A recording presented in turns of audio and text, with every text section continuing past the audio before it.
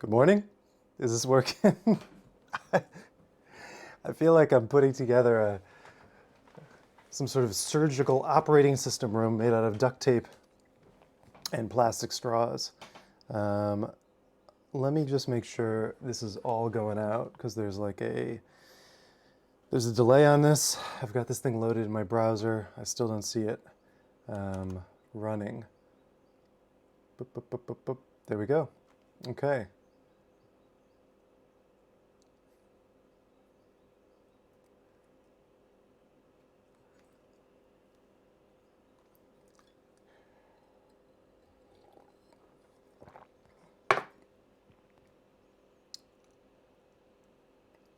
Okay, good. I was just listening to myself talking to myself. I can get rid of these now. That's good. If audio cuts out, just give me a ping. And hello to everyone. I can't believe there's even 22 of you. I figured there's going to be about 3 people because, I don't know, this is going to be pretty boring. Nice. Look at this. Interesting angle on glasses legs. Yeah, that's what gotta do that. So let's see here. Who's in here? Good morning. New Zealand, Luxembourg, San Francisco, Pennsylvania, London. Hey, staying up late. Thank you. New York. Nice. Cool. You can hear me good. So in case you're wondering, I'm just sitting in my sort of bedroom/work area, and I've got a lav mic on. That's what's doing the audio. Going through an audio fuse, something XLR input acceptor, and then this video, which is not going to last forever, will definitely cut out because I'm running it off a battery, and this is the X100V sending this video through. So kind of amazingly, the X100V actually does great HDMI 4K out. And so anyway, we've got all that kind of going, testing it out. It's all part of the X100V test. And I think I've got just about everything set up over here. And we can get going, making a website. Yeah, right, Wesley? X100V. It's kind of crazy. I did not expect this camera to be a capable video camera, but this thing is pretty great. It's plugged into an HD 60S Plus, and I've down sampled it to, I think, UHD or something. It just would not make sense to plow 4K through this because my computer would evaporate. It would explode if I tried to do live 4K compositing. There's no video card to speak of in this computer. Let's see here. Kunal asks, I guess it'd be overkill if you managed to hook up the Leica. The Leicas just can't do it. There's no HDMI out on it. Leicas just don't have lots of tech in it.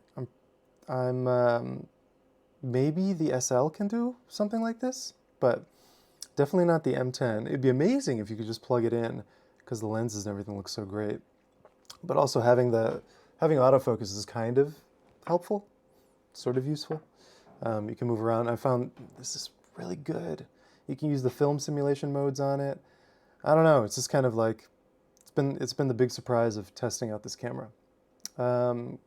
Neil asks, can the X100V charge in camera?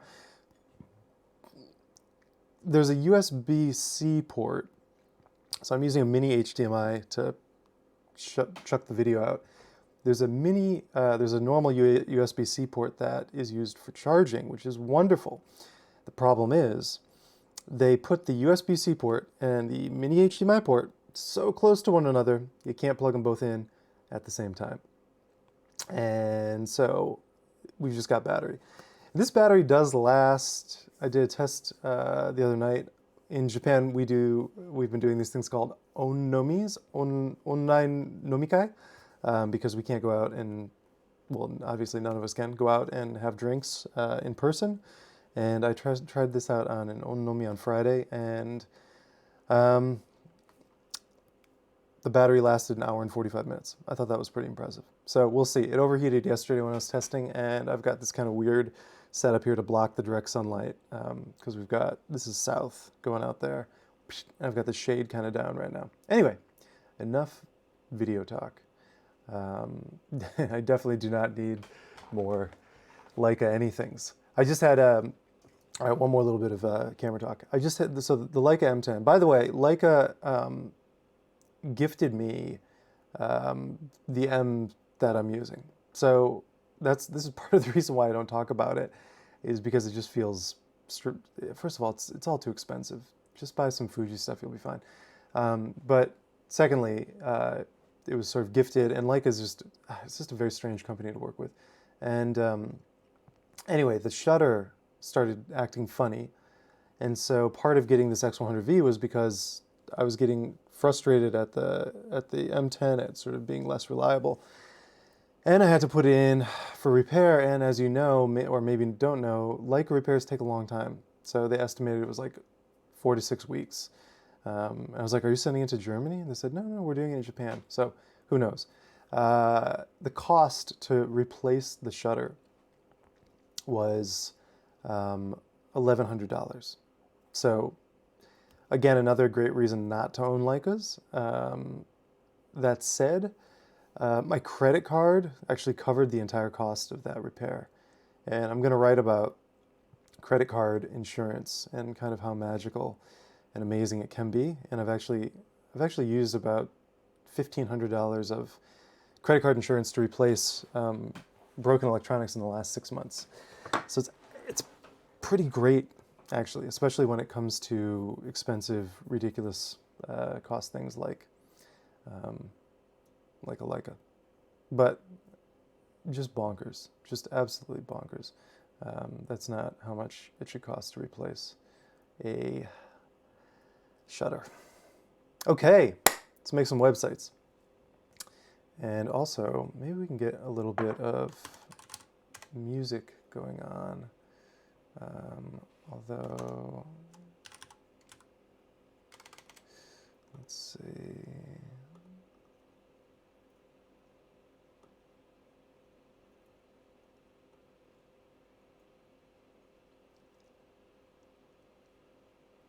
Where did my Keith Jarrett go?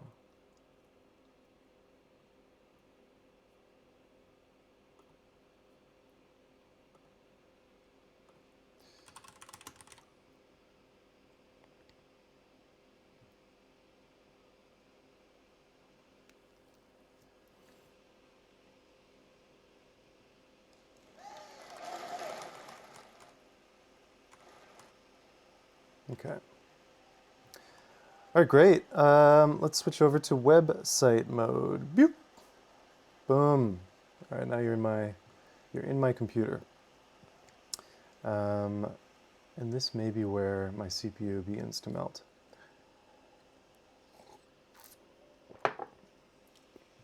I've got so much coffee made. What keyboard am I using?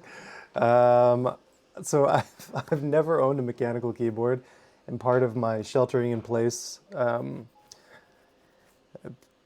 things to make me feel less insane is that I decided to try one of these, and I'm using the Vortex Race 3. I don't know if you can see that. Anyway, it's fun. Very, very interesting, the keyboard world. I do not want to get sucked into it. I'm one of these weirdos that actually really loves the MacBook Pro keyboard. Okay, so, boom. That's working. I'm going to assume it's working. I can still see the chat. I've got a little panel here. I'm using this app called, all these free streaming apps, Streamlabs OBS. It is pretty impressive as an open source free service with some sort of premium stuff tacked onto it as a business model, kind of like Ghost or WordPress. Okay, this is my back end. We do not need to look at that. And okay, this is the website we're going to be building today. Um, boom, boom, boom. Let me double check that my desktop audio is not plowing through onto you guys. Oh yeah, it's really loud. Okay, let me mix this.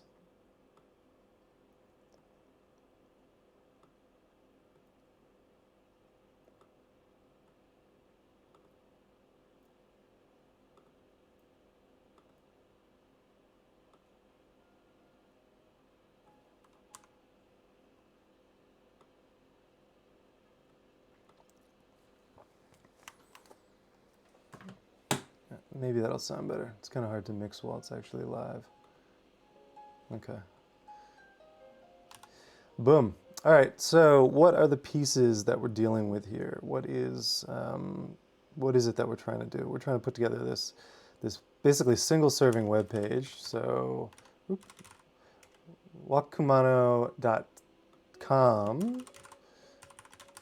is the live site, and this is the sort of addition to the Koyabound subsite that was built. This was built like 3-4 years ago now. It's kind of crazy. So we have this Koyabound site knocked out 4 years ago, and then did an update last year, Wakumano, much faster. One of the problems with the Koyabound site is just how heavy it is, and so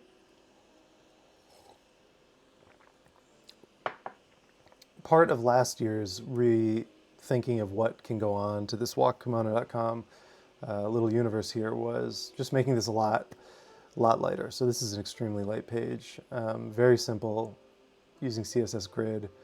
Basically, I was trying to figure out a way to, I wanted to create the basis for collecting more of these walks that I was doing in the Key Peninsula. So that's on the Kumano Kodo, the iseji, the Kobodaishi path, maybe I'll put the Saba Kaido. There's a bunch of stuff that can kind of go under this rubric, and was trying to figure out one possible base for this. So essentially, it's meant to deliver just this wakumano.com index is meant to really just deliver, as I say here, this is the page Craig wishes he had when he started looking for information on these walks.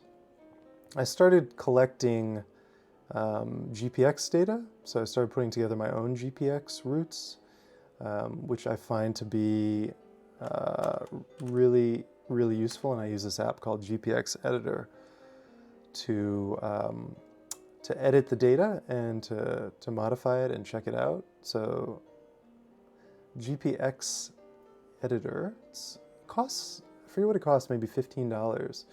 But this is the route we're going to be looking into today. So the iseji, so to give you some context, we'll zoom out. Here's all of Japan. Here we are, we're down here right now. There's Mount Fuji, Tokyo, and we can zoom in. This is the Key Peninsula. This is Nara. And then sort of nestled in all of this wrinkled, crimpled tin foil of mountain chaos is the main Kumano Kodo areas. So here's what is this, Shingu Taisha? Shouldn't be. Shingu's over here. Bum, bum, bum, bum, bum. Hongu is right, there we go, there's Hongu, Kumano Hongu Taisha. And then the route that we walked in December was from Shingu to Shingu, from Ise Shrine, Ise Grand Shrine, which is sort of up in the last bit of this plain. So the pilgrims would come, and then they would sort of do their Kumano Kodo pilgrimage down through this route. And you can see the thing I love about iseji is that it kind of spans 2 or 3 different sort of topological or geographical bits all throughout this 7-day walk. So you start in the plains, and then you start going in around here through essentially farms, and then once you sort of get over these peaks over here, it's sort of farmland in here as well. This valley is being farmed, and then once you cross over boop, here and come down into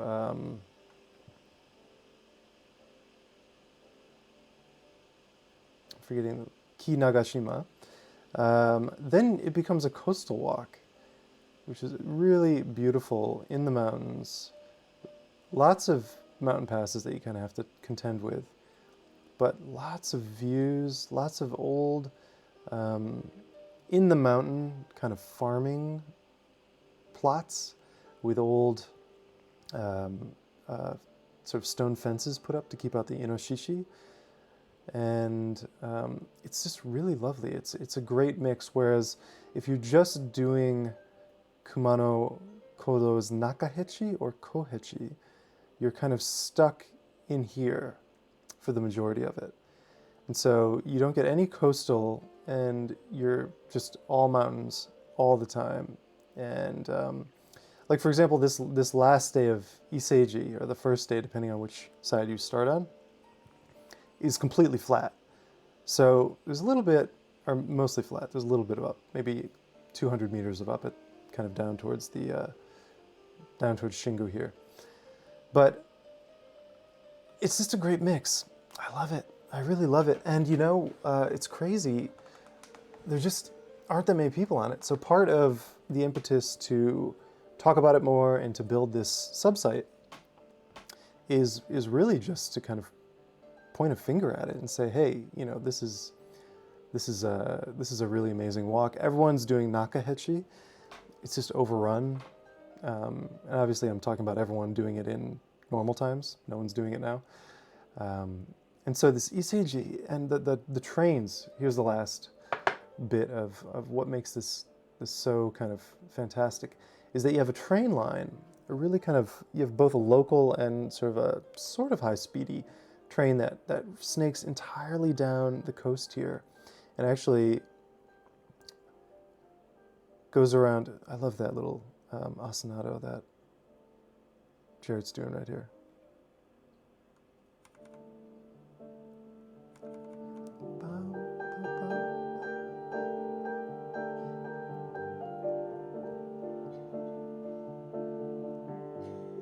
So good. Ah, one of my favorite little ostinatos that he pulls off in there. This is 1975 in Bremen. I've just got a bunch of bootleg Keith Jarrett. I have so much bootleg Keith Jarrett. Anyway, we'll turn that down.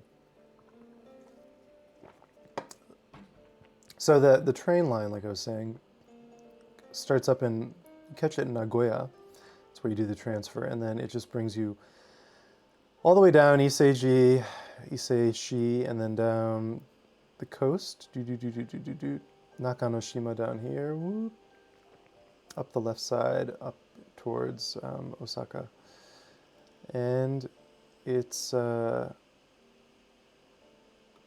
benefit of that is that it makes the whole route accessible. You can kind of come in and out as you need to. So if you want to just put together a 2-day walk, or even just a 1-day walk, if you really want to just hop on trains, you can do it in a way that's a little easier than doing it over here in the main Kumano sort of central bits, just because you don't have to deal with buses and sort of the slowness of getting up into the mountains.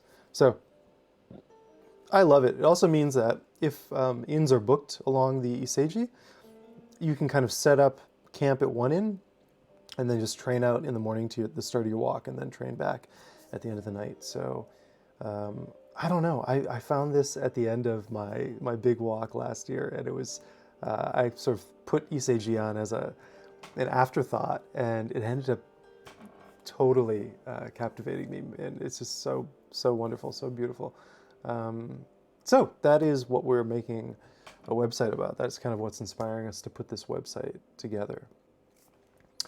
And so Matt asks, hi Manuel, from Quarantine Italy. Matt asks, how do you capture the GPX data while on the walks? I use an app. I capture it in like 2 or 3 different ways. I have my Garmin watch. I use an Instinct. I really love the Instinct. It's, I would say, close to a perfect smartwatch. It does actually does sleep tracking really well. Not, it does like deep REM and light and all this stuff, but I don't trust any of that data. But it does track extremely accurately when you fell asleep and when you woke up. So you get this kind of nice ambient sense of what your sleep is really composed of. And it does heartbeat. The battery lasts like 2 weeks if you're not doing GPS tracking, but it also does really good GPS tracks that sync with Strava automatically. And so I'm often doing GPS recording on the Garmin Instinct, putting it in hike mode, boop boop, and it handles elevation, heart rate. Doesn't do O2, but I'm sure they'll do an update soon. It's not insanely expensive. I think you can get one of the maybe last year's model or the year before for under $300. It's rugged. It, I think, looks pretty good. It's not too big. It's not gargantuan. I have pretty tiny wrists, and so it feels like it's a good size. So the Garmin Instinct is one, and I can just show you on here.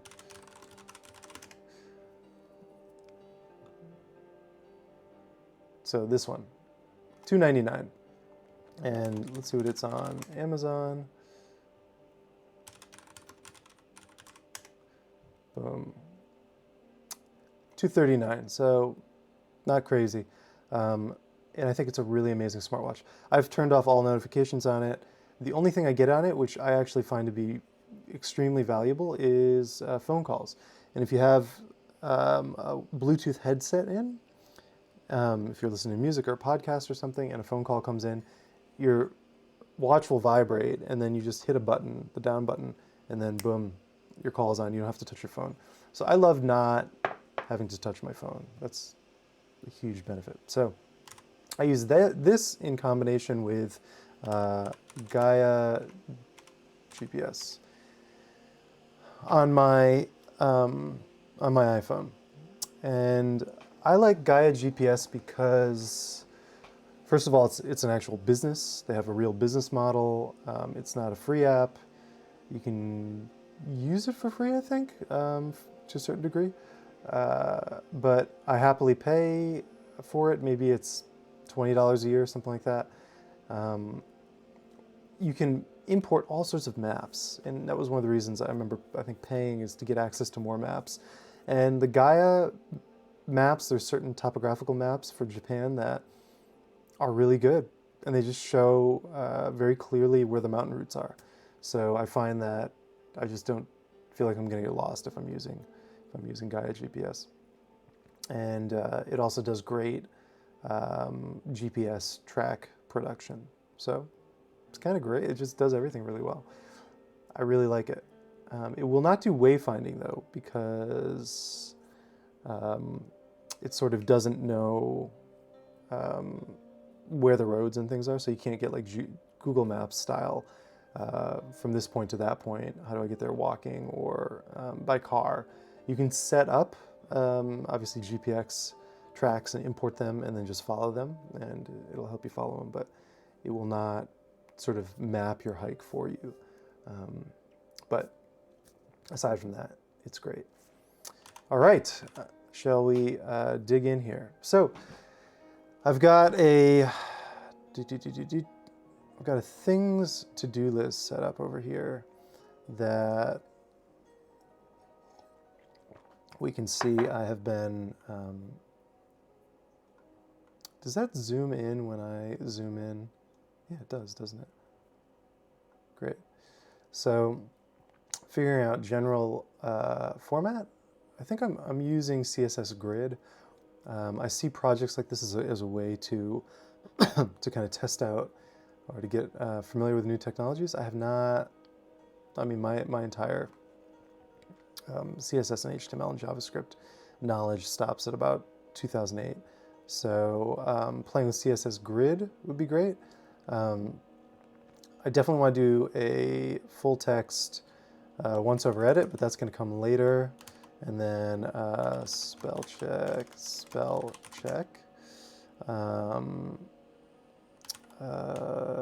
Print again. So just setting up and then spell check. I just like to force myself to kind of make sure that's all taken care of. So photo gallery framework, we actually figured out, I think. We are going to, so let me mark that as logged. What else is down here? Clean up one day. Yeah, so this is how I was tracking the writing of it through that to do. So we can log that. I love things, and I use it almost entirely with my keyboard. It's so great. Like, if I want to just navigate to, you just start typing, and you can navigate anywhere in the app. So go to Rodin. Okay, here's some stuff I, could potentially write about in Rodin, but we're working on iseji, so I just type ise, and I get back. It's so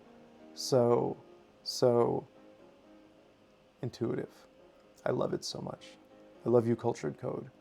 This is one of my favorite things in the world to play with. In fact, it's what inspired my little search on my website. So if you go on craigmott.com and you type command / you get a little search box up here. And then you can just type in ise. There we go. Here's some stuff I've written about iseji, and you can use the keyboard to navigate and just hit enter to go in there. So, and from any page, boom. Let's see here, Tokyo. It's funny, I don't, oh, interesting, that bug is showing up here now. Oh, well, we'll figure that out. Anyway, so Kevin asks, how do I spell check? Good question, badly. Just really, really badly. I'll probably, in what I try to do is, Sublime Text has like horrible spell check, and it's kind of a mess, but because it's so bad, it forces you to kind of pay more attention to what's going on with the spelling. And so I often will do, let me see here, in Sublime Text, you can run spell check, and you can do, yeah, you can just kind of run through your misspellings. Control Option, yeah, there we go. So this will force me to kind of go through all of my spellings. And we can add these, actually. So add this to our dictionary, and you see that you have kind of this dictionary in Sublime, which is different from the dictionary on your computer for spell changes, which is kind of annoying. So another thing I'm noticing even just immediately right here is sort of properly Romanize Japanese names. So I've been trying to get into the habit, we'll bring that up, try to get into the habit of properly Romanizing things now. So like using the bars to extend vowels and whatnot, which is pretty much all it is, to extend vowels when they should be extended. Because it does make a difference. If you say kumano kodo versus kumano kodo, Japanese people will not understand. Let's see here. I run my stuff through Grammarly. It's great. But if you get used to it, you stop thinking about grammar. Yeah, Grammarly could be good. I see ads for it for sure. And then Brooke is saying, Things is a good iPad app. It is. It's a great iPad app. I have it on all of my devices. And I feel fine about paying whatever it was. It's just such a high quality piece of equipment. So, I remember you mentioned you use Hugo in one of your past. Is it a bit overkill for these types of pages? Yeah, so one of the things I try to do whenever I'm building stuff is I use the bare minimum, and then when I kind of bump up against the edges of it, I will switch over to whatever I think should be the next next level of complexity. So when we built the, let me show you this project I did with CERN last year, right around now. CERN, www. It was the, let's see here. Not this. World Wide Web.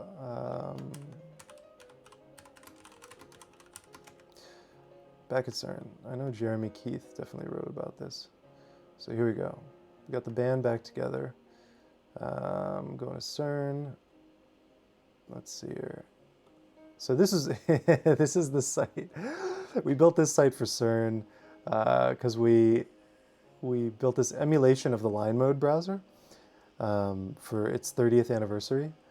I was part of this this team. Don't ask me how I got invited. I definitely was the odd man out there. And anyway, recreated the line mode browser. And then for the 35th anniversary, let's see here. So Remy Sharp is the true mastermind engineer behind the CERN technical bits that are going on. So we emulated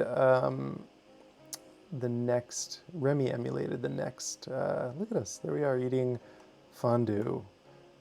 This is a very unfriendly meal to people who don't eat meat. It was basically just a pile of meat, bread and cheese. So a lot of cheese was eaten.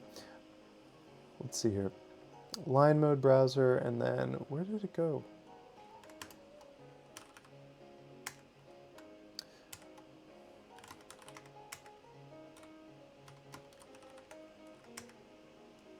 Eleventy test. There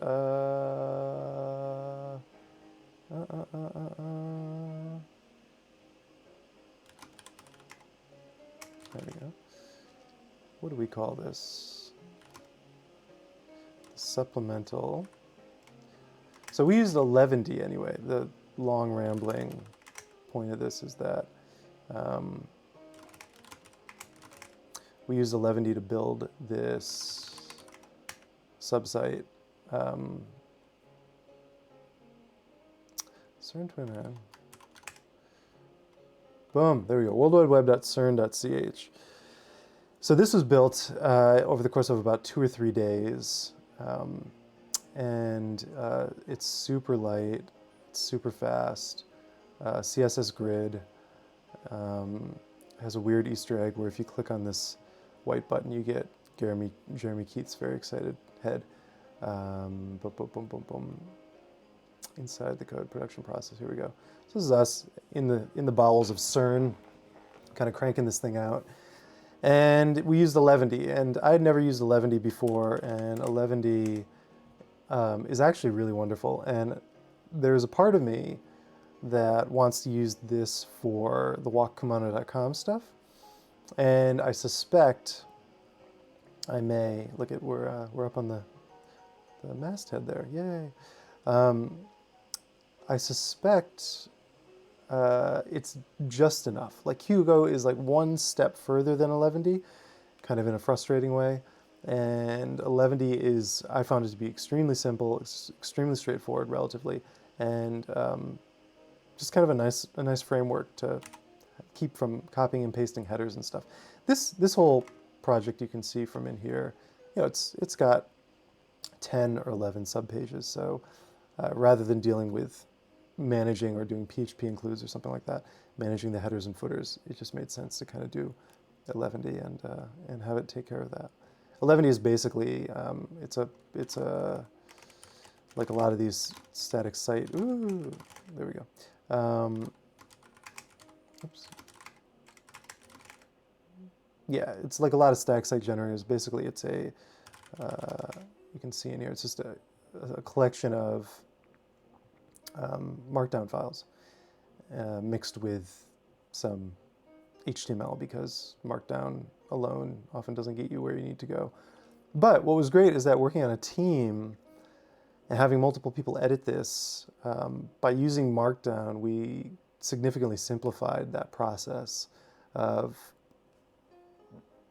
sort of what technical level was needed to come in here. And also, it allowed you to remove the potential for people to break things. So anyway, this is the 11D subsite.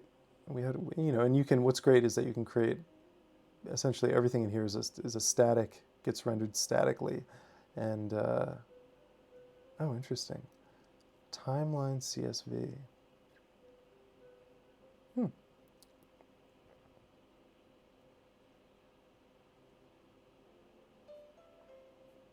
Anyway, that little peek at that project I was working on last year. Timeline. Let's see what was that CSV pointing at? Oh, right. Jeremy Keith built essentially built like an application. It's pretty cool. It's completely in CSS and HTML, and completely responsive, and it responds in pretty beautiful way. So the timeline is all this information and research coming into 1989, and then this is when Tim Berners-Lee wrote his famous proposal, information management, a proposal which led to the development of www and the web as we know it, and the stuff that we're building today. So thanks, Tim Berners-Lee. I love how this timeline goes sort of vertical like this. I think that's great. Something like particles colliding, yeah. Oh, and you can, right, the main point of this whole project wasn't to build that website, but it was to build an emulator for the original Next browser. So you can actually go on that website, click that button, and get a fairly accurate experience of what it was like using a Next web browser. And this is connected live to the web. This is a Node.js app built by Remy. It is very impressive. Although these things seem to be broken right now. There we go. Yeah. So you could literally use the web using this emulated in-browser web browser. Okay, yes. So I do use Hugo for my own site. We can look in here to take a peek at what that looks like. It is kind of complex. I definitely will not get into talking about what's going on in here, but for those of you who know, just peeking at this might be interesting. But like all of my ridgelines, for example, live in here, and then this is what it looks like in the back end. The back end. You have this sort of YAML or TOML header. I can never remember which is which. And then this is sort of what the Markdown looks like. And all of this gets initially written in Ulysses, which is my main writing app. So, all right, let's look at this, walkkumano.com. By the way, is the music out of iTunes distracting or weird? I can actually just turn that off. Let me know in the comments. So we've got a base template set up. I did this the other day. Someone threw over to me, someone named E.T. Portis. Big thank you to E.T. Portis for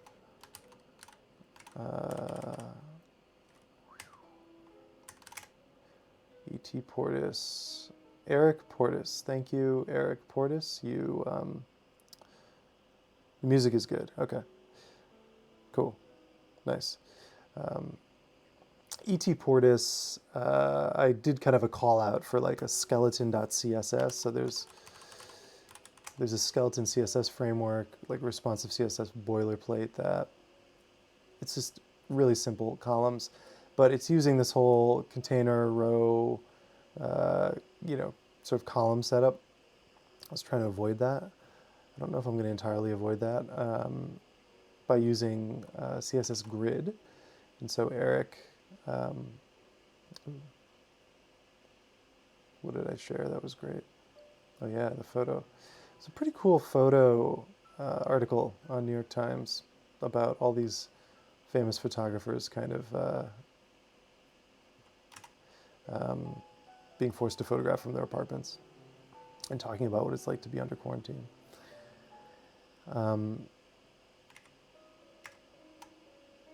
So thank you, E.T. Portis, for giving me, he set up this very, very, very simple CSS grid baseline.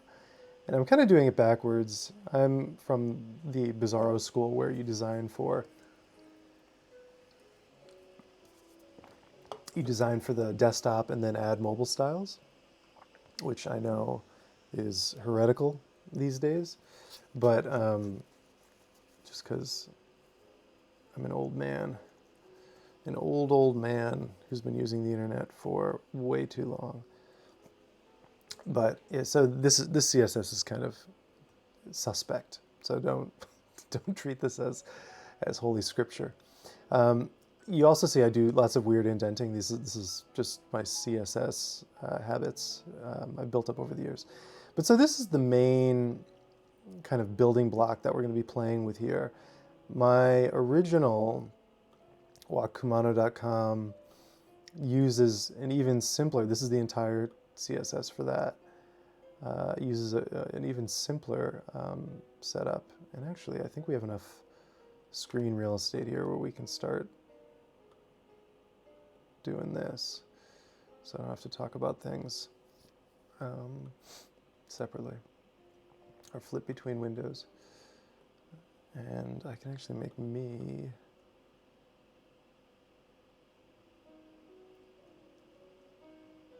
much smaller.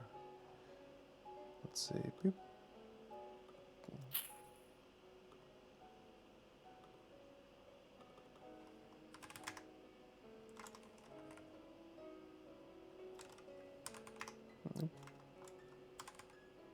There we go. And so shrink my little head thing. All right.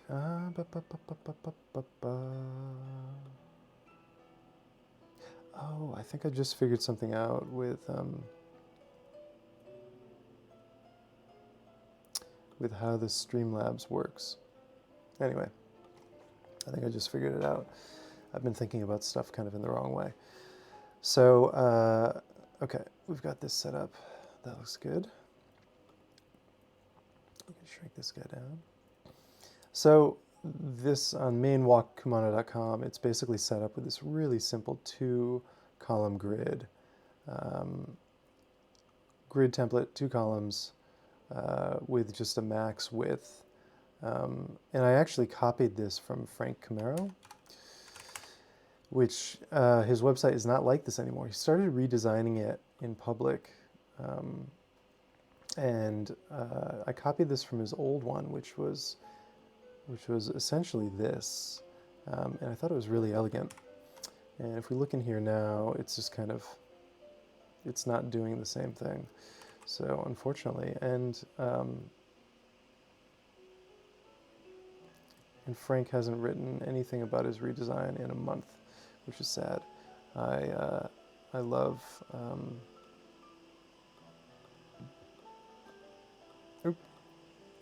Frank. Yeah, Frank. I love Frank's websites. They're so good. What's it called? Studio Frank? StudioFrank.co. This is just such a great website. And this one is using grids really well, but almost like in a way that's a little bit too complicated. So this was what the original was built off of: absolute bare bones simplicity and just using system fonts. I actually really love the fact that we get San Francisco as this base system font now. Super fast, Studio Maids, super fast for loading. You know, I've kind of developed this allergy now to web fonts, just because there's something so delightful about landing on a page and just having it render almost entirely instantly, or being on a slow connection and still having it come up. So that's what's going on here. And we are trying to figure out the baseline for iseji. And this is what I have so far. So some kind of tests with layout, and so let's load this stuff. Yeah, the node module stuff here is not that I'm doing anything with node, it's that I was testing out photo galleries. And so photo swipe, I think, is the one that I've landed on. This is incredible. The feel and kind of the vibe and the functionality of this this gallery, JavaScript gallery plugin. It's so touch friendly. Even on a desktop, I'm kind of like, I'm dragging and throwing, and you can actually even throw up and down to get rid of the images, and it feels almost like a native iOS app. It does this really great zoom in when you have sort of a higher resolution image, that you get this little zoom effect, and then you can kind of move around it. I love that. And you can just throw it to get rid of it. And you can obviously use the keyboard to navigate. It's really fast. Escape gets you out of it. You can do a minimal version. You saw a bunch of controls in the last one. This is a little bit simpler. The controls were up here. I love it. I love it. I love it. I love it. I love it. I love it. I love it. I love it so much, but it's super complicated to implement, relatively. And we're going to save this for last, because that's not the most important bit. So we're probably going to use that. I kind of like, now that I was just looking at the walkkumano.com site, what were we using for, kind of into this,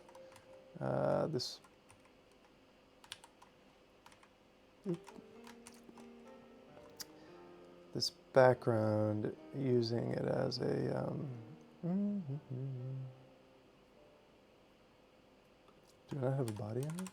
Interesting. So I'm using a normalize. Oh, no, I'm not using normalize actually, because it does weird things. I'm using a full reset, but we should have a body, and we can do that, and oh, that's on the HTML.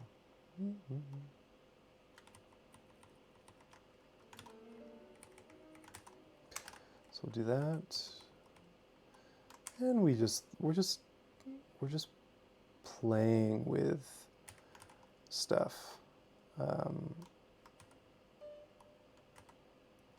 Actually, let's just take this whole thing.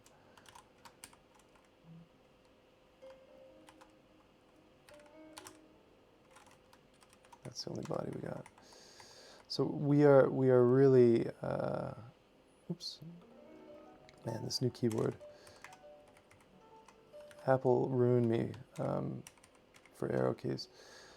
So why don't we take, I had thrown this all up in the HTML. Let's keep that in body, and we can do that.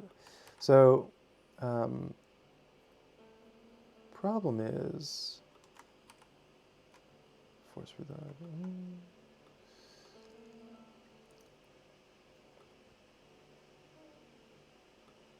Yeah. Anyway, it's just a little. We can make that a little darker if we want to.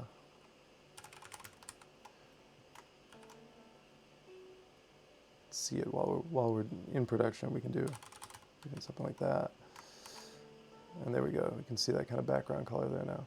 So what I find is nice, aside from just generally not having a stark white background, is you can do lots of interesting things like offsetting photos if you have a light gray or a dark gray. I guess, yeah, the other question is what to do about dark mode, which is not something that I don't think I'm going to think about today. Hold on, let me see here. Getting some questions. Would love for you to do a tutorial on how you use things for another live stream. Yeah. Oh, looks like my video just died. Yeah. That did not. I think it overheated actually. It's sort of in sunlight over there. Let me see.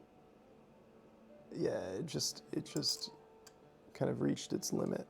So let's switch over to the much less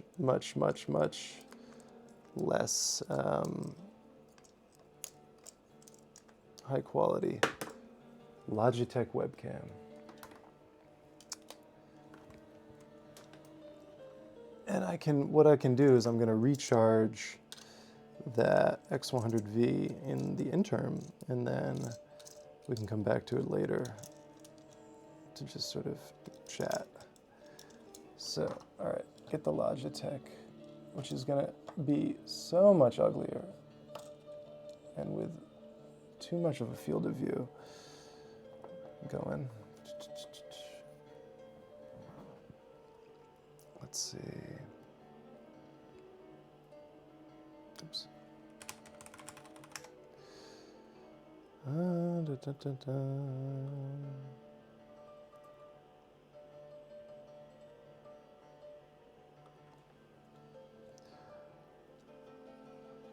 Hold on one sec. Let's see, where is this thing plugged into? Aha. It is plugged into nothing.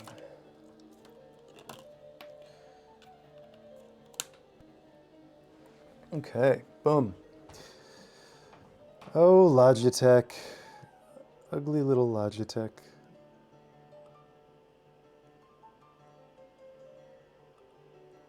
What is that? Turn that off.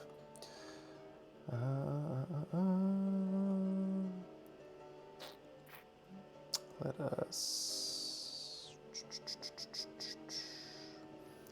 crop down. There we go. Boom. Get the tiniest little nubbin of my noggin. That's all we need. Okay. So video's back. Questions. Tutorial on things. Alternatives considered to photo swipe. Yeah, so there are a few. Let's see. They should be in the node modules. Lightgallery.js.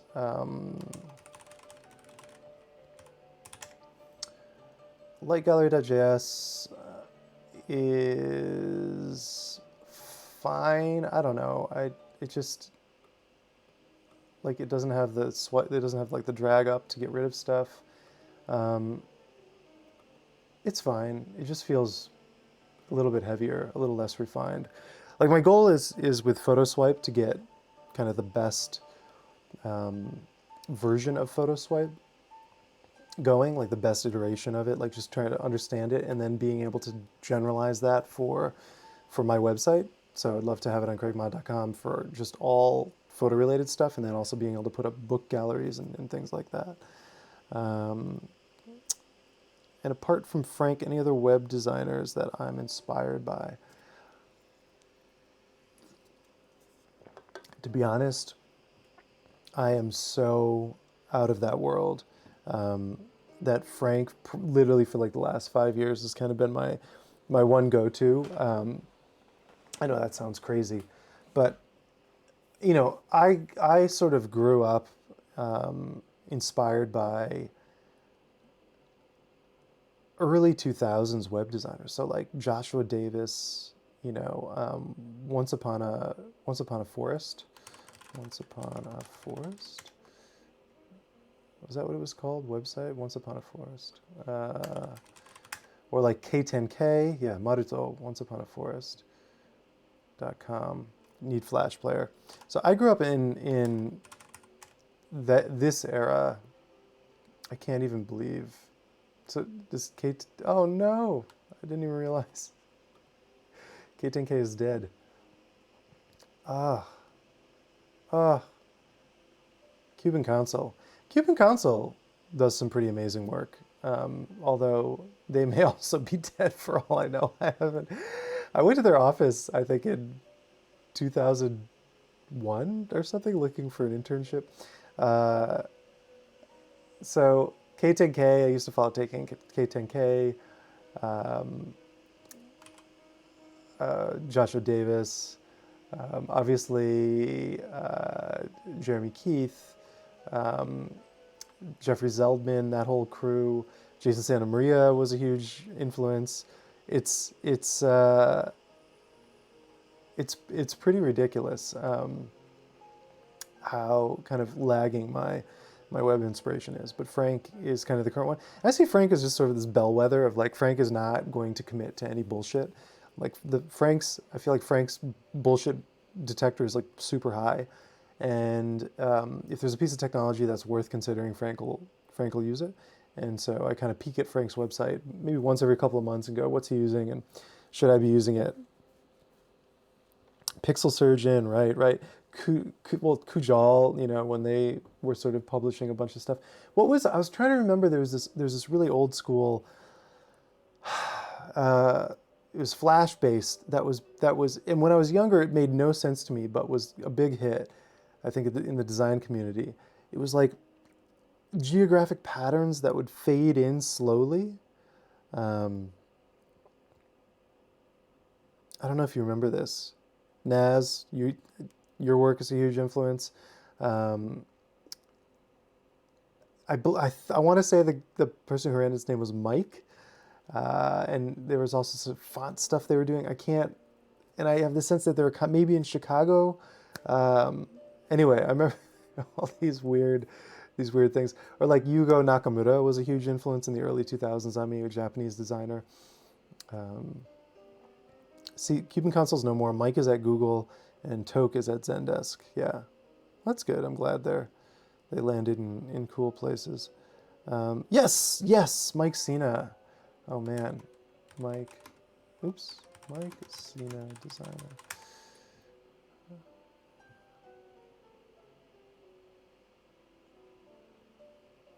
Interesting. Yeah, Mike Cena. Yes, we work for them. Yes, all that stuff. Oh yeah, Jens Carlson. Yes, totally amazing. Yeah, there's a little bit of a demo scene thing going on with some of those Scandinavian guys. Oh, look at this, Mike Cena. Yeah, Mike's work never made sense to me. I mean, this goes to the fact that I have like no real design background, and I come from essentially what could be described as a complete vacuum of culture. So I feel like Mike's work always it intrigued me because it was so well received, and to me made no sense. Whereas the Kyokin guys' stuff, making sites for Puff Daddy, I thought was awesome. Kyokin, remember that when they were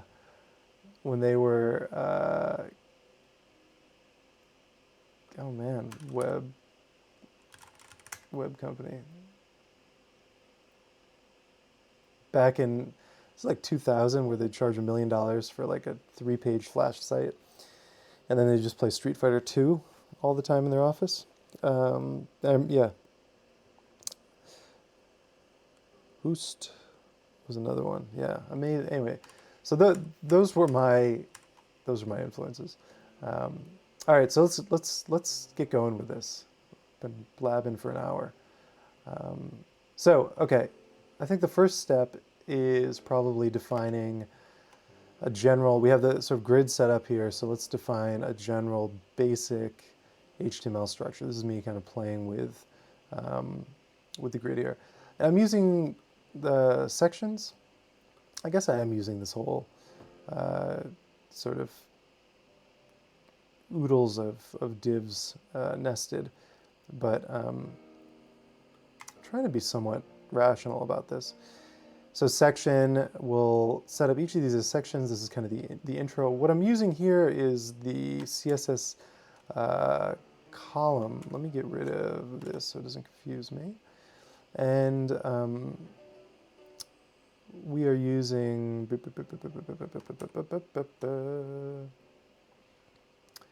toBlock. I've created this div class toBlock. Why am I adding it to toBlock columns to column gap?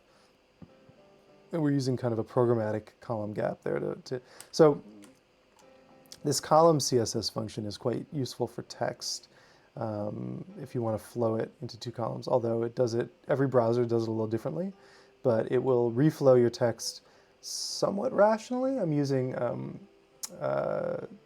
hyphenation, so the rag isn't too nasty. I mean, all of this stuff is sort of playing by ear, and it works. Sometimes it doesn't work other times. So then we get rid of the columns once you kind of go down to smart mode size.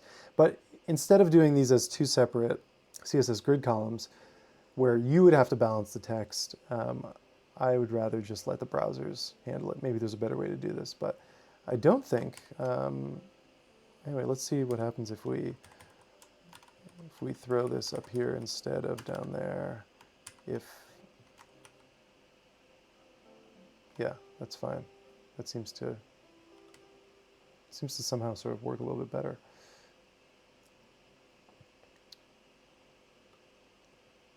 So our goal, like as we're putting this together, is basically just building up building blocks to then use over and over again. I mean, this is a very simple site, which is why it's kind of a good example to run. To run a little follow along. So this is great. So we can get rid of these divs. And we just have sections, and if we need it to split into two blocks, we can do that. And great. So this kind of works as our two-block text-only section, which we will probably have a few of these going down. And we'll use this as a design element, so switching between full-size images, 2 or 3 images up. I've defined a couple of special grid columns. So the way the grid works, and if we look down here at the bottom, you can see it as we resize. The way the grid works is anything that is so 1/3 or 2/3 is supposed to be, interesting. Let's take a peek at this. This is supposed to be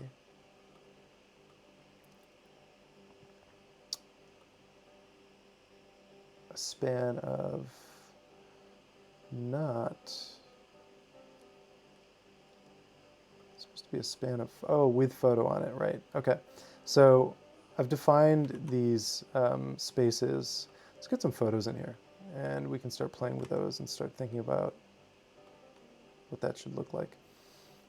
Wakumano.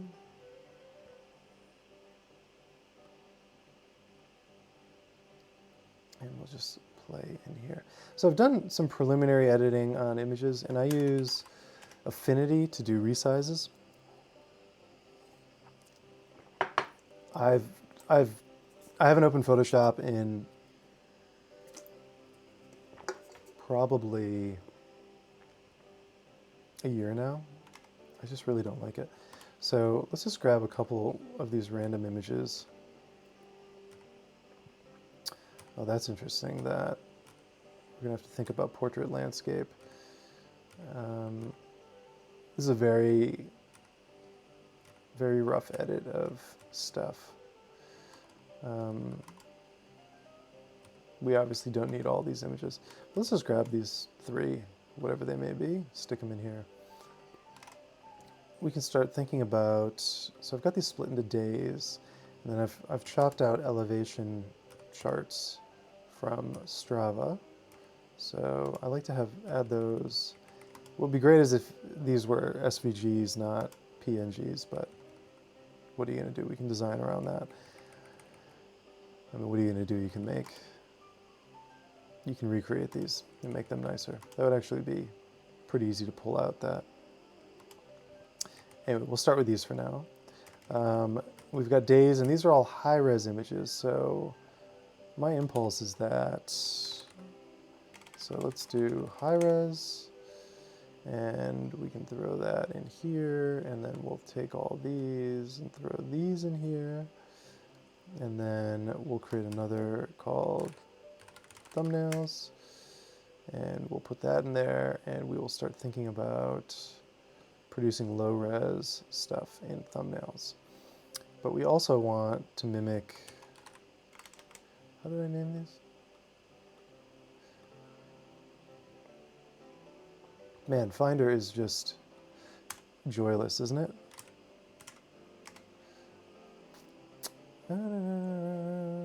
It just works exactly how you don't think it should work. Like if I've selected this and I say new folder, the expectation,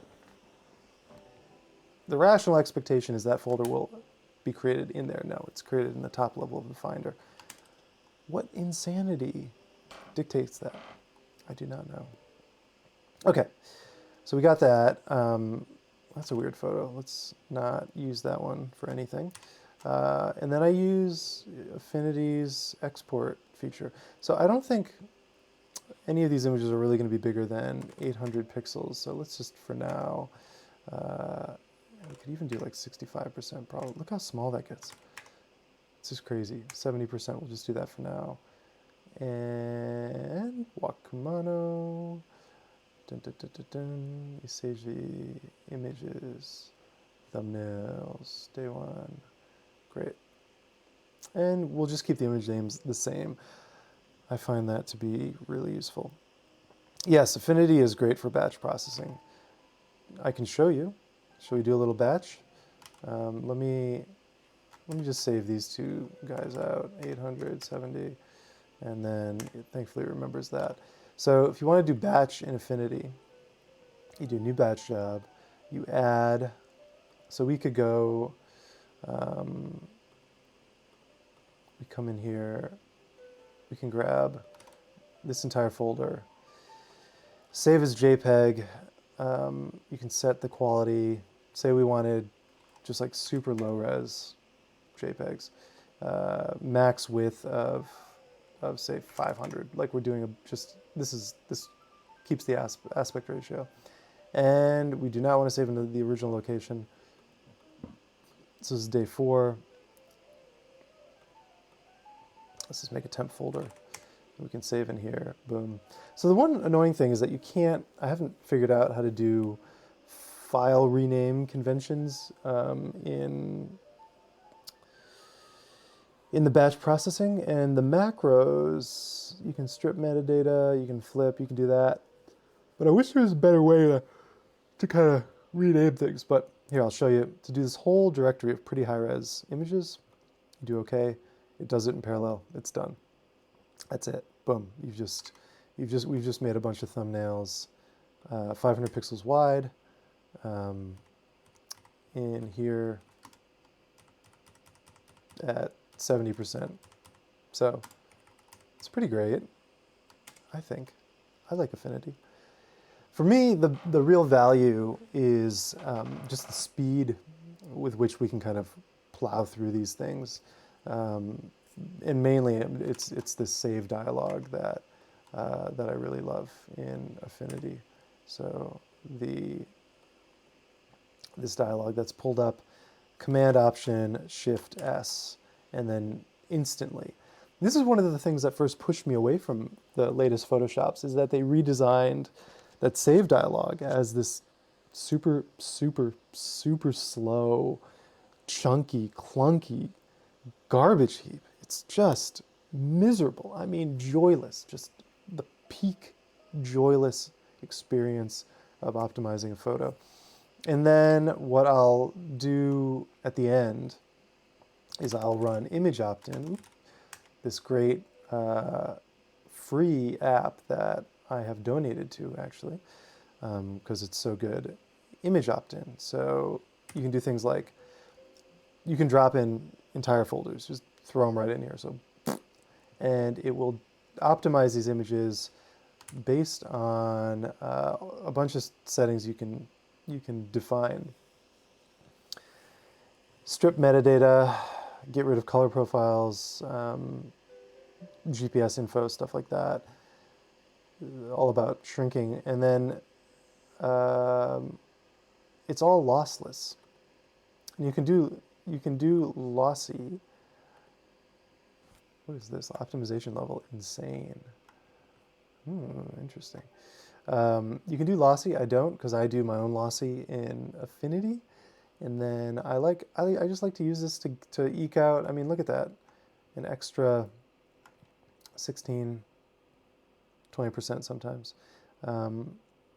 When you're talking about megs and megs and megs of images, it's really helpful, and it's especially helpful on those high-res ones that you're loading when you bring up the gallery view. It's just it's just respectful to people who are landing on your website to minimize the amount of crap they have to deal with. So I really like that. So we've got, actually let's take a couple out of day 2.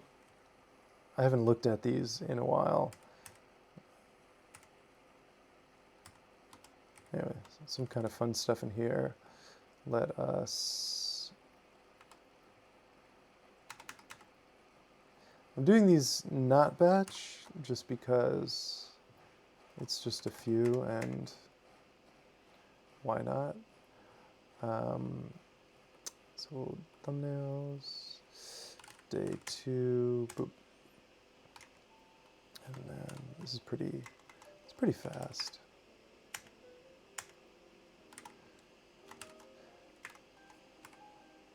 So yeah, even these guys will do 800 with, I guess, for now. We'll think about that later, what to do with portrait versus landscape. It's probably good to get a couple different versions in. The other option is that I could output everything from Lightroom as a square with like a little border on it, but I kind of don't want to do that. I might just have to tag. Anyway, we'll see. We will think about that later. So we've got this section, and this section renders as this, and it's got that under there. Let's copy this and just see what it looks like if we have 2 of these.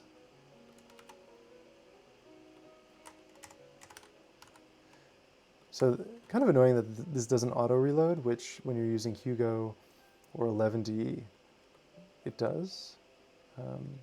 Okay, that looks fine. A little bit of, let's see if we can clean up that. I'm not going to be too obsessed about this stuff, but let's see if we can clean up the margins here just to, so we got padding bottom of 2M, and what is going on with the top here? Is that on? No, it's not.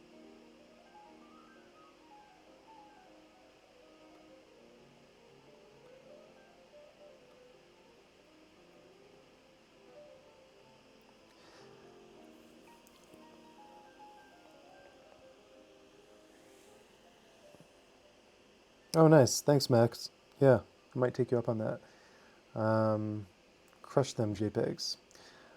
Let us see. So why are we getting? Ah, I see.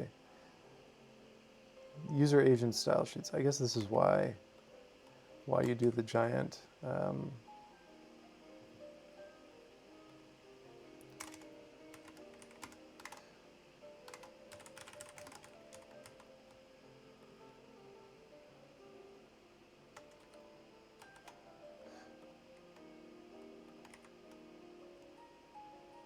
Margin block.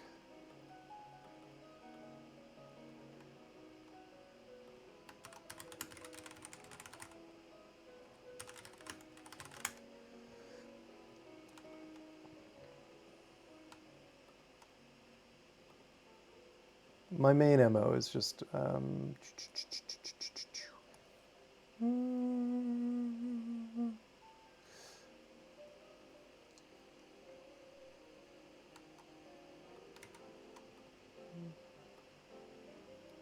let's just grab this and try sticking it up here.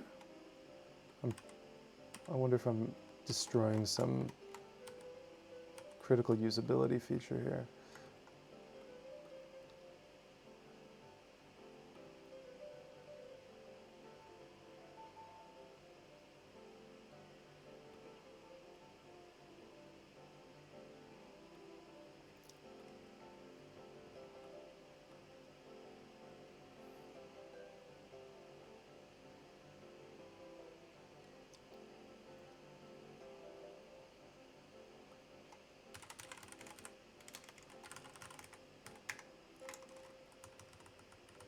So we can minus margin. It looks like there's like a weird 20 pixel something going on.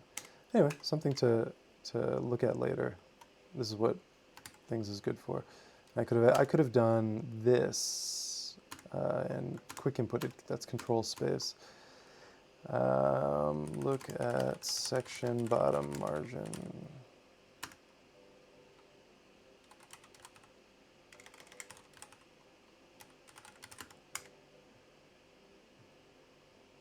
That's almost spelled correctly.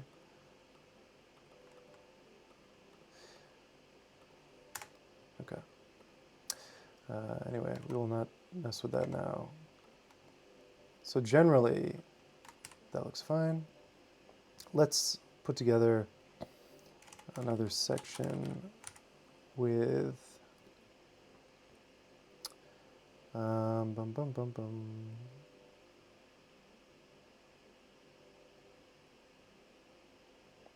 Oh, interesting. Maybe this isn't going to work very well.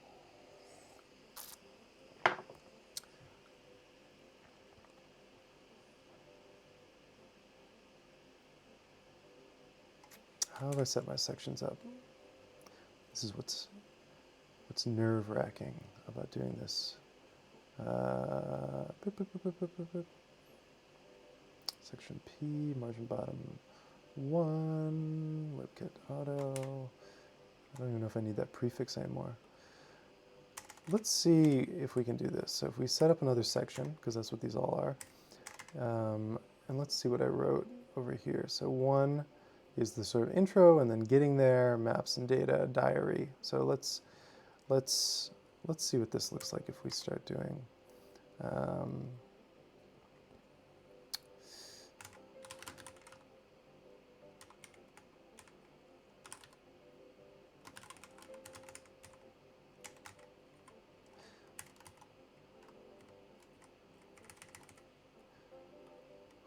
Man, I feel so hamstrung with this new keyboard.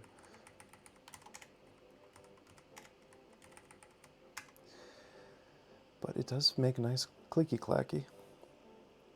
I think that's just DevTools describing the default margin. On anything you explicitly do with margins, we'll replace it.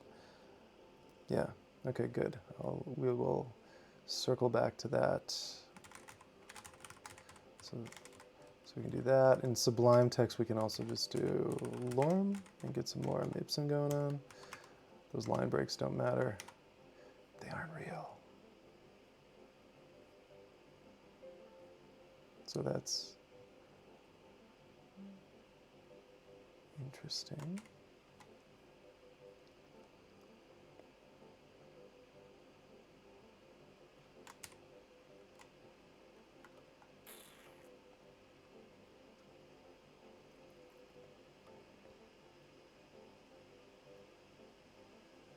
Oh, okay. So section needs to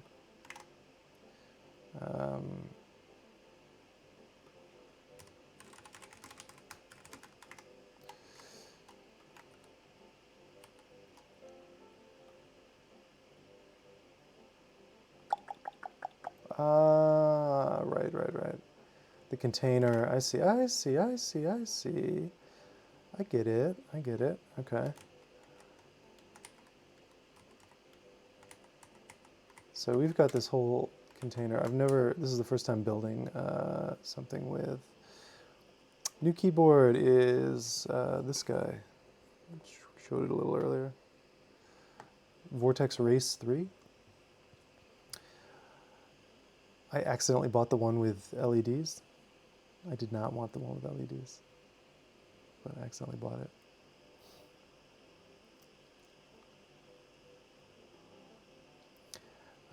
So it turns out that this container class is sort of is defining our main grid, and maybe what we want.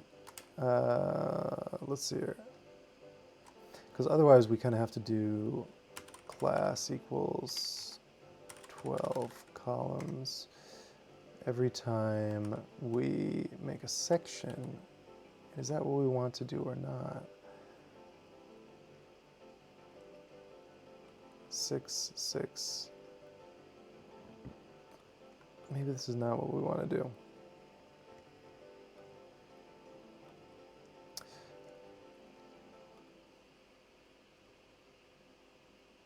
That spans the right amount there, but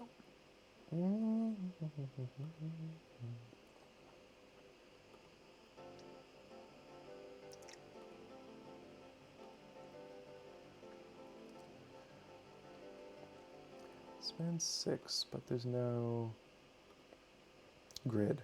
So this is me working with grid for the first time. A confused human.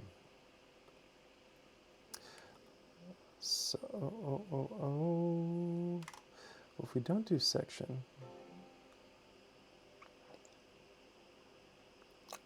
yes, I think this is being recorded. It all depends on if YouTube actually saves it or not. It will be up for your scrobbling later. Well, let's skip that for a second and let's just play with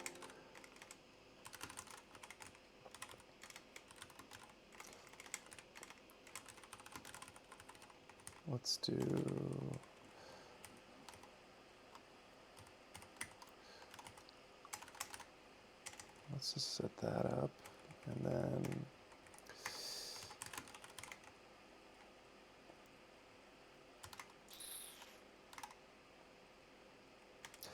it's kind of funny that we don't even need a immediate / there. Images, thumbnails, day 2, iseji, day 2.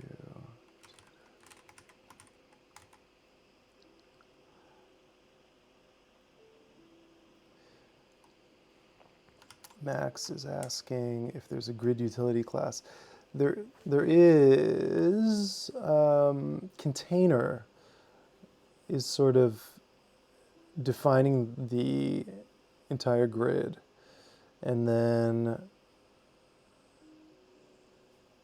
I guess the way grid works is that any block element that you throw into it without an explicit column span definition will just take up one column. That's my sort of very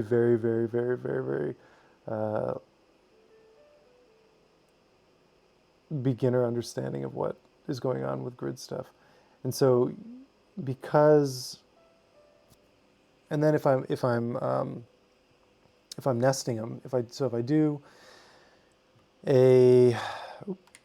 do a section that spans all the columns, and then anything I put inside it will not,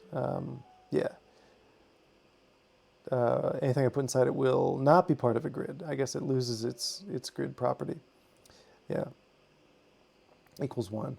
So what I'd like to do, the ideal with this would be to have sections for each of these sections, sort of semantically separate sections. What I might need to do is have each section be the grid definition and remove this kind of master supergrid And I think that might solve it, actually, wouldn't it? Well, we need a new container to just do, basically just to have margins. And it sets a max width. Yeah, maybe we just do that. Let's try that. So get rid of that. Boop, boop, boop, boop, boop, boop, boop. And then where did the sections go? Let's move them down here.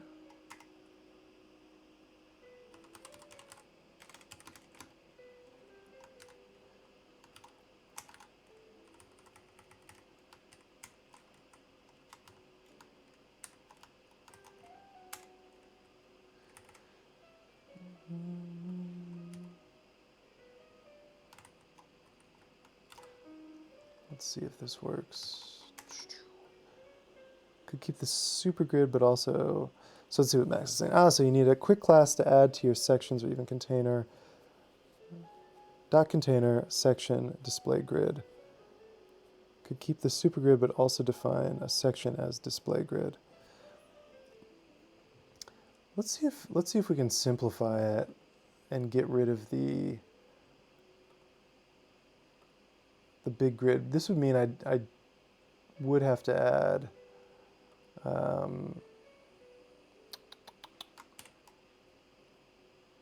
is putting the header in a section insane?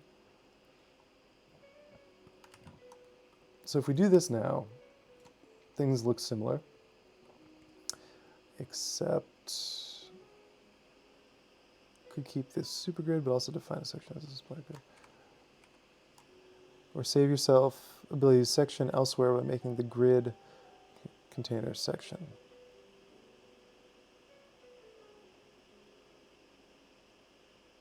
Right.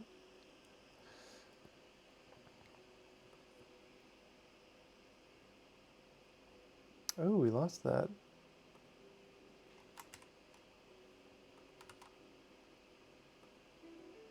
Weird. Where did that image go?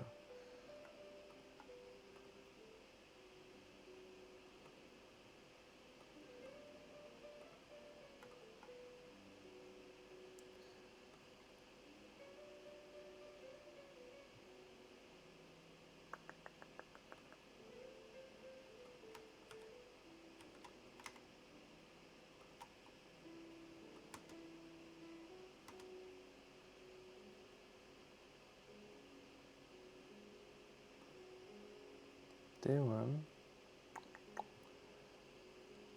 15. Oh, we took it out of, right. We moved that stuff around.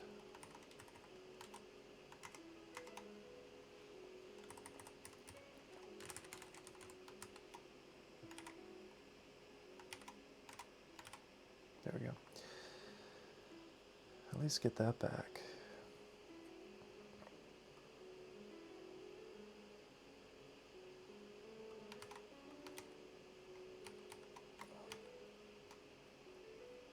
Yeah, that looks interesting.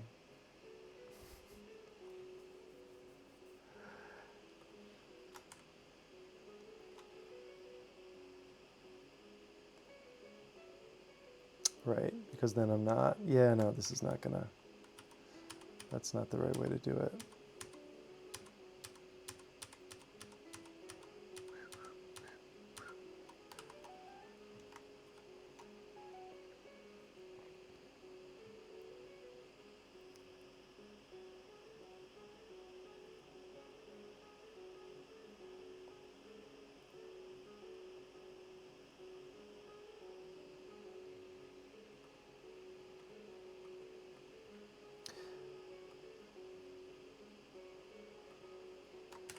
Max, if you want to code up a little CSS snippet and shoot that over, I'll take a peek.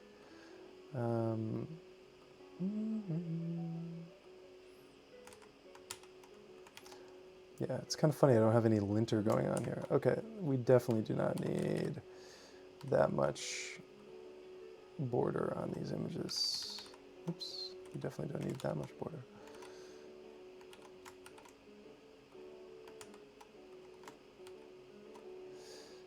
border radius. To say it more clearly, what you had on container, but also do something like container dot container section, display grid, grid template, repeat. Yeah. So make the just see now this is kind of what's I guess a little bit frustrating about these things is that I feel like we're getting back into the complexity I was trying to avoid by using grid to start with, but display grid.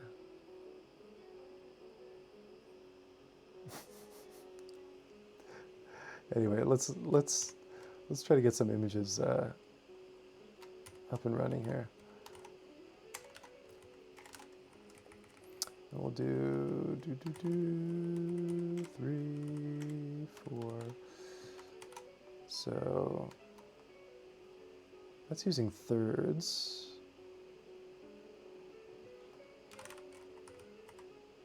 Yeah, we can do.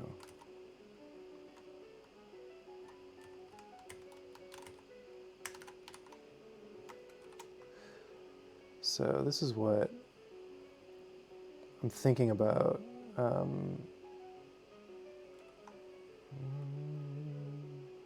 Those column gaps are pretty big, aren't they?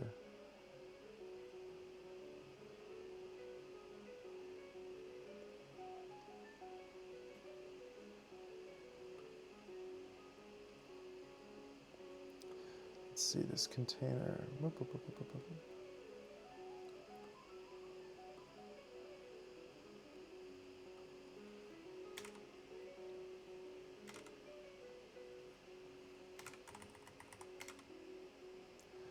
It looks a little better, doesn't it?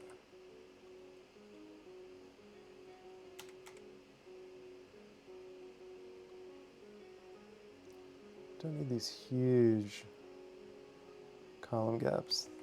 3 is too much. 2, 1. 2 is kind of nice. 1.5. And I'm going to get rid of that, which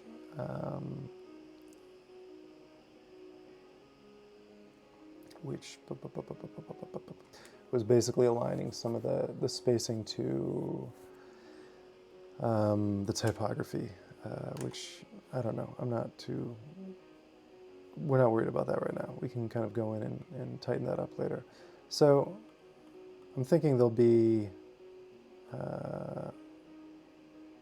this is interesting. What I'd love is for these images to sit horizontally correctly in there. So basically having some grid element that grid to do, position, portrait and landscape images with vertical center. Can we do that? It's probably possible.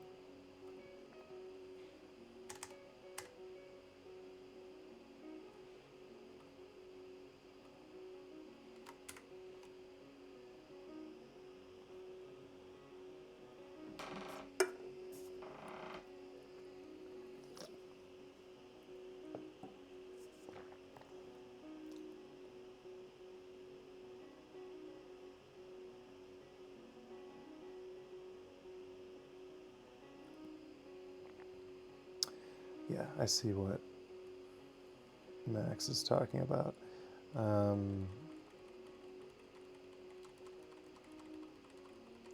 Problem is,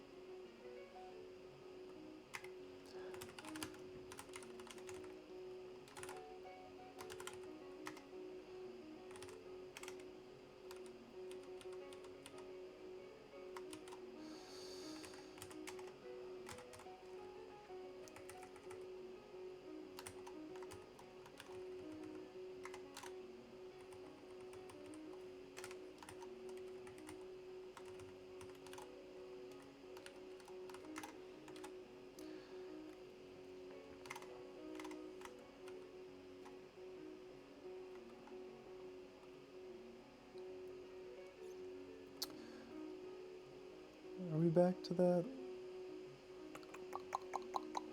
Yeah, why? Oh, we only updated it there. Actually have to update it in the CSS.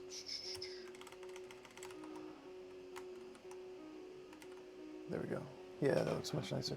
So I guess, yeah, there's a question of also if we want to build up something like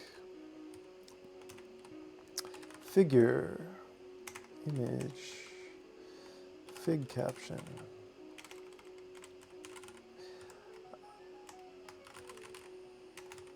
I do not sense that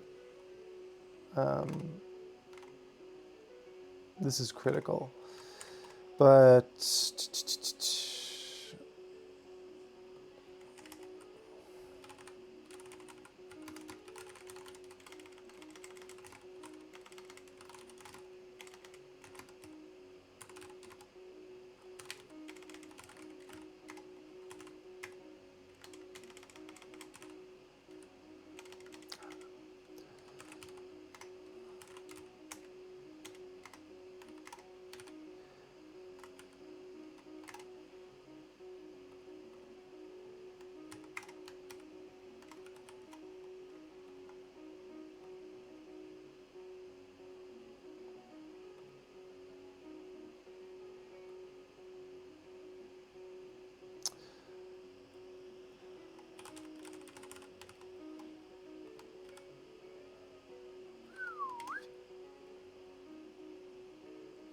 why is fig caption not?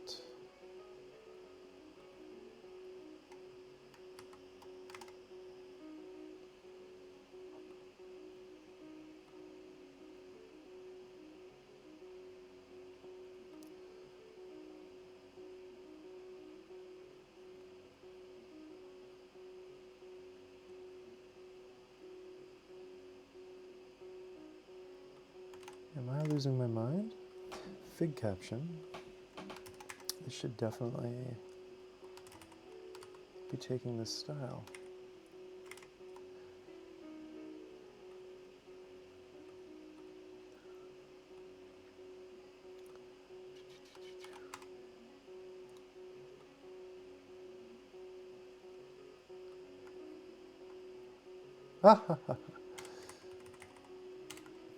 Great. Something, right? So we can do something like that. Just, I like to block in these text align, right. Just block these things in to make sure there's something to come back to, think about coming back to them. So, okay, we need to figure out how to break up these sections and have the grid still work. So this is something I need to kind of address.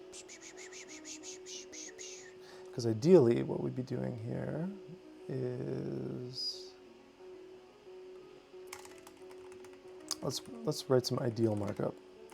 Section, and then we do H3, and then we go into over here, so we have getting there. And then we would have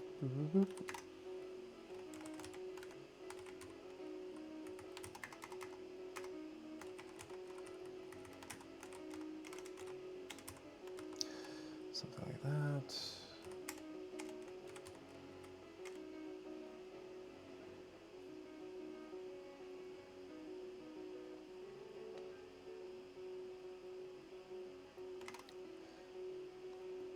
So what we could start to think about doing is stuff like, I've not backed up, no.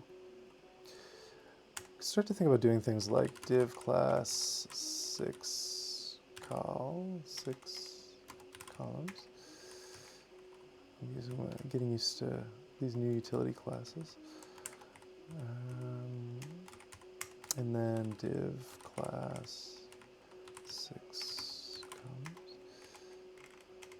I mean, the one nice thing about CSS Grid is not having to terminate columns, which is, you know, some images, maps in here.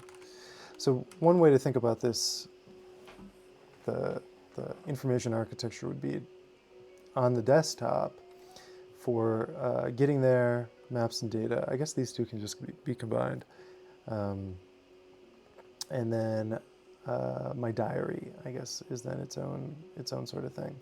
And that's where we'll get into sort of the design element of deciding what gets 2 columns and what doesn't, and where photos come in and how they're cropped and all sorts of stuff. So actually, yeah, this could be interesting to basically, I like having these maps and data.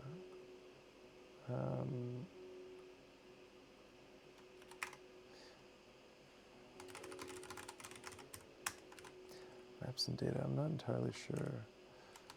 I guess this is where I want to put my GPS data. Have I cleaned this up yet? No. Okay, so that's something to do. GPS data cleanup for iseji. And we put this in. Sorry, this is one thing.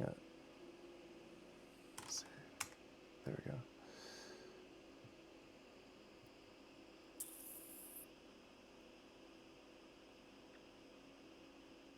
Vertical line items, center. Okay, let's. Oh, that's right. I want these to be. So these are all going to collapse as I have them now down to 1, but I don't want photos to collapse. So 3 columns photo. Oh, let's use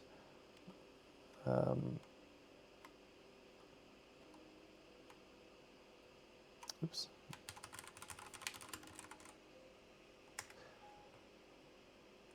Command click. Can we? I thought it was command click. Okay, yeah, can do that.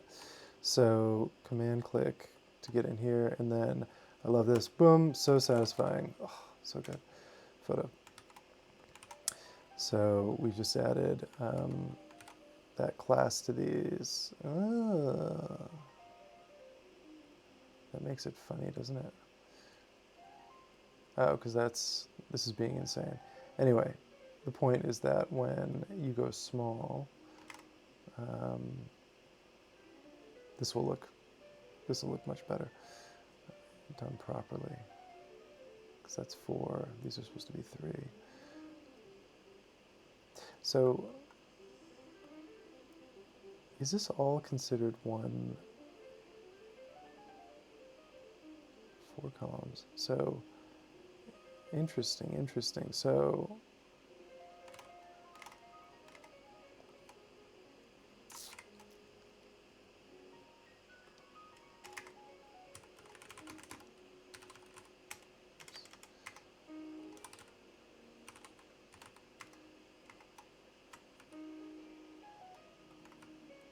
that would have been too easy. That would have been too simple. Do I need to put it on? Good night, Kevin. Yeah, this is just going to be hours of exciting debugging.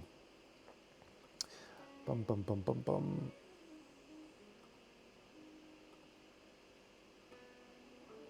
Debugging and trying to figure out all the ins and outs of vertical lines, center. No. A line item center. Right, that would be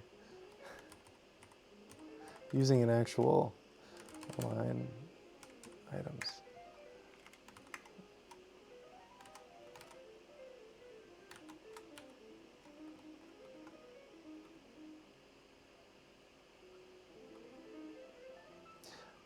Does it have to be up on this guy? Photo.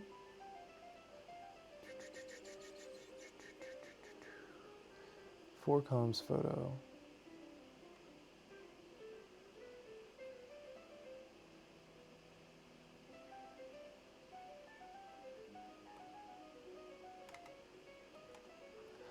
Dun dun dun dun dun.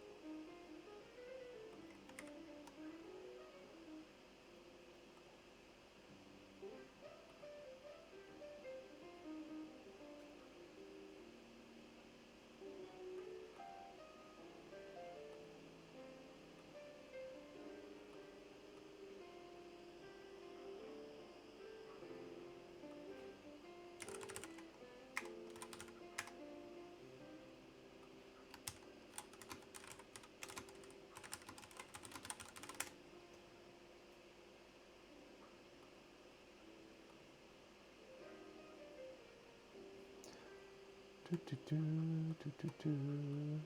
Stack Overflow has got to be one of the most underrated resources. Okay, great. Let's learn about CSS Grid. Inline grid, grid template, 100, 100, 100, 100, 100, 100. Rows and columns. Thanks, Matt. Yeah, it's kind of got a soft clacky to it.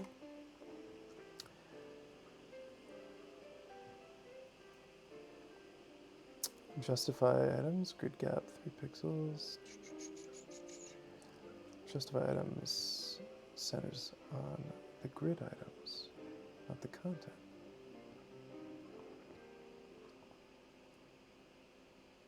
Line items center.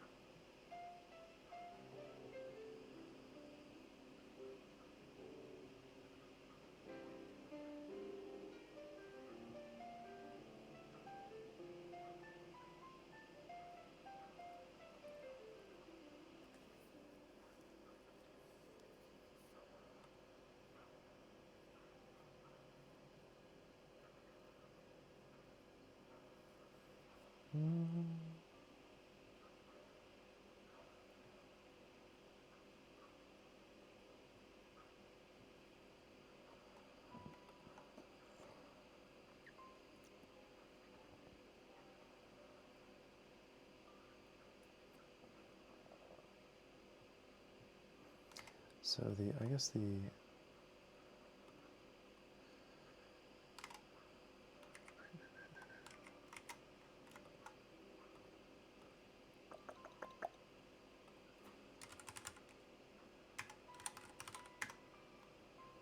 that's not also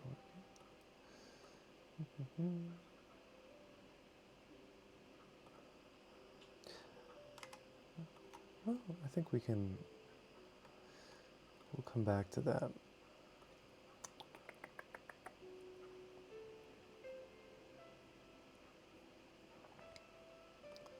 So maps and data, links to prefecture maps, MEA prefecture, GPS data cleaned up, and then best of iseji. Oh, interesting nav thing.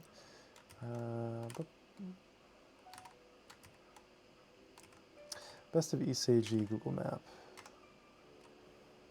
So this can be a series of lists.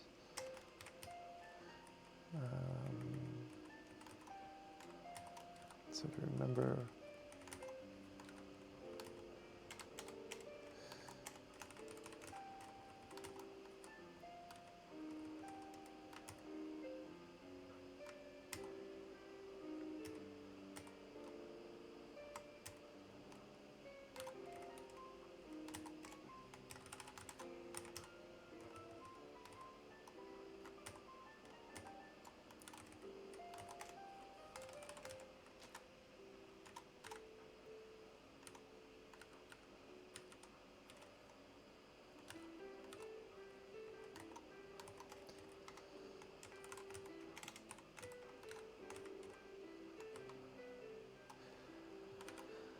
this is just going to look like a mess, that's fine.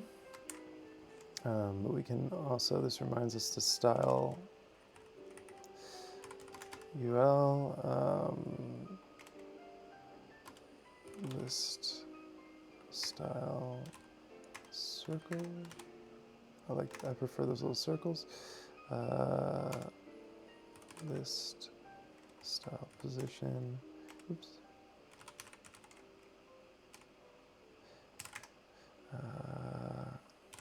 Inside.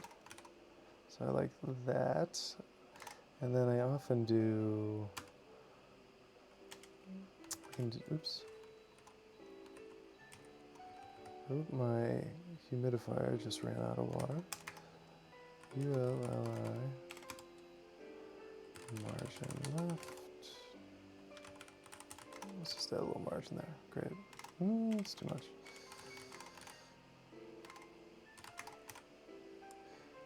Yeah, that's fine.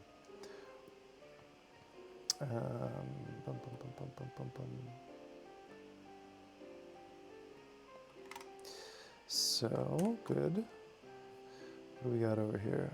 Diary. So, okay, so getting there and maps and data are, it's a great pairing session. I've gotten so much done. How much did I update to my site? Nice. Good to hear, Josh. Okay, let's just start dumping in even more content. I'm not really worried about the layout being perfect right now. I mean, the goal is to just get this kind of blocked. So actually we can get rid of this.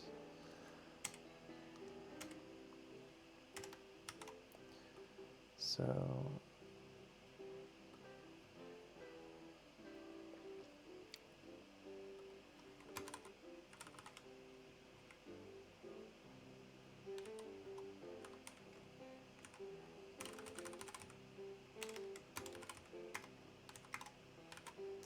that will spread it all out. And then, well, let's just try this.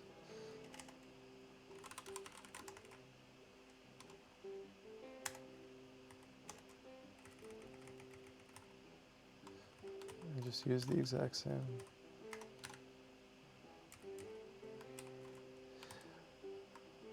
So actually, I think probably what we need to do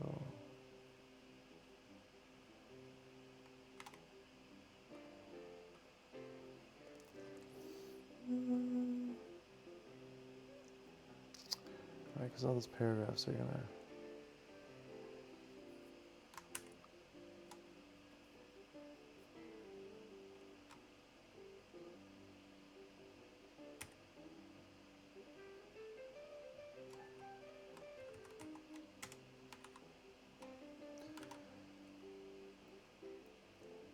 Anyway, we'll come back to that later when I can read up on CSS grids a little more.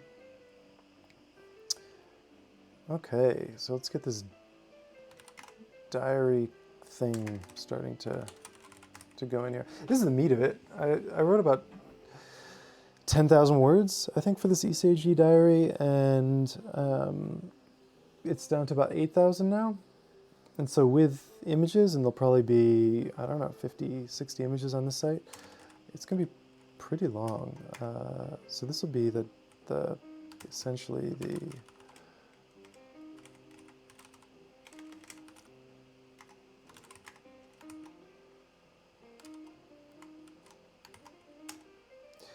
this will be the diary intro. Something like that. And then we'll just start splitting out the days. So day 1. And then maybe we'll make a subheader to talk about, to just say Ise city to Kawazoe, right? Ise city to Kawa. So just kind of that. And then we're going to have a little data blip. So UL class equals data for the day. So we'll throw that in there, and we will start grabbing this stuff. So will we do that? Will we style like that?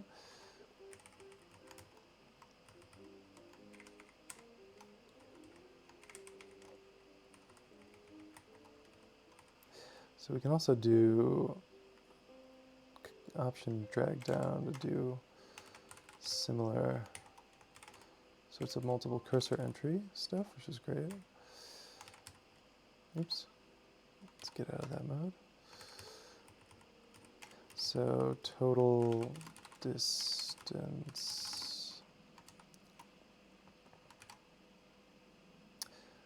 Right, so we get this crazy stuff going on. Boop.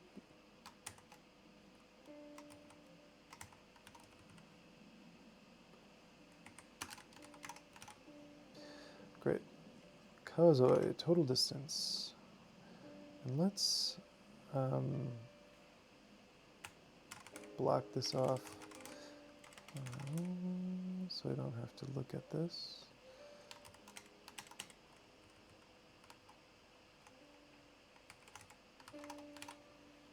Great, clean that up. Diary intro, day 1.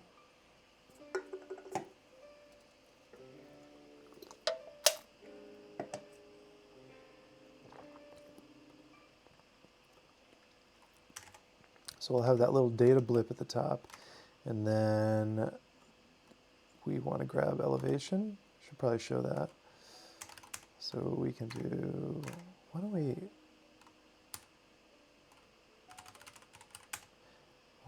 give that its own.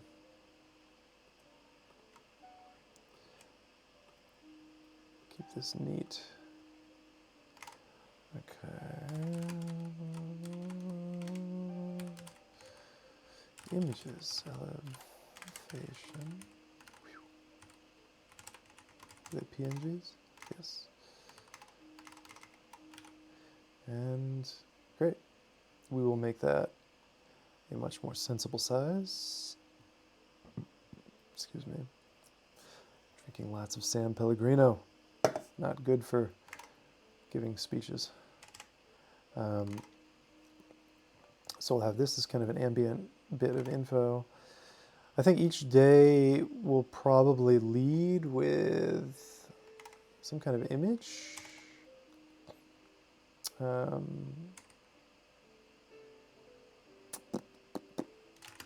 Like a day hero image, something like that. Let's get out of that. This is good as a reference. Boop. Add that to that, so we can get rid of it. And okay.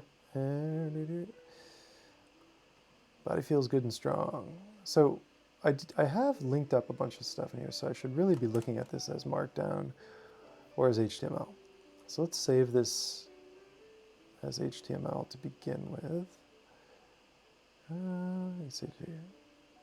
So one of the great things about Ulysses is all of its export formats and functions. It's really, really, really useful. So raw text.html, we'll just do that. But like, for example, if you're making PDFs or if you're doing a book, let me take it off of dark mode. You can just, defining using CSS, all these different formats, 2 columns dense, so if you're, it's actually 3 columns. This is if you're just trying to maximize or read in a certain way or mimic what it would feel like to read something as a book. You know, this is as a very finely typeset book. This would be the equivalent of essentially, you know, 24 pages of book or so, or 12 pages of book. Double-spaced wider margins. Anyway, all of this is completely mono, simple, smaller margins. Yeah, just all these different formats, output formats based on, or output styles based on your format. You do docx, exports, HTML. So I'm either usually doing HTML to just get some very basic raw HTML to then copy and paste somewhere, or Markdown, and I do text, and it gives you the raw Markdown source, which is great for then copying over to Hugo to implement, to get stuff up on the website. So we now have, this is a little bit easier with, where'd you go? Raw text. Let's double click to properly open that. So now I don't have to worry about if I'm copying and pasting all the right link stuff. So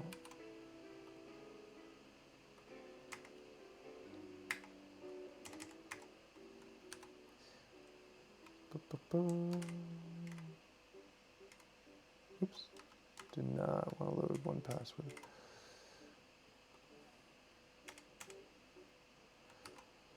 So there we go. Cafe Bianca, great little cafe.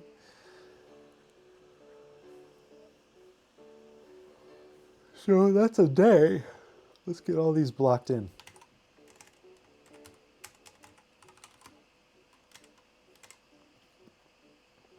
And for now, I'm just going to use this, even though it's the wrong.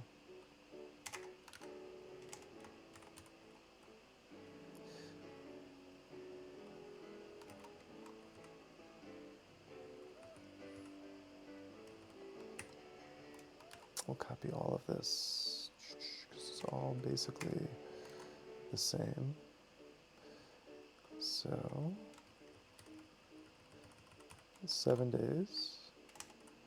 So 2, 3, 4, 5, 6, 7. Let's see, it's actually easier to just Kawazoi to Ise Kashiwazaki.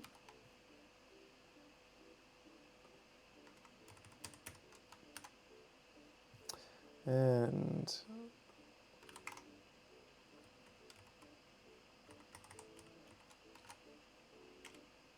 29K.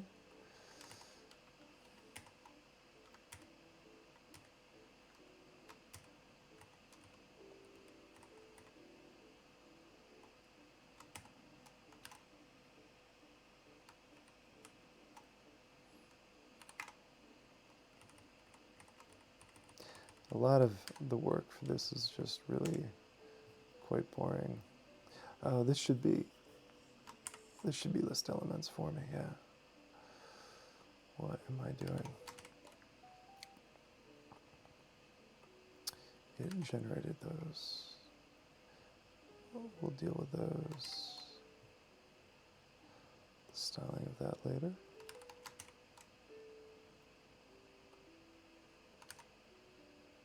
Or the indentation.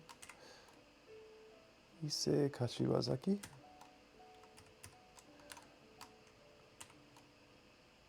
Ise Kashiwazaki had a truly wonderful inn.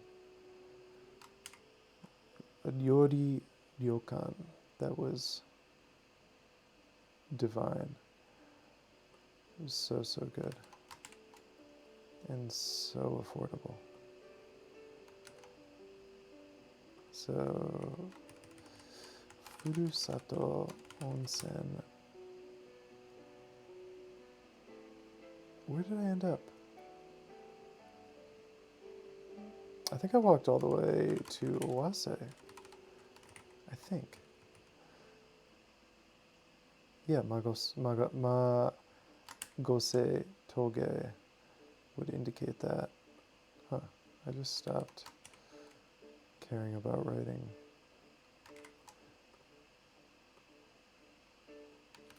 Where I was walking to and from.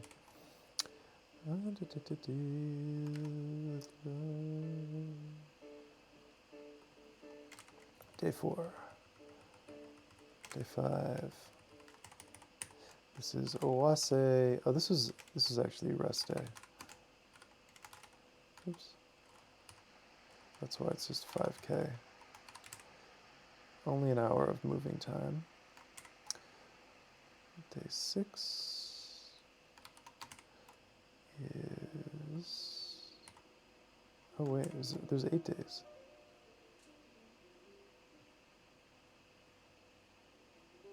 Yeah. 8 days. 7 if you don't count the rest day. So rest day was from Owase to, where do we end up? Oh, Lord. Sorry. So look at Owase and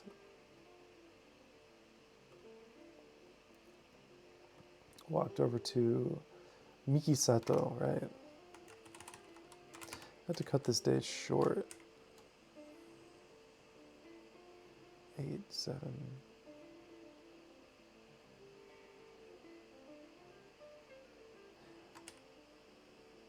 Yeah, we did Yakiyama.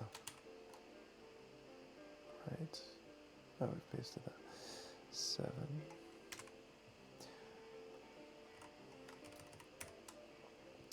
Mikisato to Kumano City, which was absolutely insane. This was my crazy day. 6 or 7 passes, depending on how you count.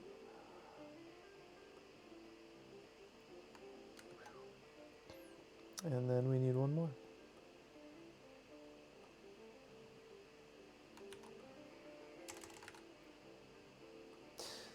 Day 8, which should be from Kumano City to Shingu. That was our final.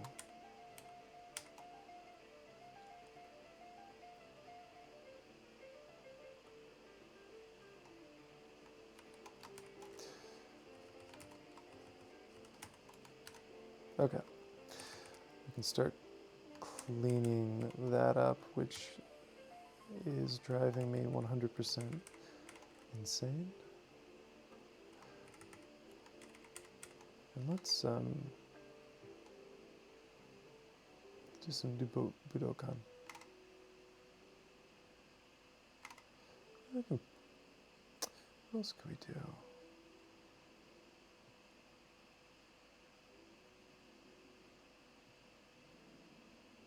Brad Meldau.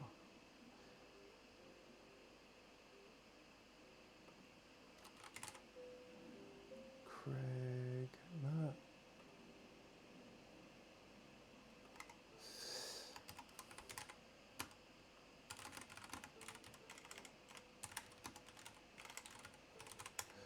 What's his last name? Craig Taborn, that's who we want.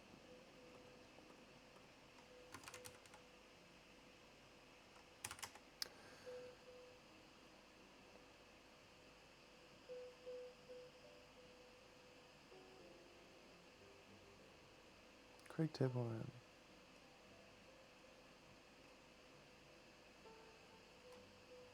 Anchoring Angel. Avenging Angel.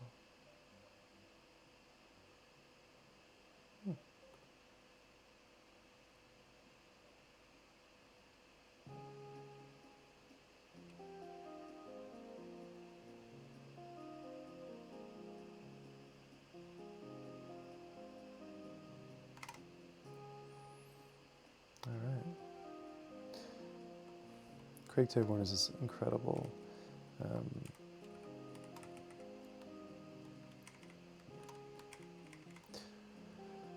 New York City jazz pianist.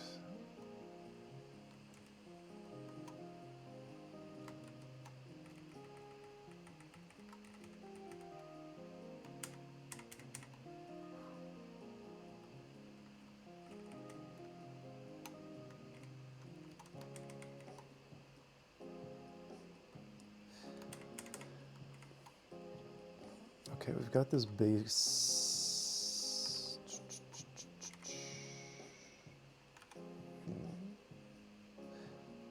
Okay, that's pretty good. One thing we can do is we can start thinking about this styling in here.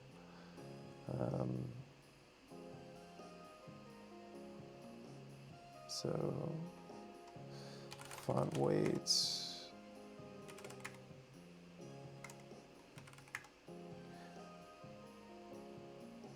Like we kind of don't need that to be anything special, so we can take H4 down. Dun dun dun dun. Font. please. There we go. That's fine. We can start thinking about this little data list. So if we do UL data, oh, God, this Apple keyboards with their weird arrow keys really ruined me for a normal set of arrows. So we could do something like background color, and then just do that really quickly to just get a sense of what's going on. We can add a little bit of padding. Pad it out. Now I'm assuming that this will be much smaller once we get the column stuff kind of cleaned up. This will not take up the whole width of this column. That doesn't make any sense. Question is, do we want to start?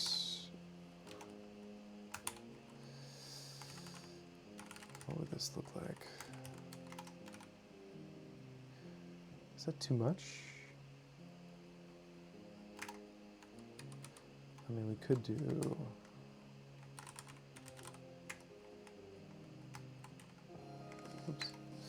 column.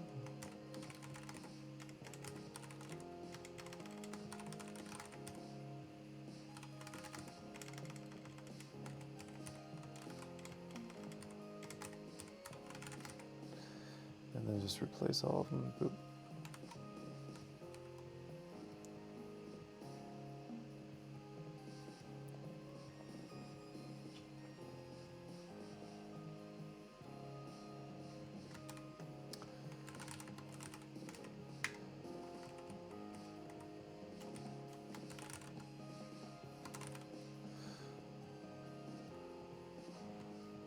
We can always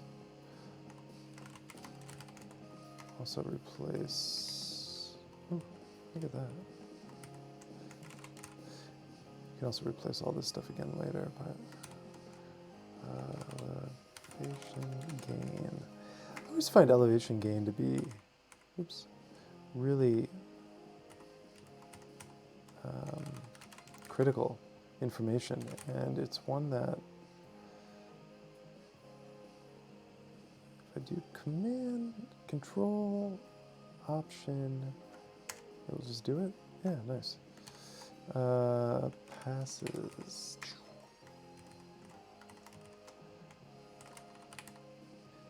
Whoop. Great. Okay, so that is now styled a little more like something. So we're starting to get the bits and bobs done. And what I can do is we can do a little, we'll do a span, and then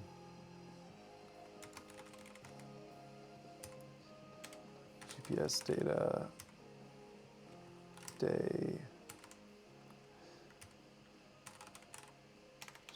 iseji day3.gpx.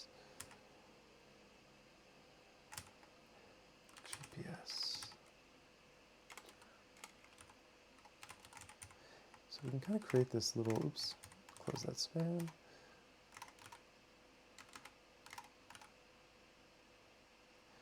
What day is this? 3. So we'll make a little call to action here around grabbing the GPX file. I think that makes sense. So let's add that to basically find all the H4s, and then stick that with that, and we'll have 2 on that one, but easy to fix.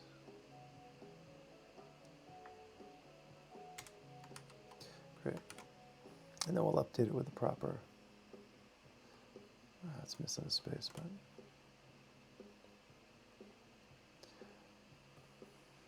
so this one won't have that, so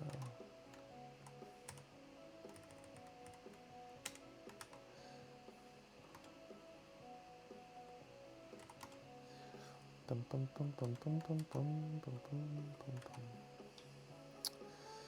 Rest day, GPX, GPX, GPX, GPX. Day 2.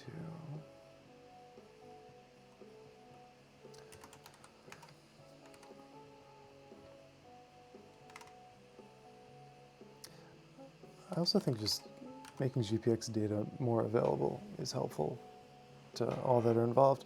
My GPX data on the iseji route is not, it's not hyper accurate in the sense of it's not 100% following the official route, but it's like 94% accurate. And the deviations I take, I think, are better than the official route. So I'll put that disclaimer somewhere in here. Diary intro, day hero, right. Okay, let's get some more of this body text going. So we've got those data chunks. Let's see here. Day 2, the day begins learning how things become other things. Yeah, that was a really surreal night.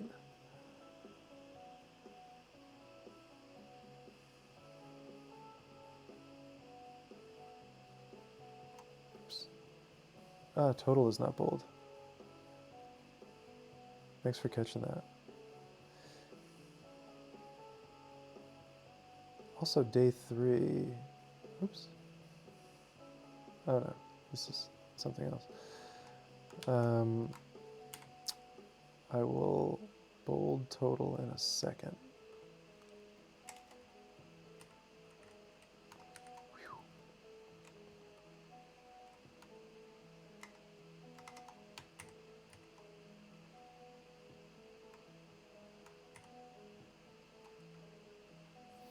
Oh my god.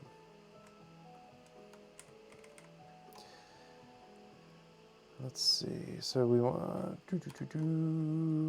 boop, total. Total, because we're total distance. Let's just get rid of that. Obviously it's total.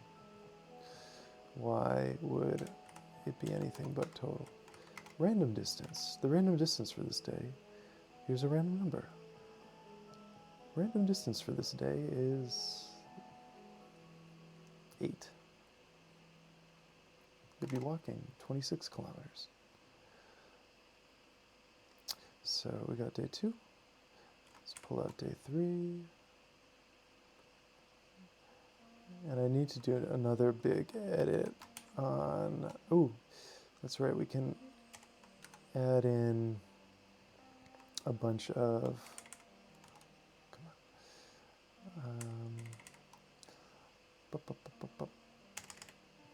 let me start separating these out.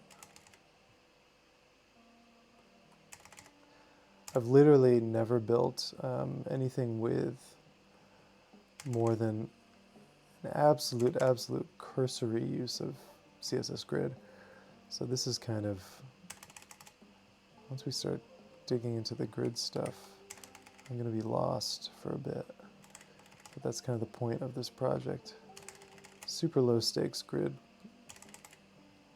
Very simple grid. Day 4.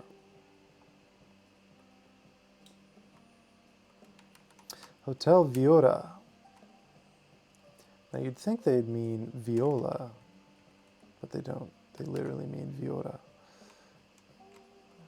That is what their sign says, at least.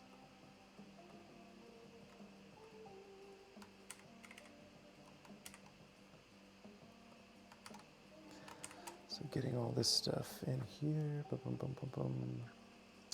And then I guess we should do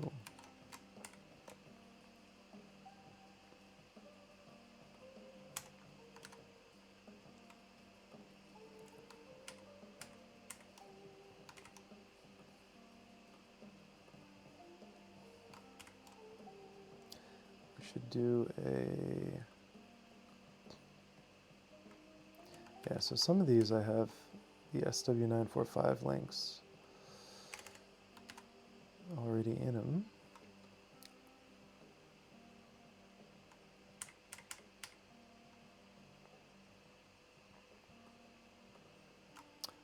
I've got those HRs. And then 7. Day 7 was the crazy day.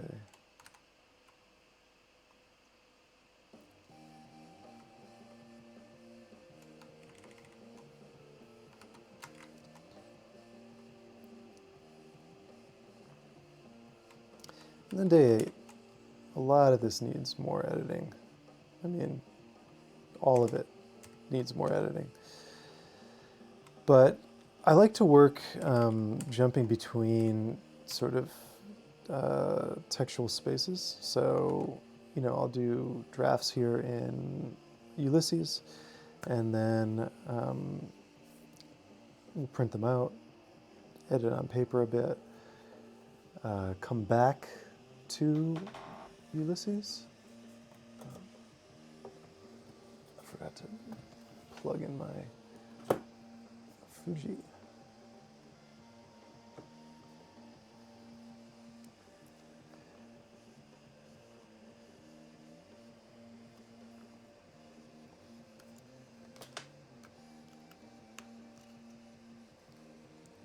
Great.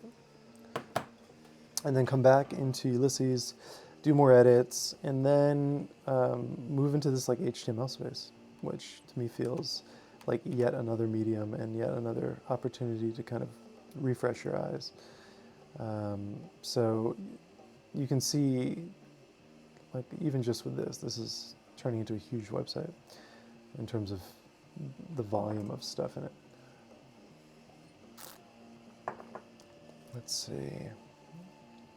This is with no images. I want to get lazy loading going. I want to get all sorts of cool. All right, Nick. See ya. Yeah, I don't expect anyone to hang out here for the entire time. So please come in and out as you see fit.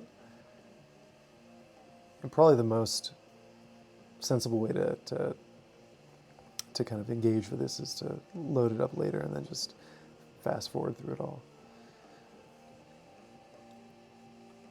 So we've got these HRs that, let's just style those because that's, so I think we're done with this text. Day 5, day 6, SW945. Just wondering if I missed copying any of the other SW945s. No. Okay, I'm gonna close that. HR, I actually have a way I like doing HRs that is over here. Explore now, HR. There we go.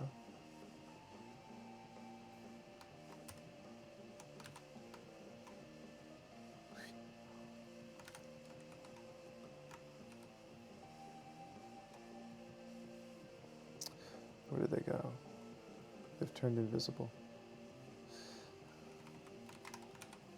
There. Except, there we go. Some nice centered HRs, and we can, if we do some Ds, there we go. That's nice. All right, Stuart, have a good walk. So, anyway, you can see this is sort of my very ad hoc way of kind of putting these things together, where you just start looking at elements and going, okay, yeah, that'd be good to fix, that'd be good to fix. So some of these, I think what I will do is think about breaking them up into sections, or splitting them up with images. So we start to get this more complex, a little bit more of a complex layout. And obviously, I'm not going to have column widths this wide. That doesn't make any sense. So part of reimagining this design, I think part of it is like this top section might just be a unit.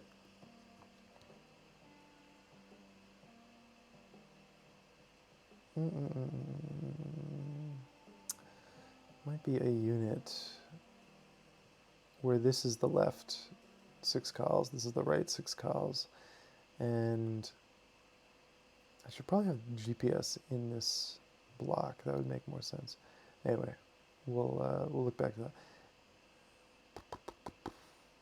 Passes. So link up passes. Oops. Man, this new keyboard. Link up passes. Yeah, there's a PDF that I'm kind of doing that. Elevation graphs. Link up the passes to, probably to, I guess, Google Maps.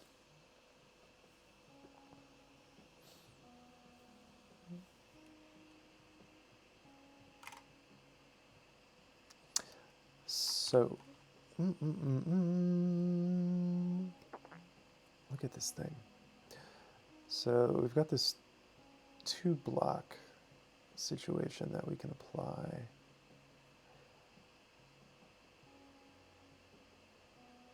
Except I don't want it applied to everything. So we need to reconsider.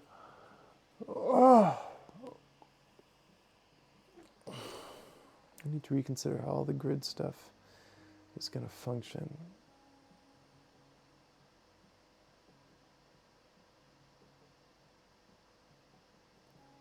Is each section its own grid parent, and then we do another embed, grid embed that takes up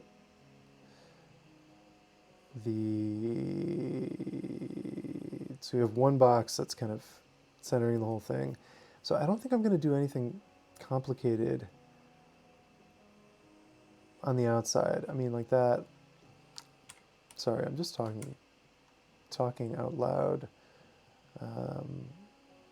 through the structure of. So basically, we're talking about the container is going to float things. That right now defines the grid. We could still just have it float things, keep the whole block centered. Could also just left align everything and not worry about centering the blocks at all. Sections could be grids, but then I'd have to then start blocking things out in there, which is fine. Should we play with that for a second?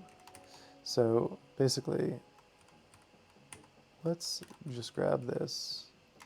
We'll do the exact same thing.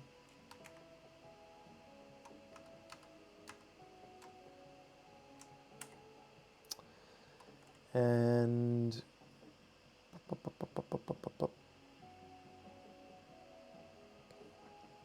how do we,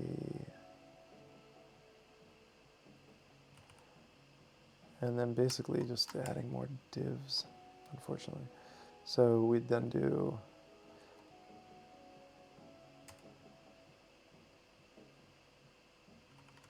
this. So section would be a section. That's fine. But then we'd add a div here.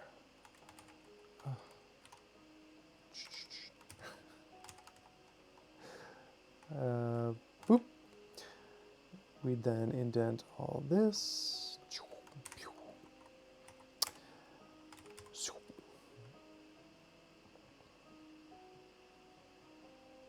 All this is 1 over. Now this top bit should look the same. No.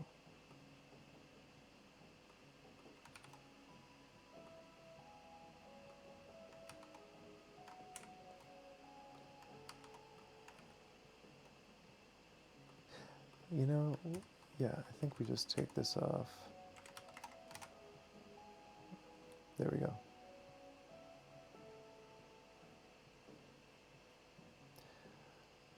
So maybe this container is not the grid master container, because we're not going to be doing anything. It's just a single block going all the way down.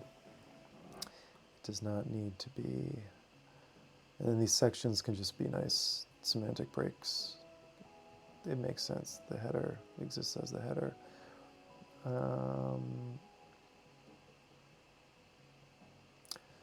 Yeah.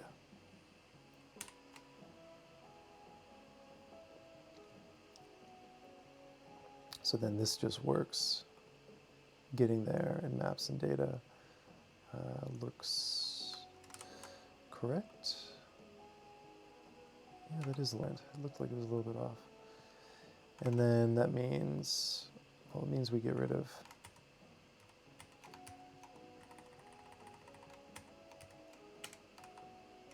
things like that. So that becomes a lot cleaner in a way. Diary intro, right, this needs to be properly divvied out now. Equals 12 columns, and then, what do we, 2 block, we called it. 2 block is for our layouts that we want to auto layout. Interesting. So if we want text, yeah, this is all going to be a mess for now. So if we want the text to live properly, do I have to do this? This feels annoying.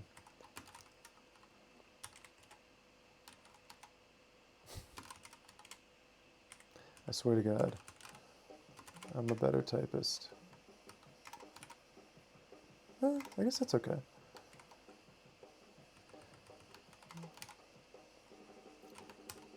HTML section, I'm sure there's, oh yeah, that will be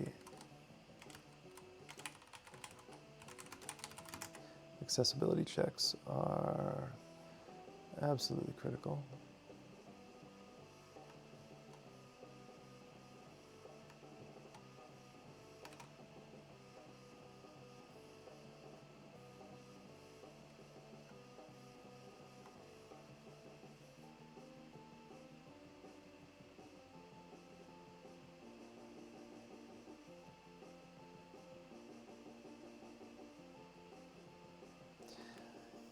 So is section even the right content? Self-contained article. Semantically, should these all be articles? These are kind of like little daily articles. Question is whether or not there's really no nav. There's header, and this is sections.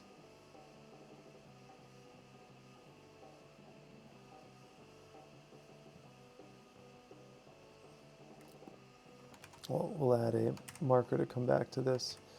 So article, article or section. Section means content inside is grouped. Is an entry in an outline of the page. Yeah, that makes sense. Yeah, so this seems correct semantically. Please correct me if I am wrong. So, boop, boop, boop, boop, boop.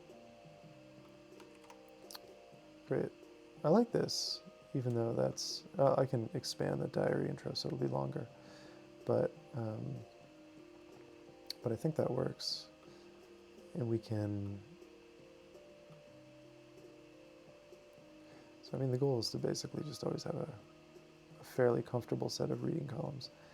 I know the 2 columns can be kind of gimmicky, but I don't understand why it's not doing that here. It's optimizing to break on a paragraph, which is smart, but I wish it wasn't quite as smart as it's trying to be.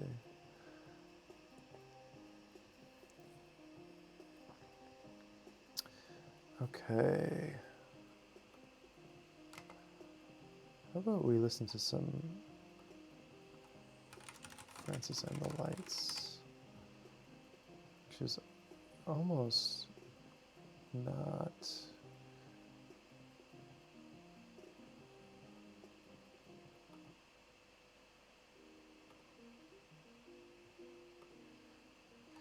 Since we're not editing, we can have some vocals in the background. So this is interesting. What's going on with that?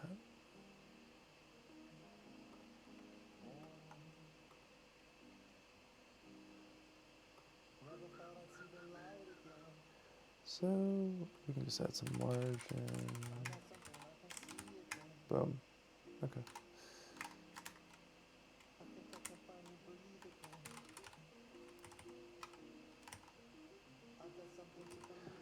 Oh, interesting. So that's not necessary anymore.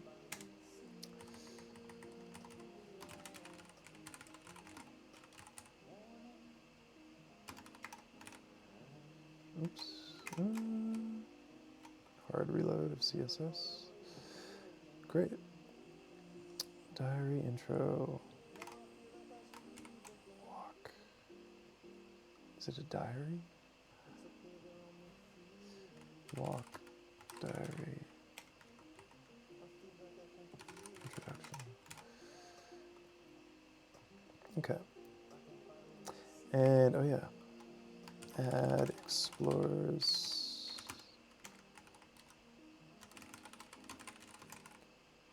Some kind of tag to the Explorers Club for essentially producing this whole thing. Boom, boom, boom, boom, boom. Okay. So yeah, we don't need any of this anymore. So let's just replace that with section, please. Great. That's not going to change anything. And then we got to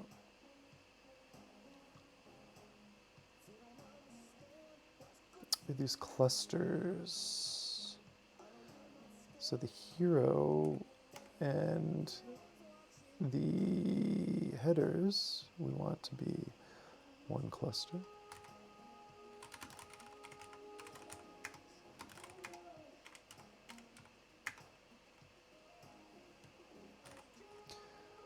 And we'll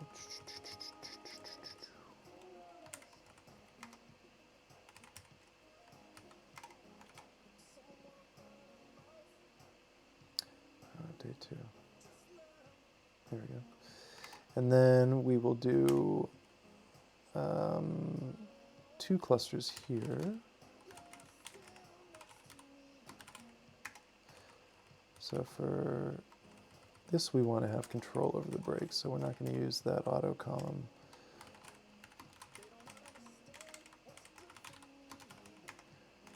Okay, I think I finally figured out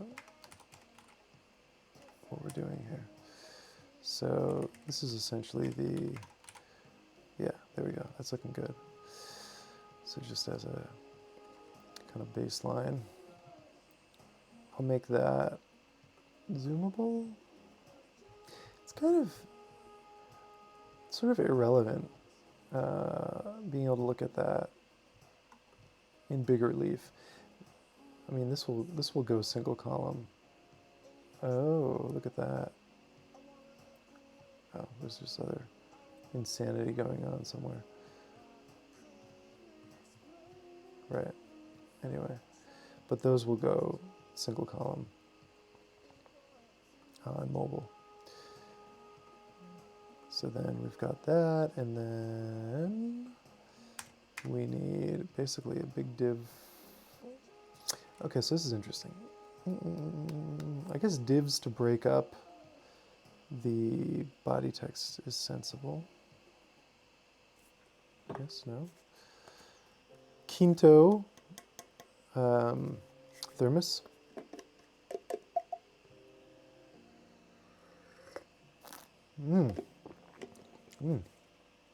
Oh, so good. I made that about 3.5 hours ago. So, let's do, we need these to be 12 columns, but also, let's set them up to be 2 blocks. 2 block. And so, like on like a thing like day 2, things become other things. What we could do is, for example, and this is when there's going to be a strong editorial component here of thinking about where we want breaks to happen, what we want them to look like. So I can take, so for example, we take these 2 sections and break them up like that, and then you get this. This is where that break is happening. And what I would do here is let's take some of those images we blocked out earlier.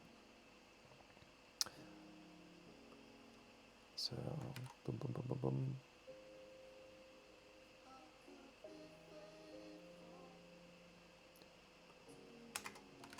And we kind of lock them in here. And look at that. Okay, that's kind of interesting. So we starting to break up the page a little more with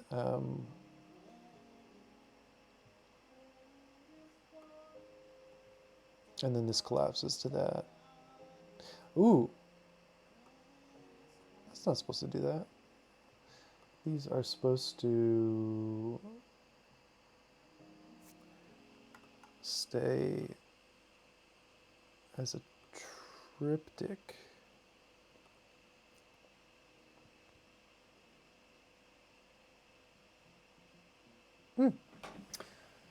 So something is getting overridden. Let's double check that. This is for the big screens. 6 photo. Oh, do we not? 3 columns, 3 columns. Oh, I didn't set it up for 3s. Well, let's see how that would look. Whoop.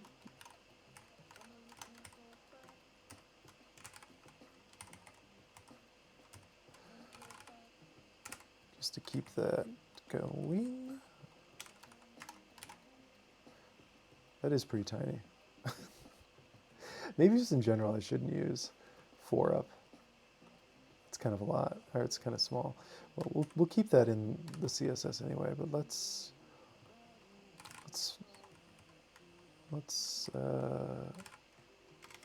split this. Actually, to also simplify, sorry, I'm going to kill that portrait photo. That's a problem we could also deal with in editorial selection. There we go. And we could even go so far as to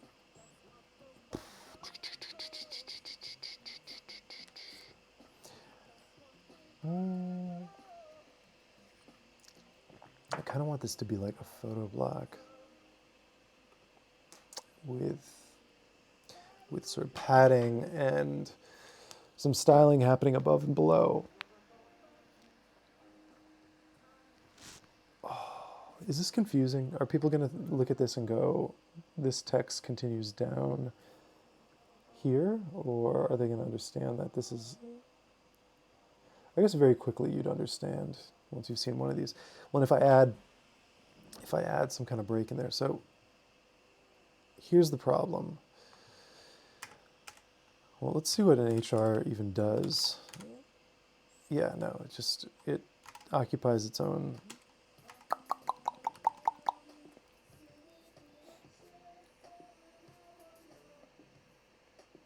Well, I guess I can just say all HRs are grid column span 12. Let's,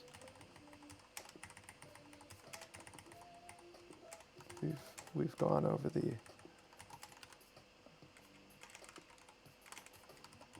allotment.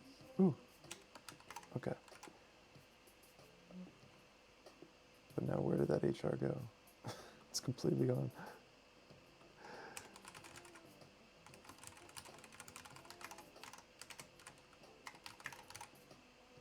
Does that do anything?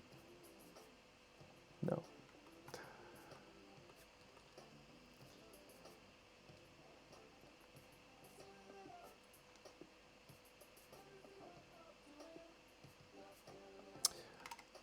Oh, am I even allowed to? Oh. There we go. Beautiful. Maybe that's all I need.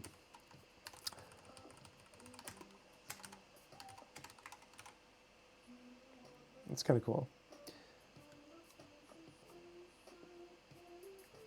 And then we can start to think of other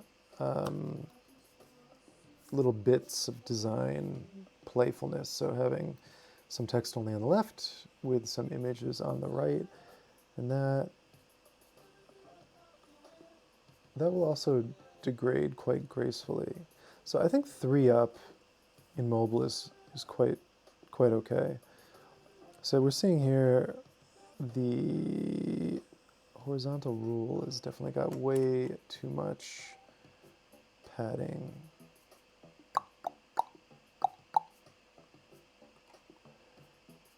So let us bring you to the big screen.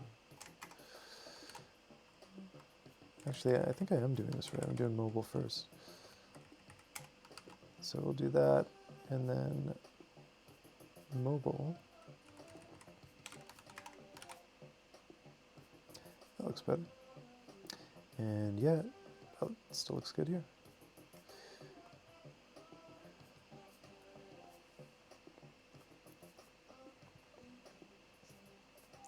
So we're sort of getting a sense of, this is possible. And I like this, the way this is split up, and it reflows nicely from desktop to mobile.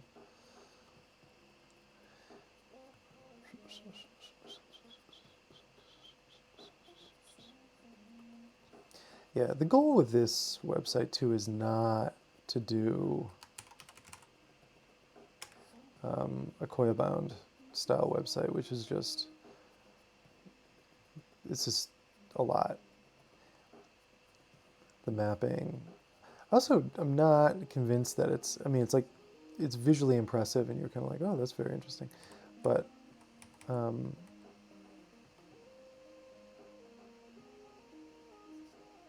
I'm not entirely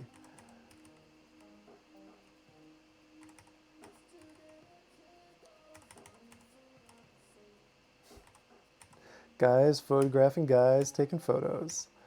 I haven't looked at this in so long. Hey, it's another guy taking a photo. Check him out. Oh, it's a camera on a guy who's taking photos. We all squeezed in there. Oh, a guy. What's he doing? Taking a photo. Taking a photo. Who'd have thought? Who'd have thought the guy was taking a photo? What is going on? I'm not seeing a picture of a man taking a photo and, oh, he's taking a photo. Shoes. A man putting on shoes. A lady taking a photo.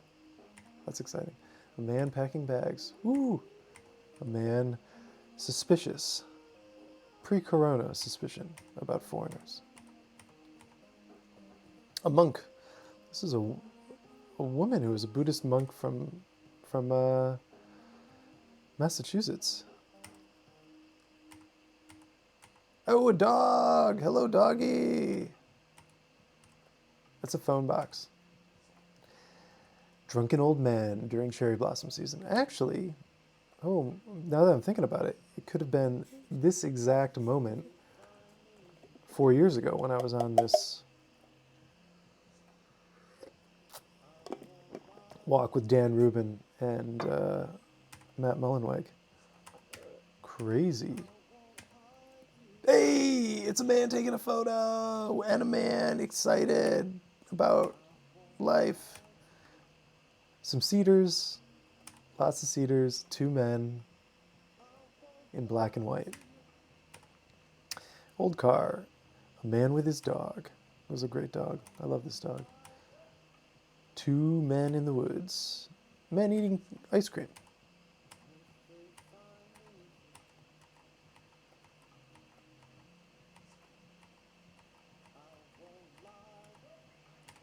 Yeah, it's pretty fun.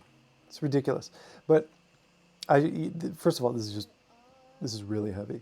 We're also using all these web fonts, these type of tech web fonts. It's fine. I don't know. It just feels like 10%, and it's broken. Like that's not supposed to do that.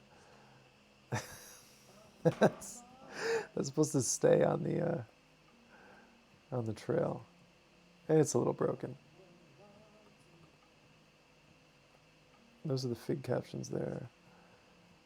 Anyway, I think it's good, but I think the lightness of something like this will be much better, much more useful, and much more of like a working website. Like, I'd love for people who are doing the walk to kind of be referencing this day by day as they do the walk. That would be the goal. So I want it to be high utility, really lightweight, but lots and lots of rich data, and still, beautifully have fun with the design. So that is kind of what we're thinking about. Okay, this is looking good. This is looking good. Let's, I think this makes sense for the general structure of things, maybe. CSS grid is weird. So what do we do for the block there? So let's block out these top sections. I mean, so much of this work is just, it's quite boring. And then we will do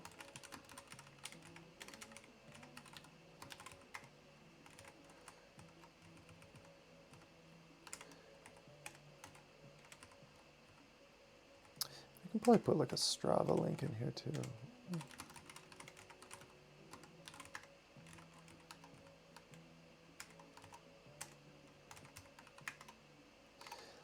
And this is all day one. And then we block that out, just a div 12 column to block. So we'll definitely have to break this up. What I kind of like about it being so long is that it incentivizes, it definitely incentivizes being thoughtful about the design and how to break stuff up. So let's see what this looks like now up here in day one. Also makes it a little less overwhelming to come here and just have.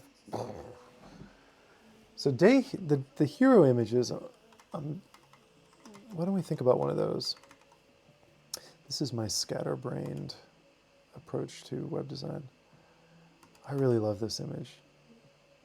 I love this. You kind of can't tell, but there's, this guy here, the light.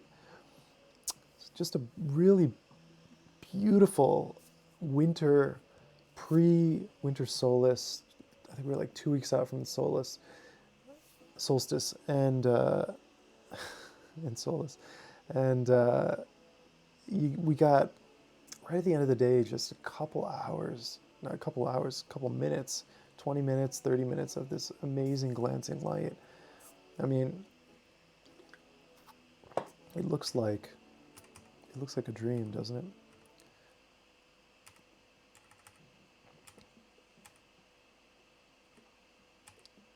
So one idea would be to say, like, take an image like this. Let's throw it in affinity. And let's give it a little crop. So I definitely think these full bleed heroes should probably be like 16 by 9. So we could actually do, does it not? 16 by 9, can we just do that? Yeah. So 16 by 9. So it's things like this, essentially. Let's see how this feels. So our max width of that block, let's go double check the CSS, is, where'd it go? Max width 960. So, you know, 1,000 is enough. That's a 100K image. That's not too crazy. Let's see how it looks. So this would be not a thumbnail. Let's put these in heroes. Day 1. I don't know, just, am I over-organizing? Maybe. Let's see here. Image source equals images. Oops. Images, heroes. Day 1. And I know I'm using every variation on leading zeros or not.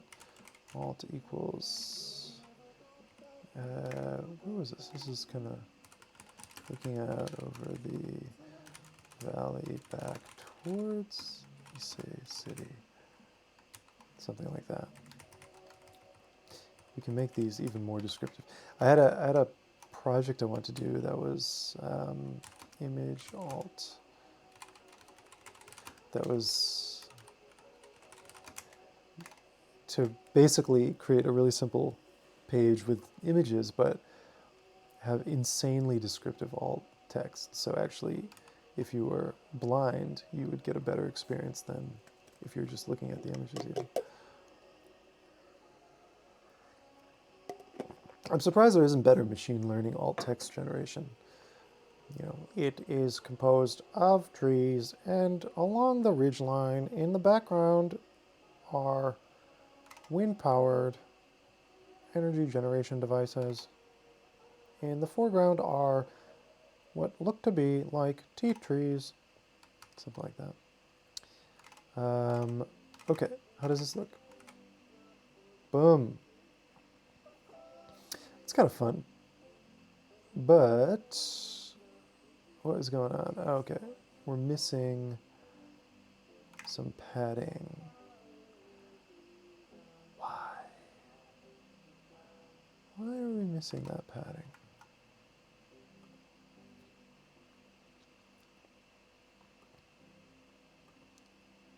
Section. Bum, bum, bum, bum, bum, bum. Only really? We only have padding on the bottom right now? Padding top 2M. Oops. Pairing. Okay. Can do that.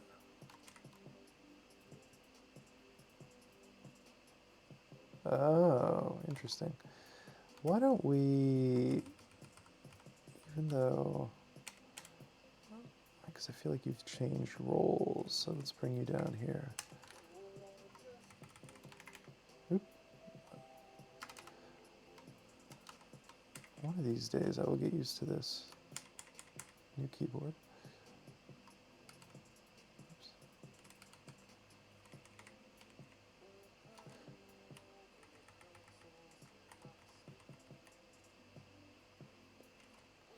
Oh, this is in the wrong. Not OCD at all. Okay. Oh, did we lose it? Oh, I just never added it.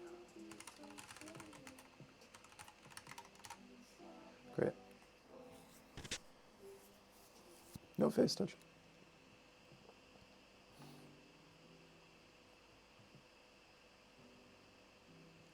Three hours in, and there are still 14 of you. That's impressive. I assume you're all sleeping. Looks pretty good, though.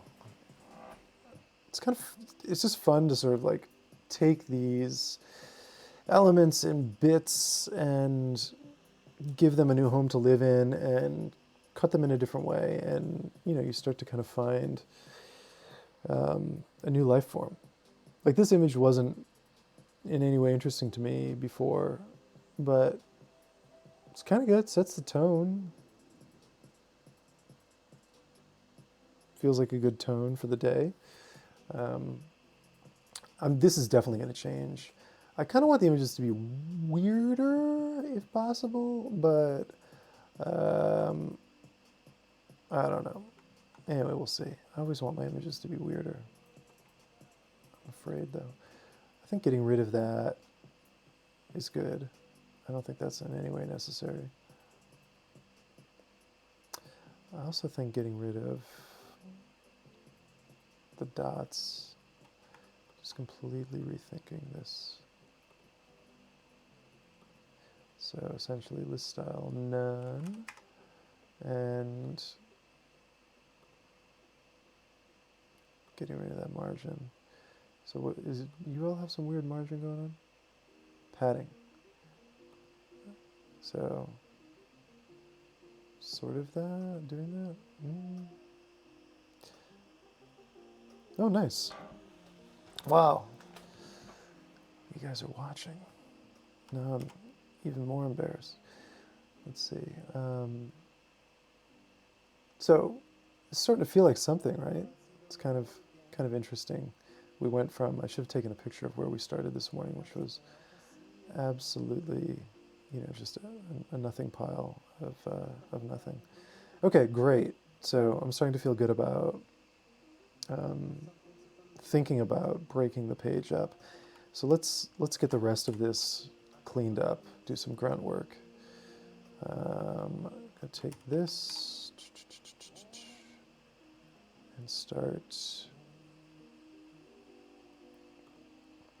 elevation. Sunny skies, body feeling strong. Day 3.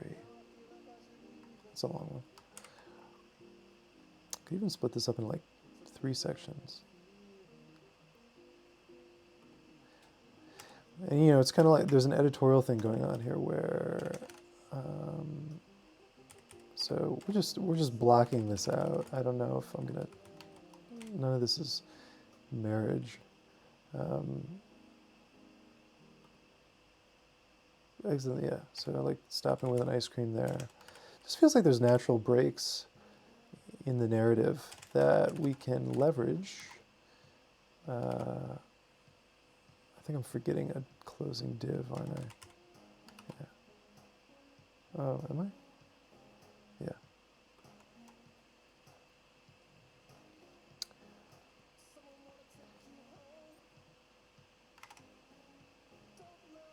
And then I'm already seeing just like a million opportunities to,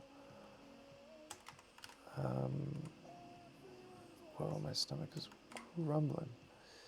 Might have to do a little lunch break. I'm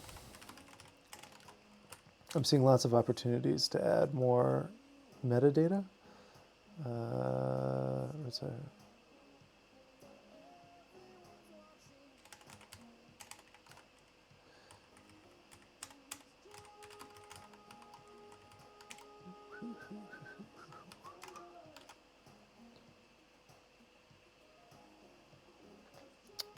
Ooh, gotta style these links.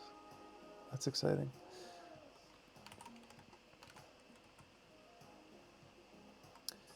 Rest day can just be a nice... This will actually be, funnily enough, I think this rest day will be very photographically rich because I did a photo walk. Oh yeah, we got all this SW945 stuff to link up. I did a photo walk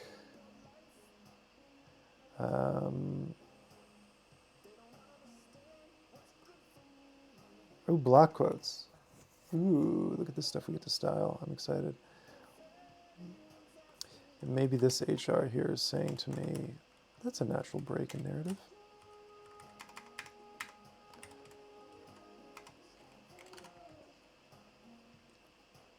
There's another one.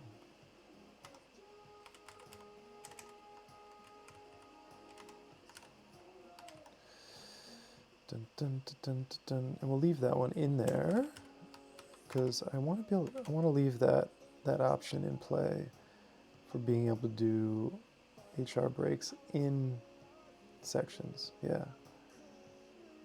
So I don't know why that is. Shall we investigate? Why is that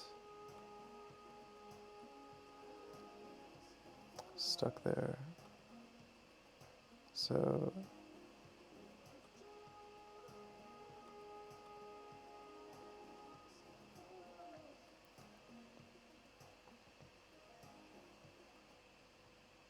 is there something insane about this column span thing that's going on? All that.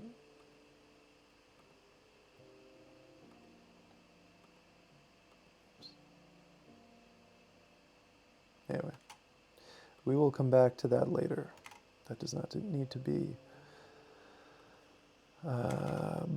debugged at this second. Ooh, man, that is long.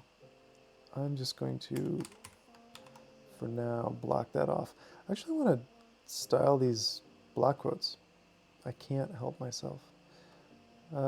Exceptional ins. Exceptional ins. There we go. There's a block quote. So let's see, what can we do? Block quotes, block quotes. So let us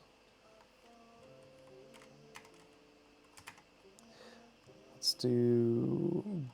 I like the classic border left, 2 pixels solid. Let's just see what that looks like to begin with. So, okay. And then we can do padding left, 20 pixels. We could do this as, say, 3M, so it's staying within our typographic. 2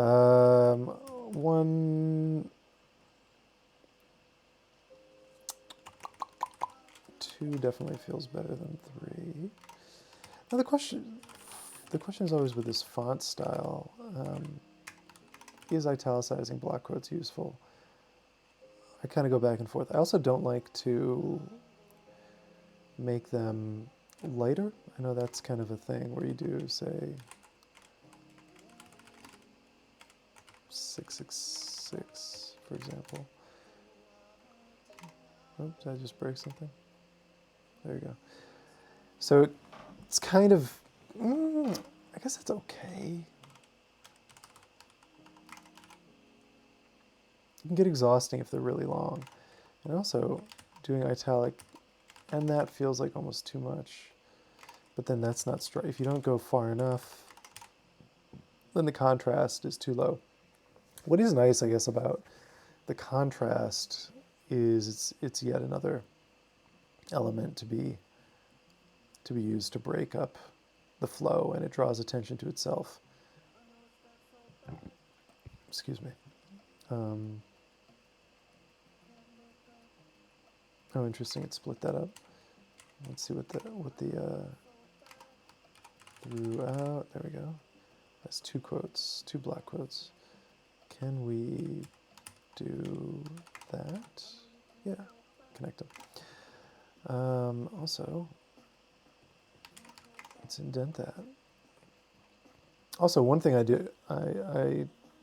try to do is I don't minify my HTML or CSS when I push it to my website, because I think there's value in allowing people to see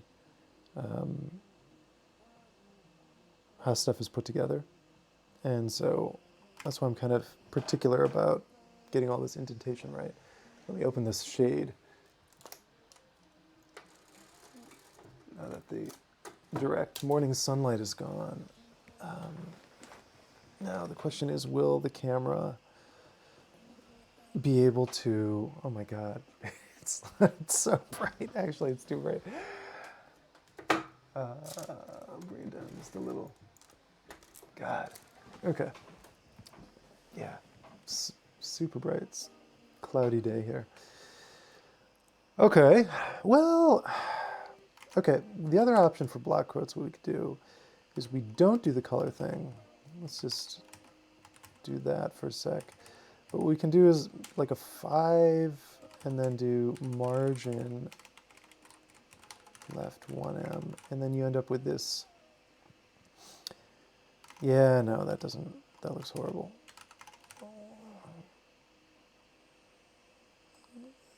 That's kind of bringing attention to itself, kind of not. What if we even go bigger? No, that, how does that feel? I feel like this wants to be smaller. There's something kind of interesting about that. Now after I've shit talked, changing the visual weight of the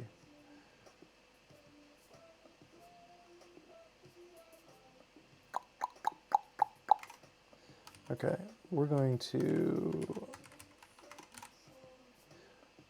let's just keep it at that for now, which is kind of, it's a little bit funky. We'll come back to it. We will definitely come back to it. Okay, let's split this up a little more. This is insane. Huge. Day 7. So maybe, yeah, that feels like a good break there. Down to kata.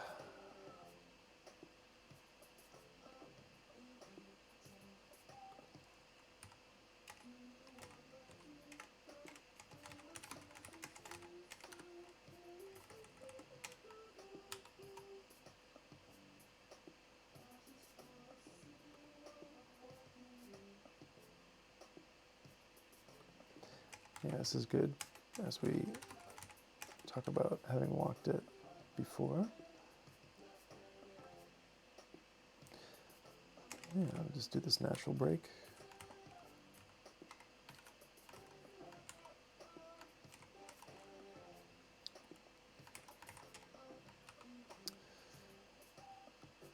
Bum, bum, bum, bum, bum, bum, bum, bum, bum, bum. Bum, bum, bum, bum, bum, bum. Okay, this is the last day.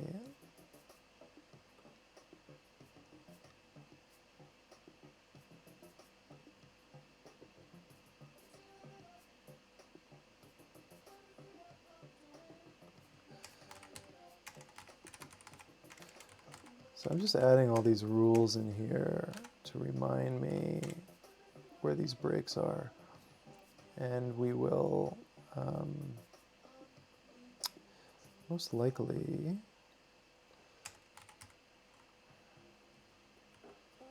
I mean, we're definitely going to come in and add photos all over the place. This will be very visual. Okay, so we've got, and this whole end bit is just garbage right now. I just threw that on there at the last second. Okay, so this is driving me insane. I don't like it, and I want a tighter crop. Maybe I'll deal with that in a second. Let's just get these top bits cleaned up. So this also without the two. Oh man, so this new keyboard has home, page up, page down, and end keys, and I think I need to just turn them off if I can map them to nothing.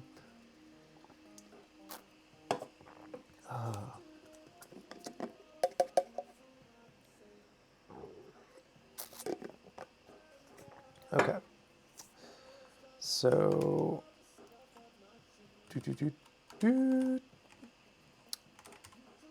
12 columns, and then we do 6 columns. And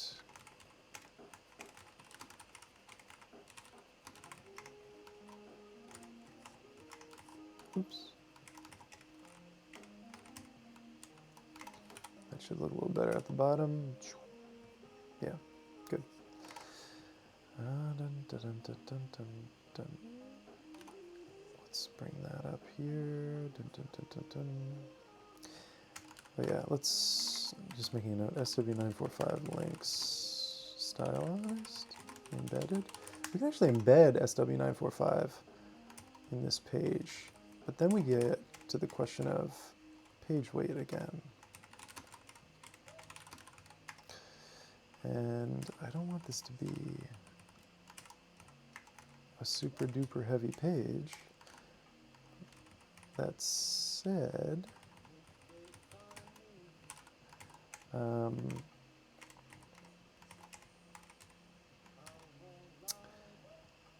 it would be fun to have those embeds in there, but I have a feeling those embeds are pretty heavy. Something to test. But this could end up being, there's a sub kind of activity going on here, which is that I want to create a reusable, sorry, I'm kind of reading chat as I'm talking. I want to create a reusable template that I can apply to more walks more easily. So abstracting what needs to be in here, getting the CSS, getting the JavaScript gallery library up and running, so I can then just focus on doing, if I do a walk in this section and I want to add it to this site or another site, I just have this template set up, and it's pretty easy to kind of to go in there and just block it out, which is just super useful, I think, and would make it easier for me to do more of this. I find myself not updating the Walk Kumano website just because it's a little bit onerous. So, that's dumb. That is, just a matter of establishing a system and a set of frameworks.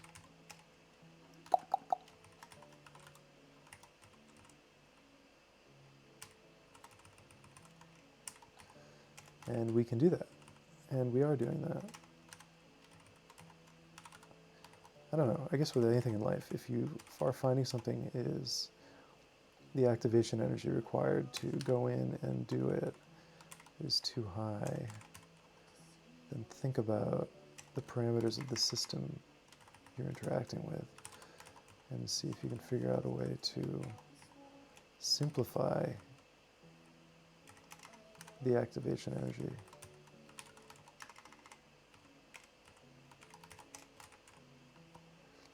And that's kind of what this whole project is. Reconsider. No, I don't.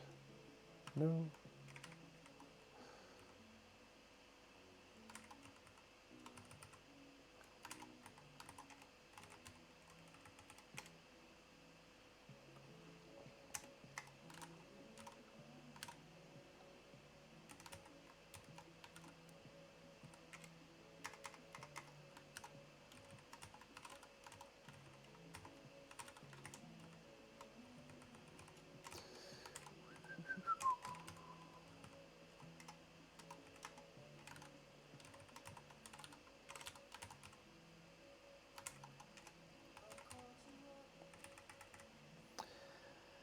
Okay, that one's done, and that one's done.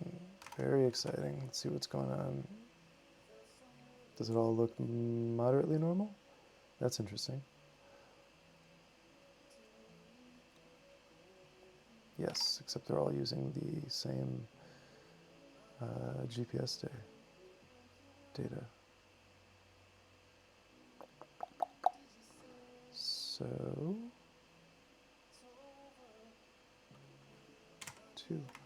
Does elevation even, yeah, good, I didn't. So I couldn't remember if I had not mapped the rest day or not.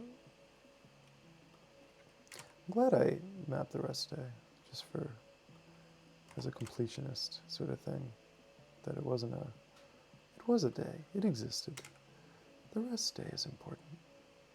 5 kilometers of walking happened. 5 kilometers of doing a photo walk on a pretty gnarly town. Okay, now, yeah, there we go. Look at the little graphs. It would be amazing if those were SVGs that were responsive to like dark mode and inverted properly and all that stuff.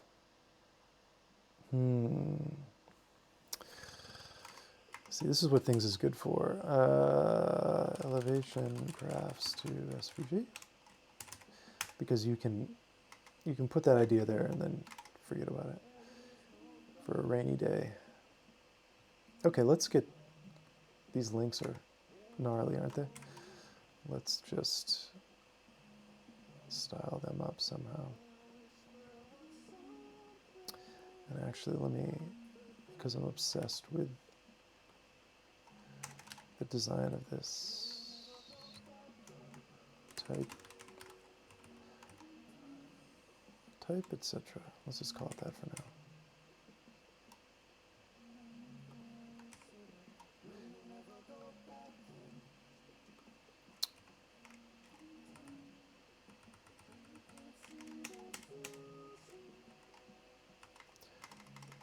Should we go to a new Farewell Starlight?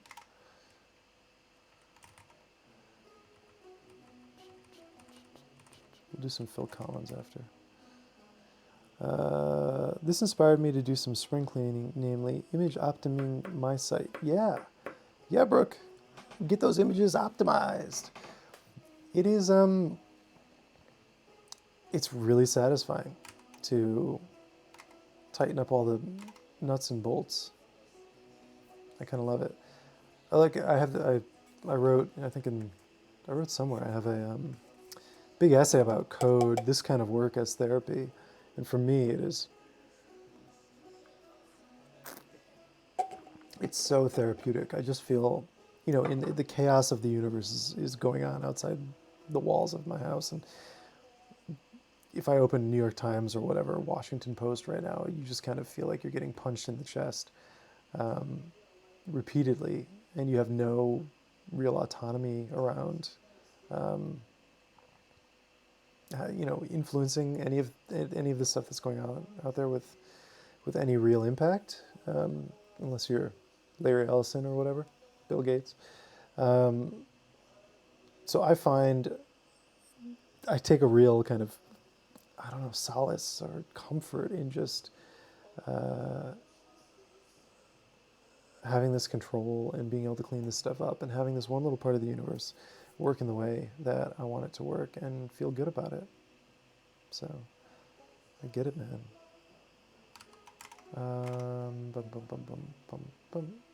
Links, right? I got distracted by pointless pontifications. So, wow. I will become proficient at typing again. So let's just do that for now. I kind of like bolding links. Is that insane? I also don't know when I'm supposed to use numbers versus just writing like bold. I kind of like when links are bold. I'm into that. Let's see what Frank's doing. See now, very subtle. Let's see what, Studio Frank, Stud Frank. Oh yes.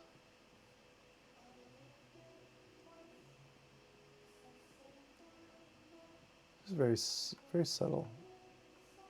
Same color as. It looks like Frank is using maybe borders on these. What about you guys? Who are you? Yeah, Frank's doing the border color thing. I used to use the border colors. Now I use text decoration because I actually like how it cuts off at the descenders. Um, you all asked me about my influences. Tell me who are some amazing young web designers I should know about and should be drawing inspiration from.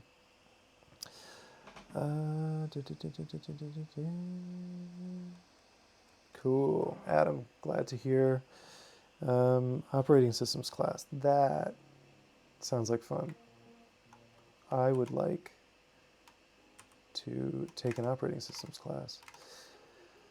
Let's see here. Okay, let's not do that, and why don't we inherit? Keep it subtle. I guess that works. Certainly looks better than it did before. Is it too subtle?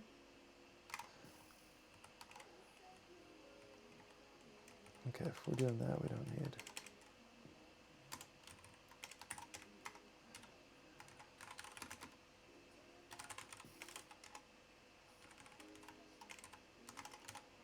So we could do that. Then, problem with bolding is then you get this. That's not good. So why don't we just do... I'm 25 years into using HTML and I'm still weirded out by the fact that that's very subtle. That's intense, but let's keep it there as a reminder to come back and do something with these later. But for now, as a base, that kind of works.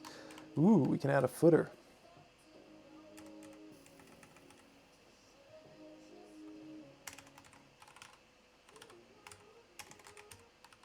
And then for the footer, oh, right, because we changed the way, look,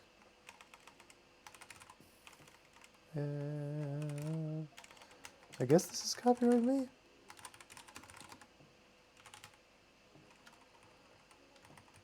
Anyway, what we really want in the footer is not, I could care less about the copyright. But let's get a little styling going on. Header. Why don't we bring this up out of the grid utility area? This is pretty fundamental.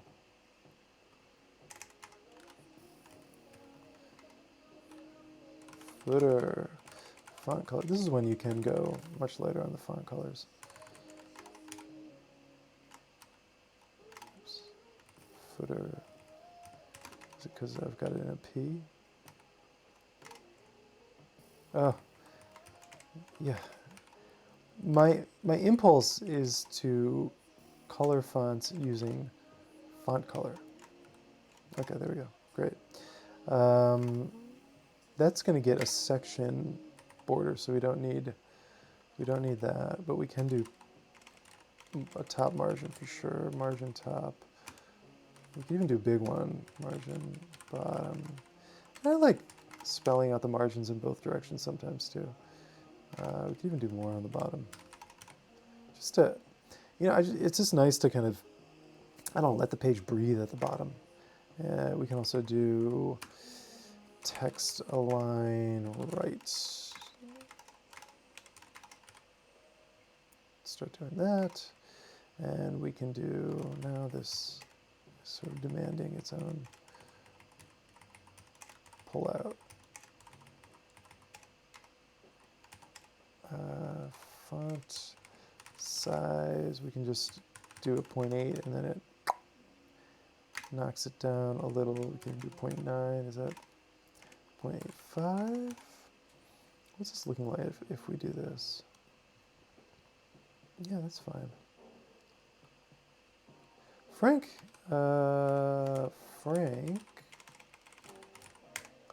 wrote a nice blog post about footers.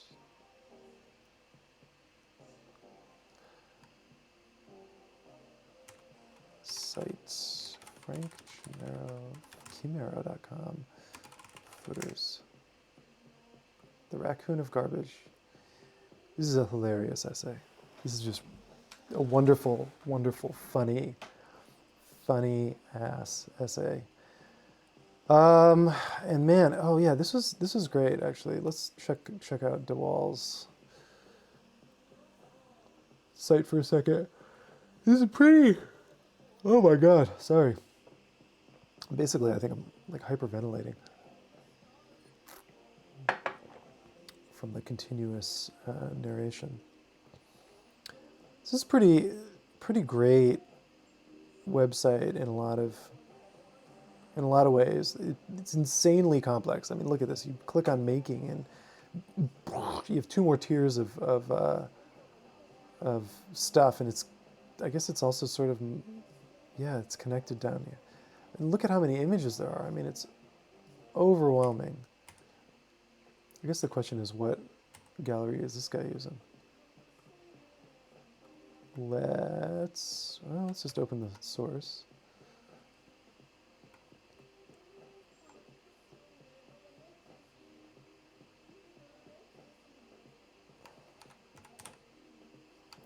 Modernizer.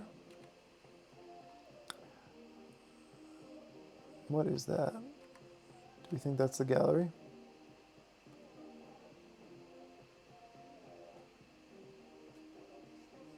OFI browser. Object fit images. What is that?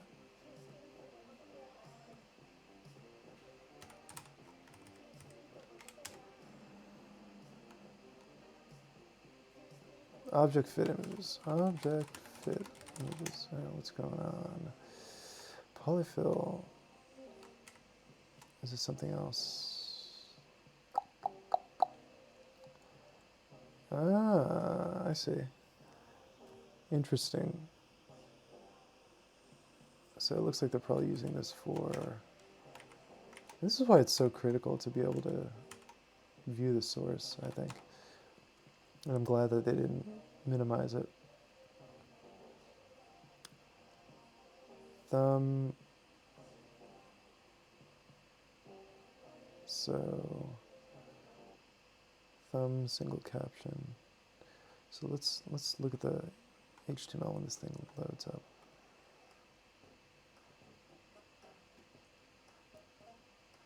Gallery overlay.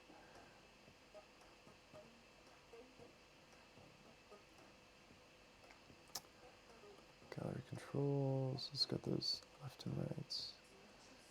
I kind of don't. I wish it was clear. I like it when they. I like and I don't like when the arrow changes, when the cursor changes, to indicate which direction you're going to go in the gallery. I really don't like it when there's nothing. So there's no affordance about which direction you're going to go in if you click.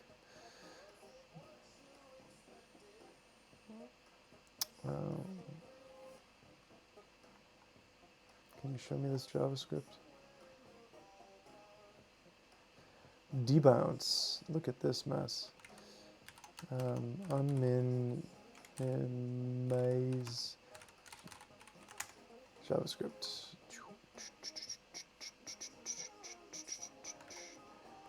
I get why people minify JavaScript though, but still, let's take a peek. Debounce, table sorter. Sort down, general tools, making tools. I wonder if he had some custom stuff. Lightbox. What else is going on in here? Modernizer history. So they're modifying the origin URLs, even though, so when we click, we've got the URL to this object, and then it's going away, right? So URL to the object, even though no page reload is actually happening. Oh, weird. And then when you navigate by... How strange.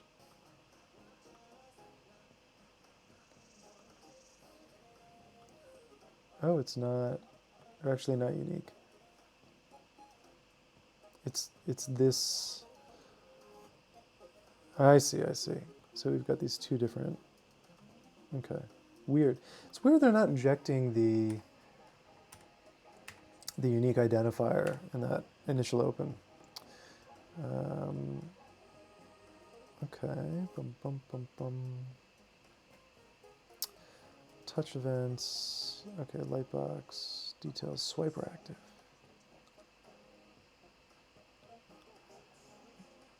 So what if we just search for this and see what pops up?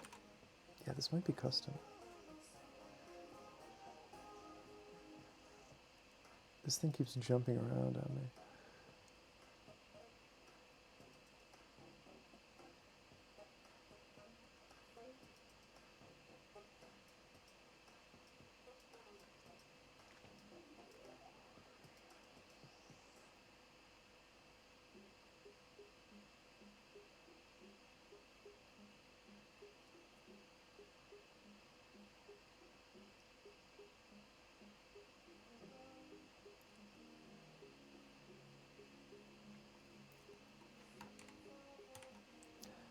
Yeah, this is a lot of JavaScript for...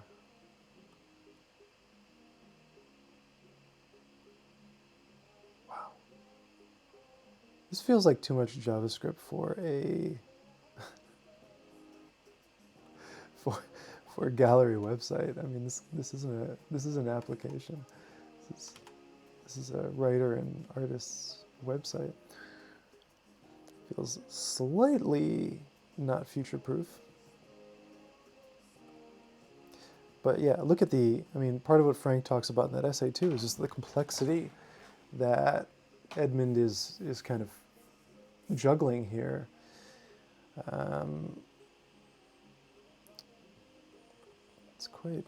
This guy is extremely prolific. Ooh, website credits. Oh, and then that's weird. It pops out. Built, okay, Benedict De Silva and John Morgan Studio. John Morgan Studio. What is this? This is insane. I love it. Blue Mountain.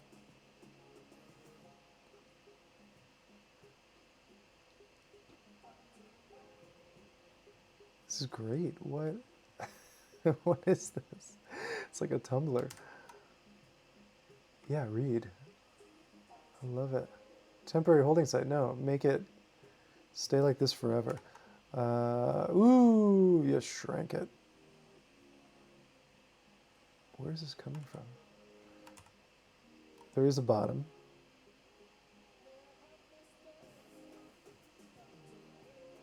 Love it.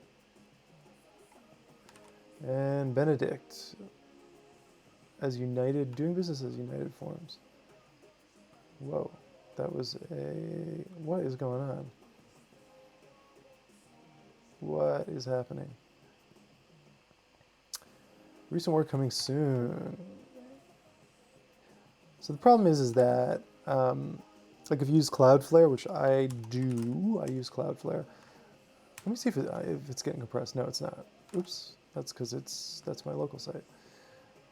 .test is my local web server. Yeah. So here it is. This is Cloudflare, but in Cloudflare, I have specifically turned off minimization of HTML and CSS and Java's, maybe not JavaScript, specifically so people can look and learn. I have not put many funny little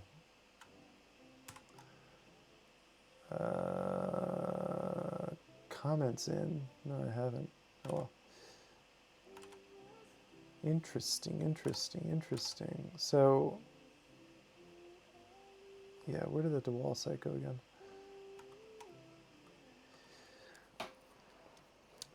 It's pretty amazing that this just takes up the entire screen, and they're okay with that. It's kind of cool. Oh, other lined and unlined Rob. Rob Gampietro is also a really wonderful design writer. I don't peek at his site as much anymore because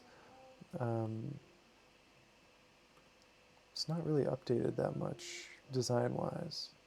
Content-wise, he archives a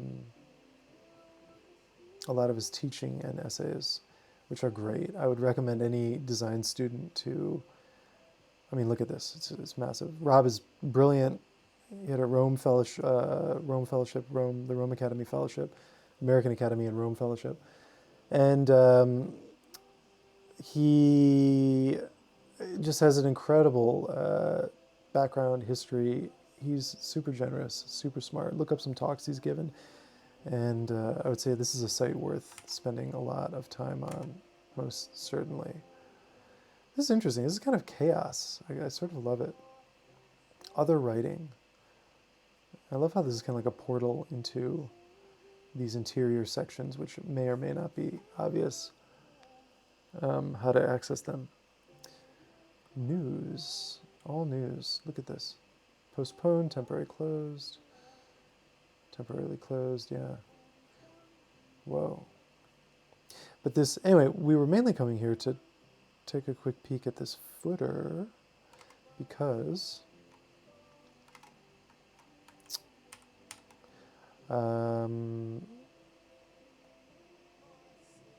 I think the footer is going to be where the navigation happens.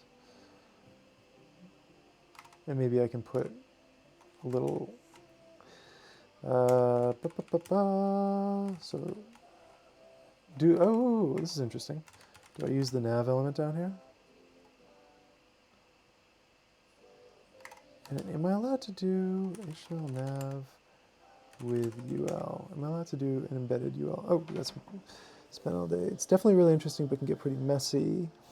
Easy to get lost in the weeds. Have you seen the outlines handling of links? Very stylized, but quite cool. Yeah, I have. I had coffee with Josh Topolowski. Yeah, the outline is insane. Well, let's get in one of these.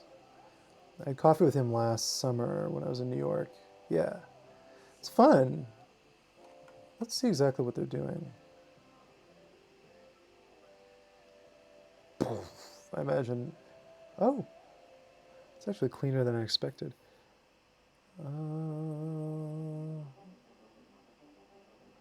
Hov, oh my God.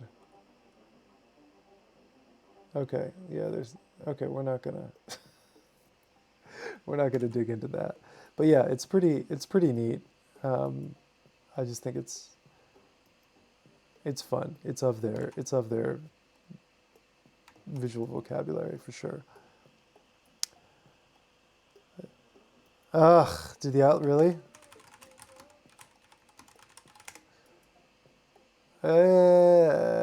Well, the outline has not.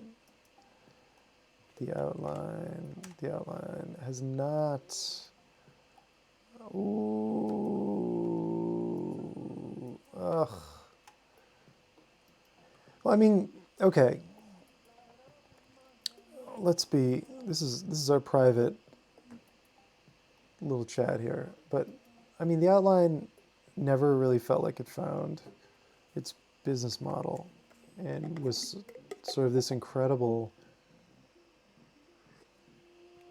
throwback to Josh Davis, K10K years of web design. But I found myself landing on it very infrequently. I don't know, I just didn't see people linking to it a lot. Yeah, the wildness, as you say, Brooke, the wildness was amazing. It was mega inspiring website, but wow, okay. 3.5 years after its launch, design forward, millennial focused. The next generation of the New Yorker is shutting down. Jesus. Oh, man. That sucks. Sorry, guys and gals. Sorry, Josh. Okay, well, I'll read about that later. Right now, I want to know, can I use ULs and LIs in navs? Yes, okay. I've been doing that. It's just nice to check in, make sure that that is the correct way to do this. UL, LI. home.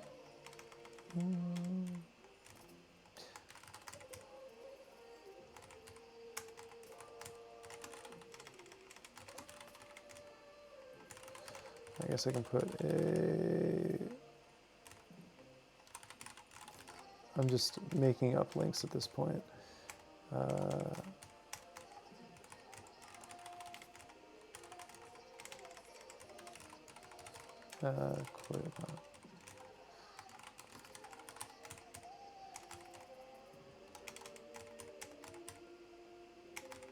Great, this is gonna look like a mess. Perfect. And let's go in here, footer. Excellent. I don't know if we need to do this, but let's do it. UL, list style none, new, list style no. Display inline, margin left. Right, that's not gonna, well, let's keep that. Footer nav UL A. Oh, actually, we need not the UL. Welcome to my brain. It's a mess. UL, why not? Write it all out. So I don't think we need that. Margin left 2M. Let's just do that for now. There we go. Look at that. We don't need... how about nothing? So it looks like LI has some margin going on.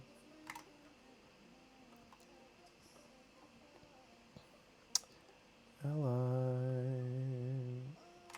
Yes, it does. Margin left.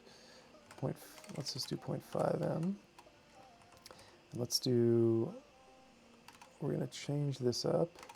So let's get rid of text decoration.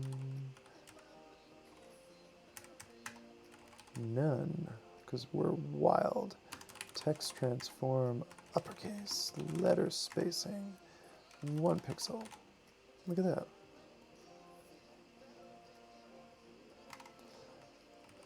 Uppercase. We can also do font size point. Even make it a little smaller.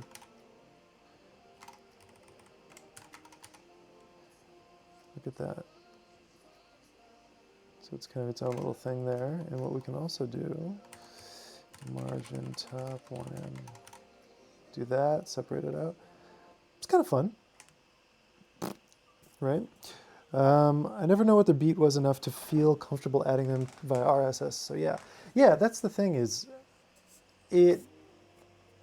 for me too, I never knew what I never went there as a place to go and just go, wow, what's new on the outline? Let me read a great long form piece or some weird, like Jason Santamaria's site, when he used to, excuse me, geez, for every article he would do like a new design around it, was inspiring in a way that the outline never hit for me. I think because the outline felt so outside of what I would ever use in my own design toolkit, whereas Jason's stuff was like, it was like CSS Zen Garden, but even at another level.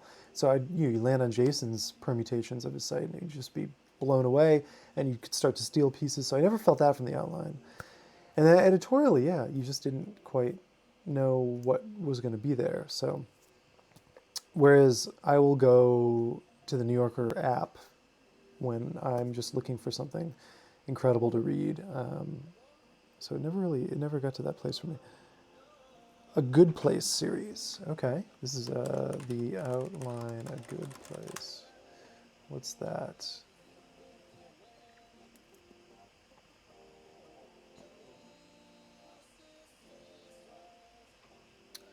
Size Swoon.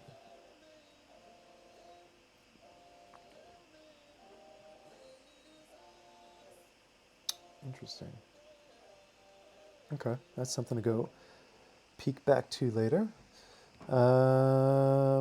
I came in a little bit late. Are you using Bootstrap or any kind of framework or pure vanilla HTML and CSS? We we just made our own goofy little framework here, or actually ET Portis set up the baseline for it, and um, oh, interesting. And so we're using this as a very, very, very, very, very, very, very, very, very, very rough bootstrappy baseline. And then I reset sort of everything in here.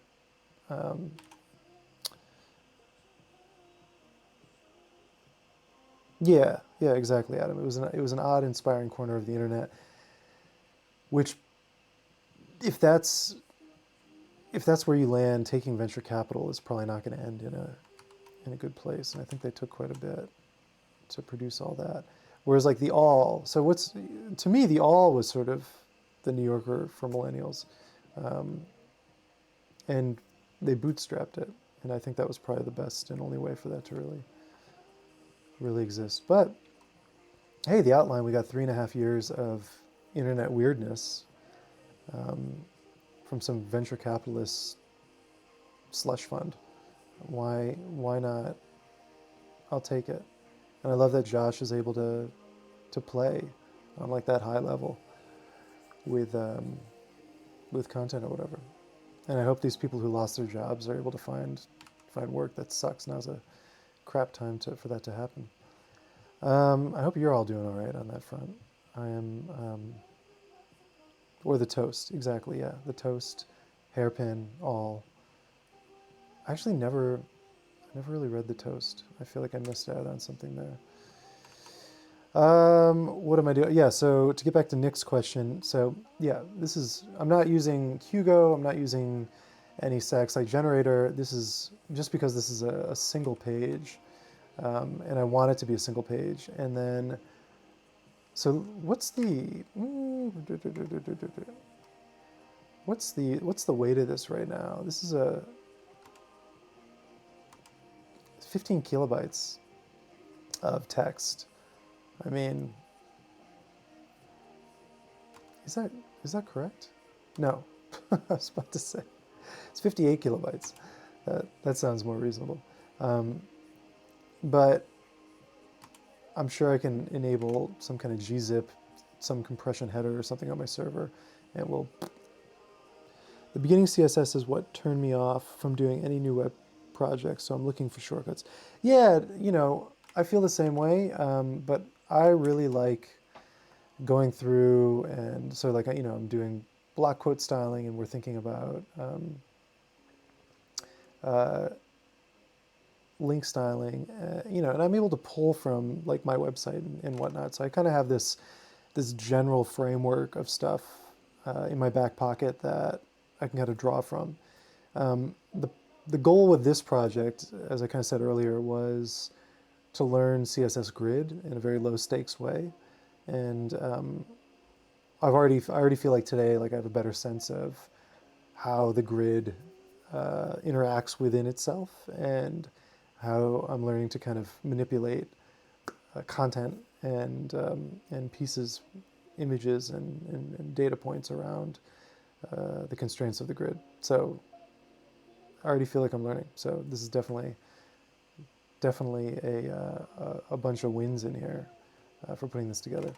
And I'm just obsessed with keeping stuff light. So producing light websites as of recently.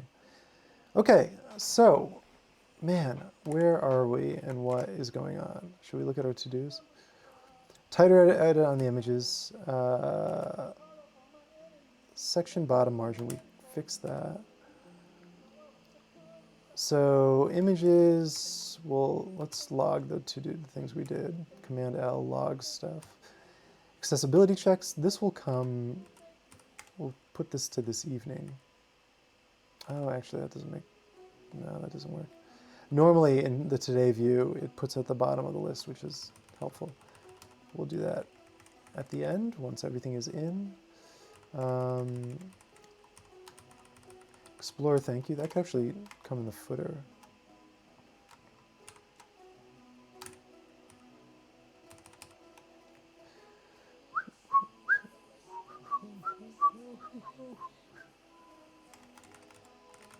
Produced.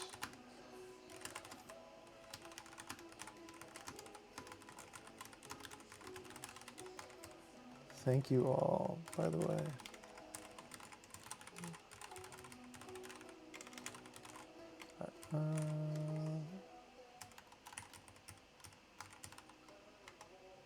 How does that look?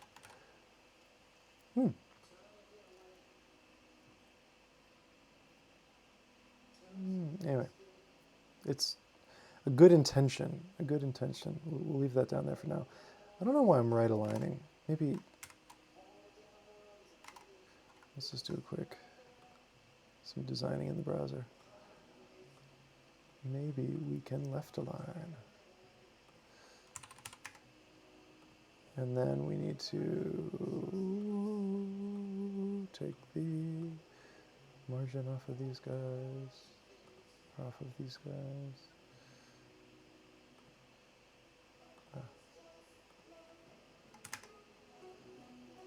And then we do margin right instead.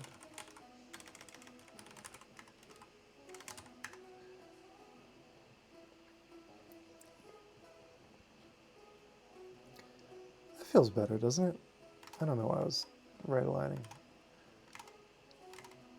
Old strange habit.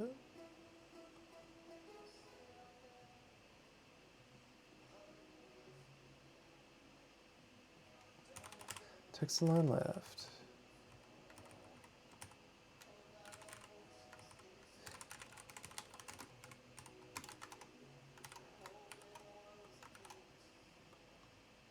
Great. Boom, boom, boom, boom, boom. Without having to sell out with WordPress. So once you have the base files, you can use them over and over. Yeah, exactly. So as I said earlier too, like the goal, like this is meant to be generic enough too. So it's not hyper specific to this one project. The goal is to be able to produce pages like this with like 1/10 the energy that I'm putting into producing this thing. So where the energy would just go purely into editorial and photo editing. Speaking of which, should we start thinking about some hero images? So we should start heroing this up day by day. I feel like that's a pretty good first image step to dig into, and then we can start thinking about these inner images for these breaks, and we can start thinking about image block groups. So like, for example, these three, let's just take a quick peek. Funaki, there we go, Funaki bridge, great. Let's grab these two, and actually let's just stick them right here. And we'll do 6cal, 6cal, and so that you start to get, you can do things like this. Like that's kind of, I mean, if they're different images, that's much cooler than if they're the same image. But, and then we can start thinking about, do we need figure captions or not? I don't think so. I do not think we need figure captions because the text around it is so descriptive. We are going to want these to be anchors, though.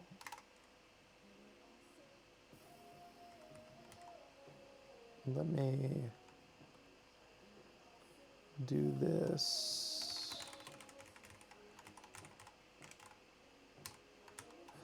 So we do want them to be anchors, and we can start to think about how we want it to feel when the user interacts with these photos. So if we anchorize those now, they don't really do anything, right? They're just kind of sitting there. So let's go back up here. We have A. So where's our image? There we go. Image. Alt tags. Yeah. Oh yeah, Max. Oh yeah. Alt tags.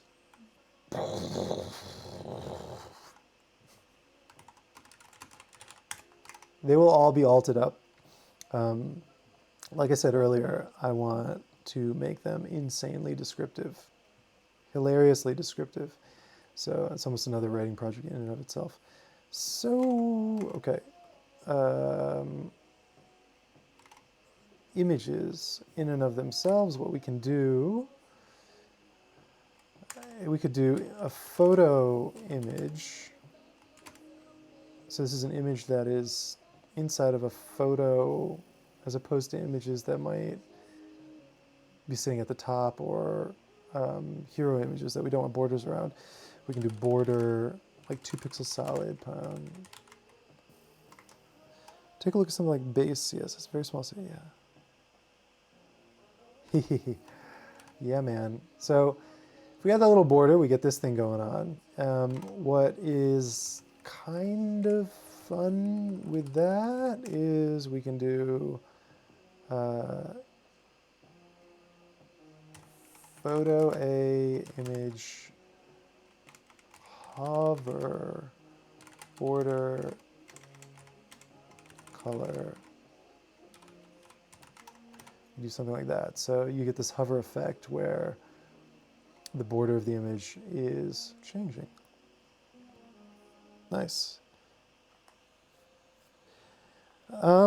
I do sometimes use Figma. If I'm going to do anything, I can show you my Figma designs. Why am I not logged in? Get me in. Whoa, that is insane. That is totally insane. That password should be longer, I know. Let's see what's going on in here. Oh, so yeah, so let's look at the Explorers Club redesign. This is where I was just thinking about, I love Figma. It's just so fast, you know, like my CPU is kind of 50% and more of it is being used on this live stream because I don't actually have a GPU. But this is sort of where I mocked up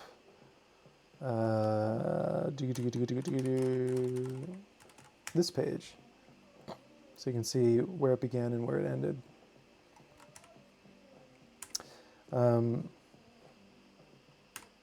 And so this Figma can be really useful if I want to do different design iterations more quickly that are a little bit more non-standard than just, I mean, what I'm doing right now is pretty simple stuff. But just to kind of block out these sections, I did a bunch of iterations in here, and then just thinking about what images am I going to use in the headers, you know, trying to come up with, this is the header for that membership. Hold on a second, let's get a little intense on the music there. This is the header for the membership essay. So doing things like that, I think there's a whole, thinking about the Explorers Club,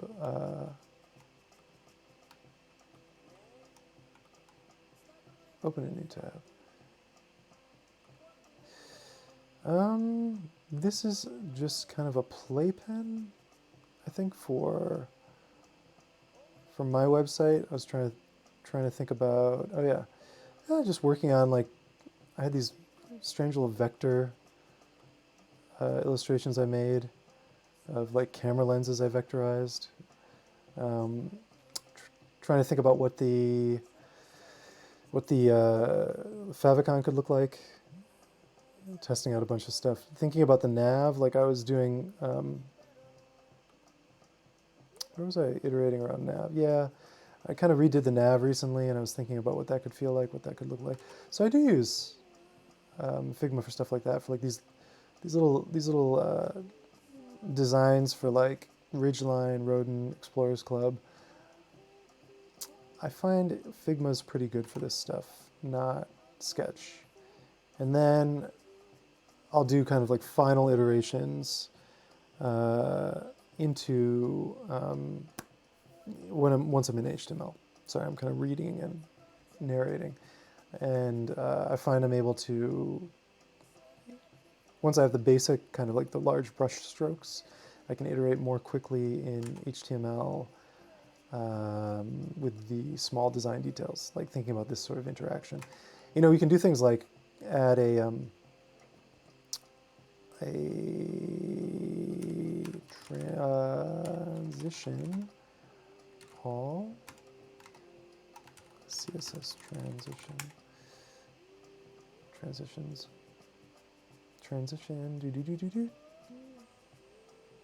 So we can do like border 0.5 seconds, and I think that this will, yeah, that gives us a nice little half-second fade. So you can start to, you can really start to play with how it's going to feel when a user's on the site, and if they're invited to kind of interact with the element or not. I don't like this, what this is doing on the images, so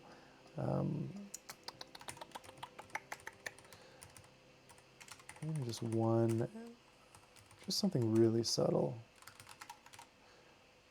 That already feels a little nicer. And I don't think we need the transition. Transitions can be good sometimes, but there's something we said about the snappiness. And then I just made this intense. We can actually kind of go backwards and have it get darker. That's quite nice. I'd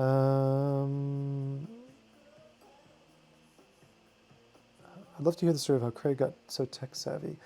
Well, step one, be an only child who has no friends. That helps. No, I loved video games when I was a kid, and I still love them now. I just kind of don't let myself play them because I get sucked in too much. I play Civ 6 now. And actually my good job, Craig, reward at the end of this, whenever we're done with this, is going to be a mega Civ 6 on deity mode play. But that's my masterclass in Civ 6 are my two vices. But I love video games, and I got, my family couldn't afford a computer, and my neighbor got a computer, and he was divorced, and he lost his kid and in the divorce, and so I guess he was kind of lonely, so he was like, come use my computer. And thankfully he was also not a pedophile. That was a bonus. Not a pedophile, a little bit lonely, had a dope computer, and he just gave me keys to his house. And I was just sucked in on this little IBM PC, and I loved it. And it was all DOS, and I had to learn DOS to play the games, and then I got curious about programming them, and I'd actually been programming much earlier in BASIC on a, if you can believe it, an Apple clone, like a super cheap Apple clone. And so just this kind of escalation of video games are fun, playing better video games, wanting to write video games, but also being obsessed with novels and literature, and trying to find a nice kind of balance point between those two things. And then the web came up when I was like 13, 14, 15, and I was using a shell account with a PPP socket emulator, and I don't know, found Mosaic, and I was just like, obviously, this is what I should spend my time on. Come on. So I was either in high school or in middle school and high school, I was either doing web design, reading novels, trying to write my own novels, or managing my band that I was sort of running. And I'm not going to tell you anything about that band because it's a very embarrassing band. So anyway, okay. So I do have this weird skill set. So this is heartening. like this feels good. Let's do an edit on these hero images because I would like to get those blocked in. So let's see. And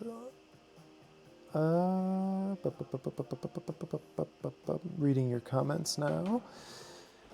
Goose Game. I don't know what Goose Game is. Civ 6. It's engrossing. You want to know? You want to know what's great about Civ 6? Is these are great. Let's listen to African grooves. You know what's great about Civ 6 is it's like it starts off deceptively simple and then you're micromanaging like 400 things every turn, and it's just so satisfying to put everything in its proper place. Civ 6 channel, please. Yeah, maybe I'll do that. Ah! Untitled Goose. I don't know it. I don't know it. I kind of like this photo. What photo should we use for the hero image? I feel like that car is kind of fun. I mean, I've used this image in a bunch of places. These are different crops. This is the original. This is the original 35, just as it is. I was kind of up on an elevated highway, and these walkers were sort of walking down below. And then I did this crop, which is probably like a 45-ish, and then this is probably like a 60 millimeter, where you can kind of start to see the people. But this is the advantage of full frame, is that you're able to kind of pull. You can keep pulling that detail out. I kind of like this. This is just such a funny, weird. So this one or this one. I like this kind of rundown shack. Yeah, MySpace link for the band. No way. We actually didn't have a MySpace. MySpace? I coded our own website, man. We had a URL. We were probably one of the first bands in the world to have a URL. Let us croppity crop this sucker. So 16 by 9 feels like the right move for this, for these. So let's do that. And 1,000, and yeah, 70. So day 2.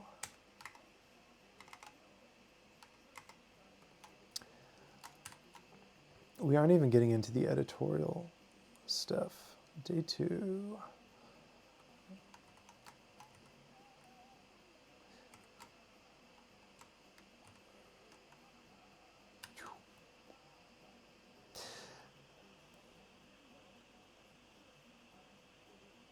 Nihongo de itazura gachao ga yatte kita.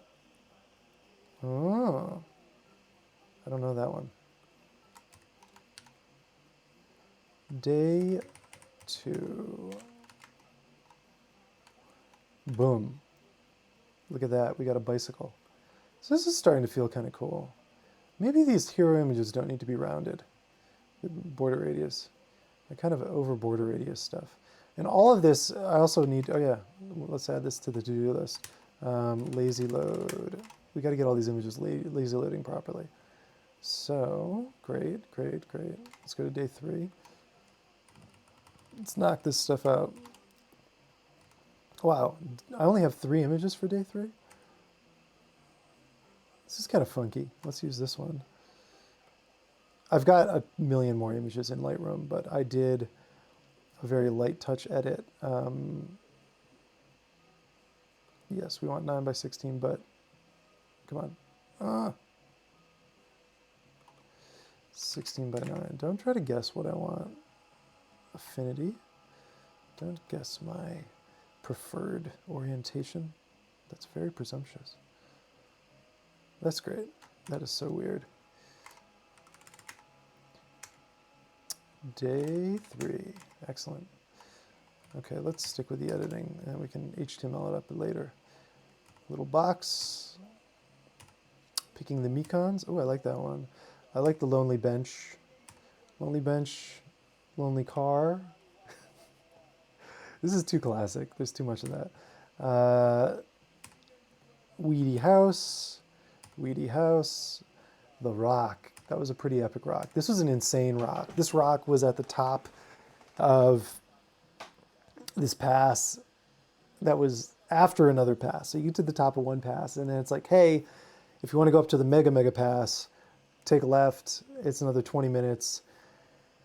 I bolted up, and this rock, I don't have a picture of the rock from this ledge, but so sitting up here, the rock is sort of, if you're looking at this image, the rock is to the right, and you kind of walk up around it, and then there's another ledge, and then to the left here, right off here, is just a sheer drop to death. And you can kind of sit up here. I thought this was a table. This is actually a compass needle. And I can't believe 18 of you are still here. And just an incredible, incredible view over Owase. Just stunning, amazing, must go up, must look out. So exceptional. And then the rock, there's a ladder bolted to it that you can climb up. But I was already I was experiencing vertigo just sitting here, never mind going up a rickety ladder to the top of a rock. So I didn't do that.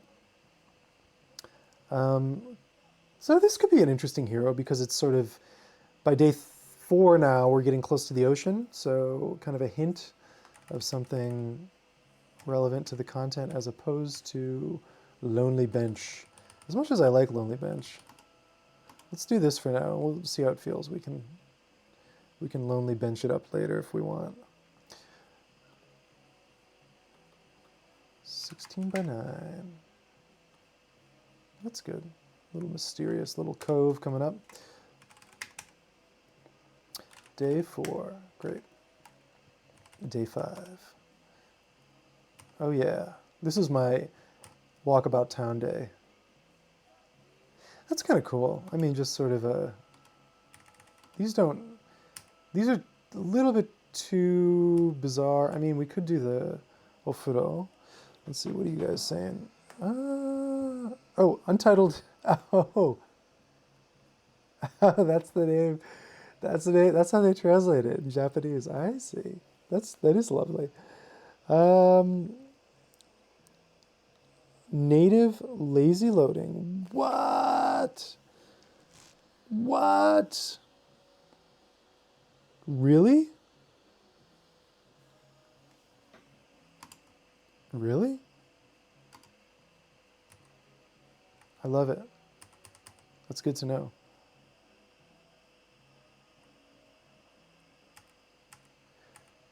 Right? This is a good Fuji.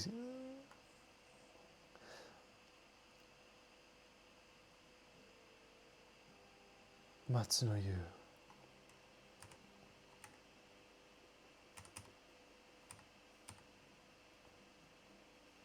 Is this too... The blue tile close-up is neato.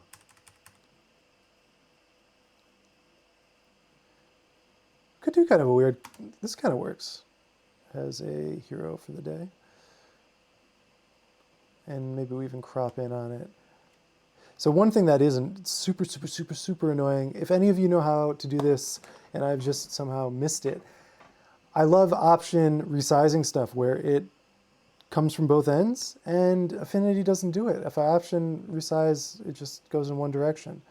Kind of drives me nuts. So if you know a way to get around that, I would love for you to tell me. Cozy Cove is great. So what does Safari do? Mobile Safari, are they going to implement the native lazy loading? Do we know? I mean, eventually they will, one assumes, but is it on a timeline?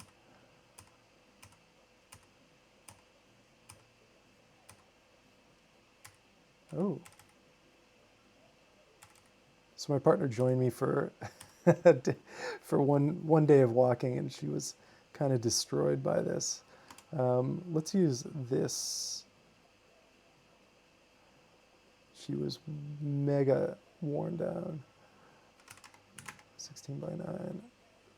So I had to kind of cut it short, actually, the day. Hold Alt key. Yeah, Alt Option doesn't do it. Yeah, no, that's holding the Option normally does it in everything, but Control. No, Control just doesn't do anything. No. Affinity has a couple of... I don't like that crop.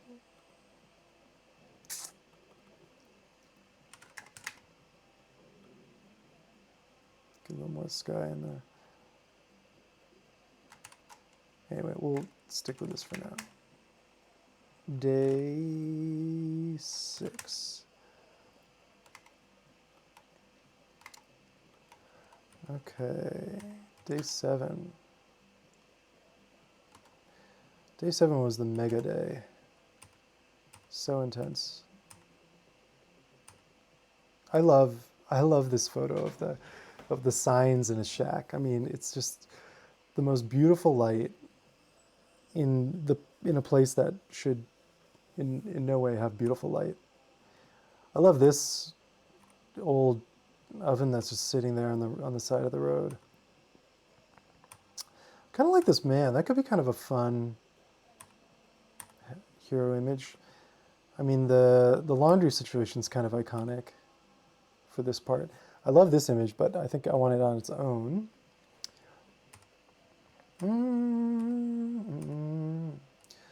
That's kind of nice. It's sort of too nice. Ooh, these are not day 7. These are day 8.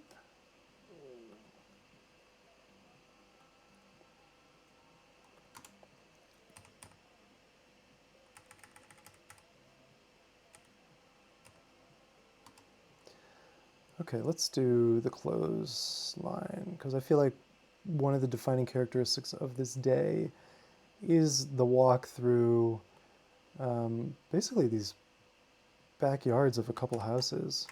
And right before you get to one of my favorite little nooks on the entire thing, which is...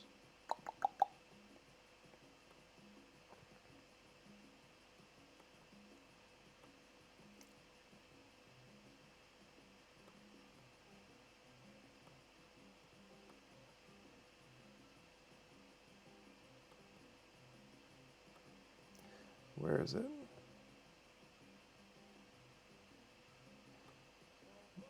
There's this cove that is just...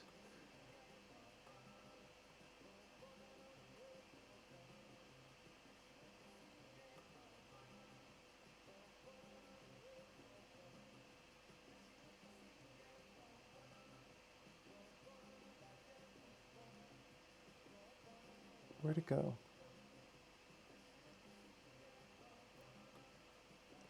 Hadasu. This is it. Hadasu. You get into this this cove, Hadasu, that is just one of my favorite places in the world.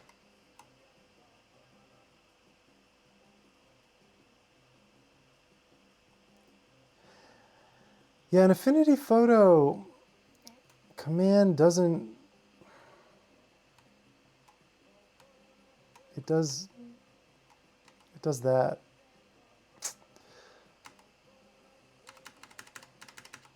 Weird, escape doesn't work either. Let's see. Affinity Photo Crop.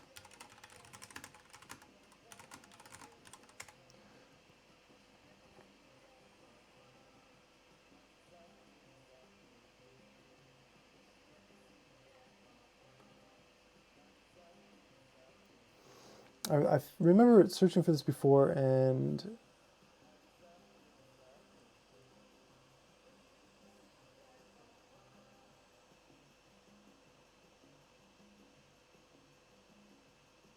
yeah, it looks like you just can't do it.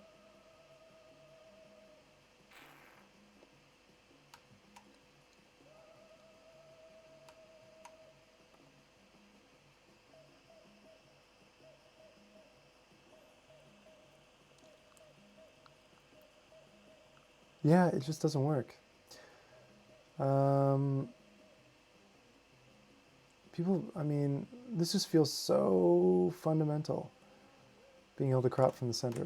Anyway, it was actually one of the reasons why I was put off of Affinity Photo for a while.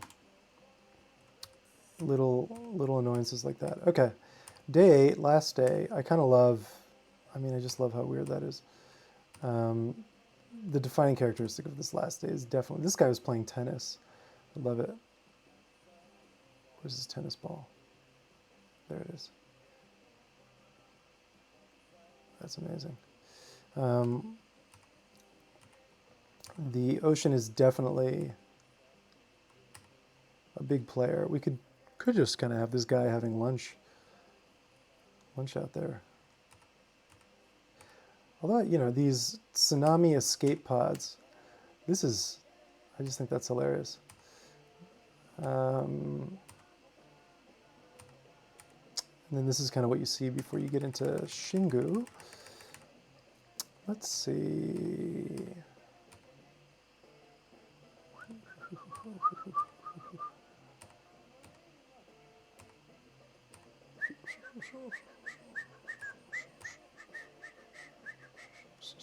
Why don't we do this guy for now?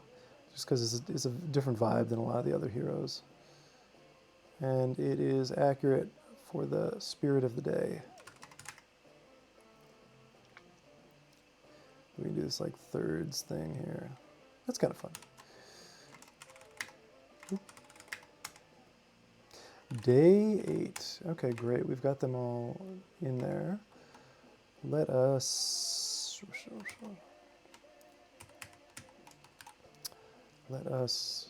start putting them in.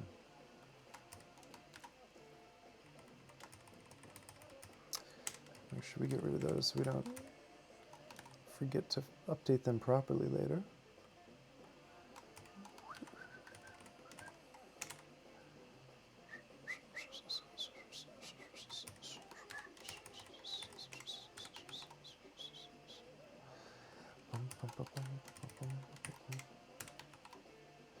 Making stuff is fun.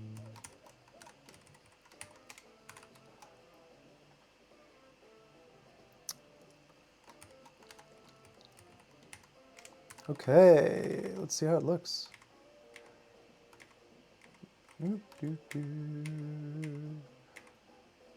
it go? There you go. Yeah. Oh, that's strange. Probably not going to stick with that. Okay, that's great. Day 1, I'm inspired. Let's go on this walk. And then, great, that's weird. I like it. Maybe a little too weird. I think we have to have a balance between in and out of weirdness. Yeah, these are fun. Can probably need to color correct that a little more.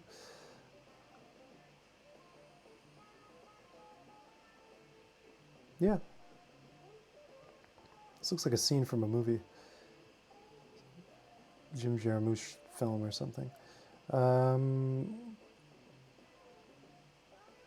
Great. Feeling kind of good about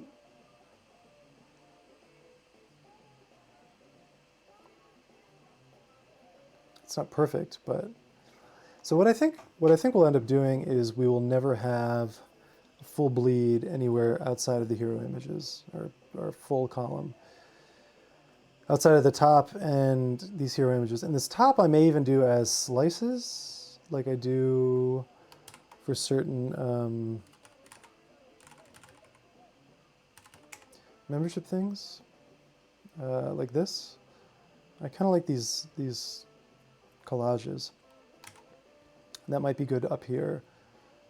And then that sets a different tone, and then these are their own kind of, they have their own visual language down below, and we can edit these images and make them a little nicer. But something is happening. That's exciting. So look at this. We've got something that kind of looks like a website. I am definitely not into, where do they go? I don't think this needs a background color. Or padding, especially if we're not going to do a background color.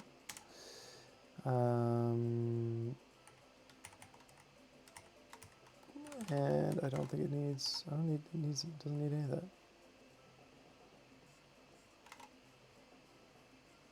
What do you think? I think just keep it clean. Could do something like, what's going on here? Are you taking up the full width? You should be, right? Yeah. What we could do is H4 border bottom, 1 pixel dotted, pound DDD. 666. That's too bad. 999. Is that dotted? Yeah.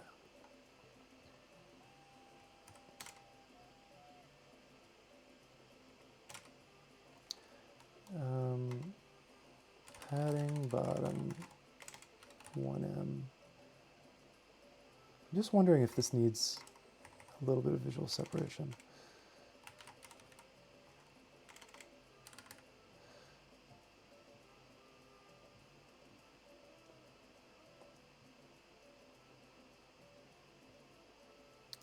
Those days could probably be bigger, right? These headers. Do we want these headers to be bigger? How do we feel about that? There's something, I'm kind of into that.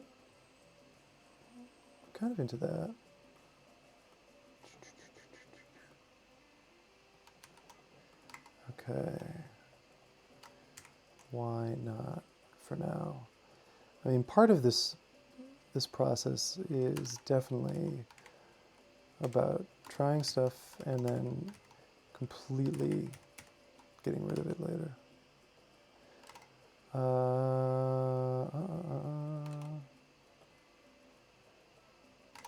H4. So H3, we're doing 1.2. Maybe a little bigger. How does that feel? Don't you love how I have absolutely no typographic grid component going on whatsoever? Now, why is getting there? That's got that. But then walk diary introduction has, because of the, I see.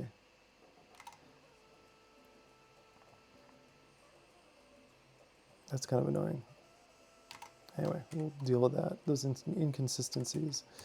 What if we do 2? Ooh, 2. Is that too big? I feel like it works here, but it's getting a bit big here.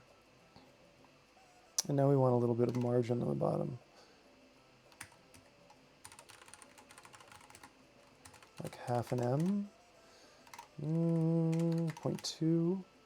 Just a smidgen more margin. That kind of feels good as an object now, doesn't it? I bet it feels really good if we go like this. Yeah, there's something nice about that. This whole thing. I mean, what I really want is this border to also be below.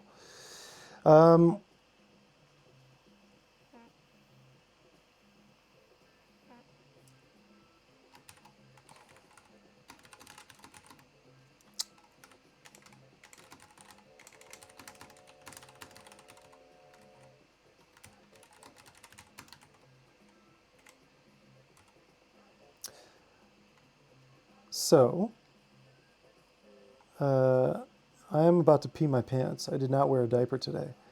So I'm going to just take a quick pee-pee break, and I need to also get a snack. So I'm going to grab that snack too. Let's see here. Keyboard. Keyboard is... Oops. Oh, can I not chat in here? Okay, hold on a second. Open a web browser. Hold on, I've got to... Okay. Can I chat in here now? No. No. Hold on a sec. Yeah, Vortex Race 3. Thanks, Bruce.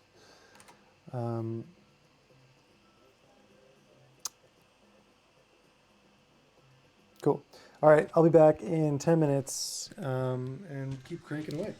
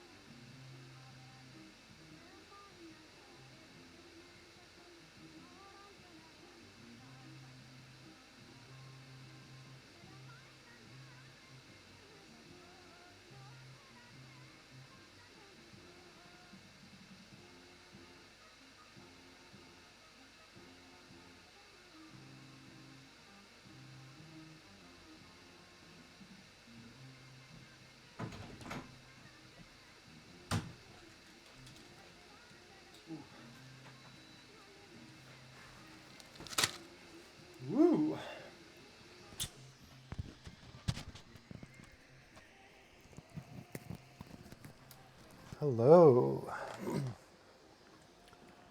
All right, made it back. Still 9 of you.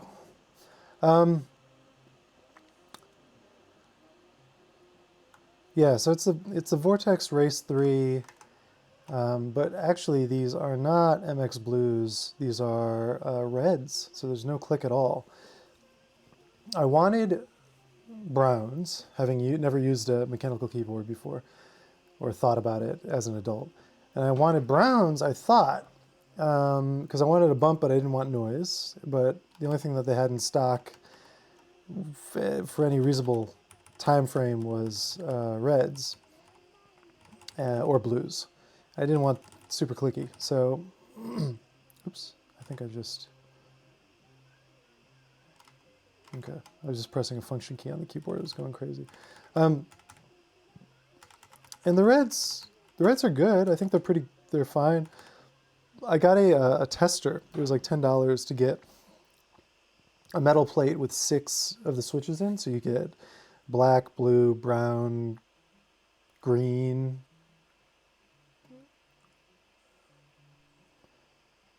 red, and white. And I've just been kind of like, every now and then I'll play with it and just see which one feels the best. And honestly, white, MX Clear, I think might be the best. It's smoothest. I thought I wanted browns. Browns are pretty scratchy. The greens are actually quite nice as like a click alternative. It's slightly less clicky than the blue. The blue is, I think, just too much. And then the whites just feel like a nice balance. It's got a little bit of a tactile bump. Activation's pretty light. I was surprised. Black, I think, is a linear that is just heavier than the reds, and the reds are plenty heavy enough. Okay, so let's get back to making this website. So what is a good next step now that this is sort of working? Well, we can start to think about laying out these photo gallery modules. Are those really aligned? I keep feeling like there's some optical illusions happening. Yeah, those are aligned.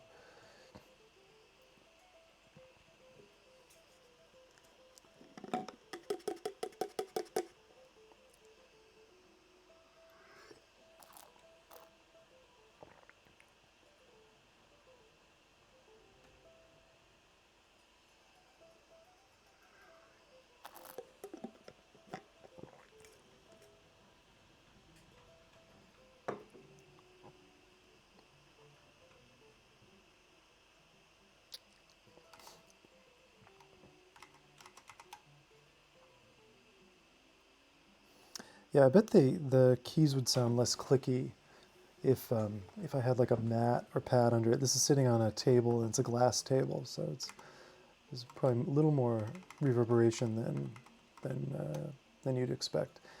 Okay, what should we do? We should do a tighter edit on the images. We should probably cut up the PDF, link up the passes, article or section. I think we're okay with what we have. I guess one semantic change we could make would be to do article class container. Does that make sense? Is that a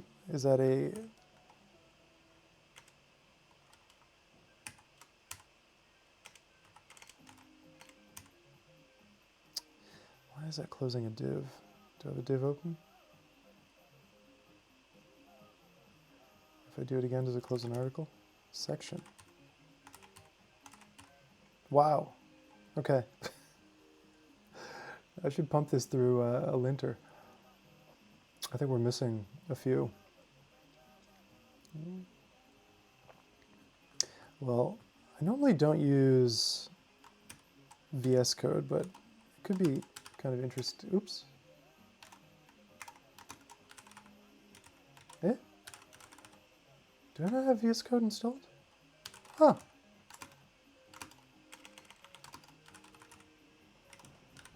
I guess I don't.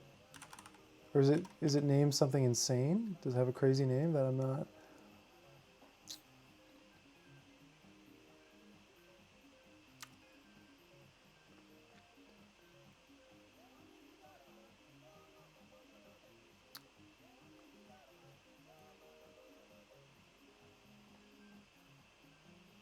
Maybe I deleted it. I did a purge the other day. Anyway. Well, one thing we can do is get rid of all this stuff, which is 10,000% not necessary.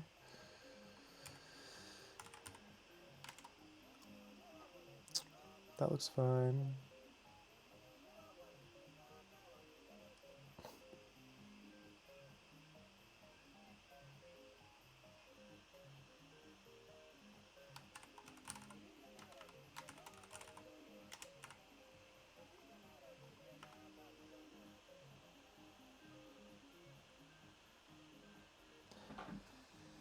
VS Codium, VS Code, Chromium, Chrome. VS Codium. That literally looks, I just glanced at the chat, it literally looks like you randomly typed. You just like fell on your keyboard, like your cat walked over your keyboard. It's so weird that any of this makes any sense to us, isn't it? Do you ever think about how esoteric this stuff is? I'm just being a ding-dong right now, looking for stuff that is enclosed. I know this is not the most efficient way to do this. I found one. Ha ha ha. But there is satisfaction in it.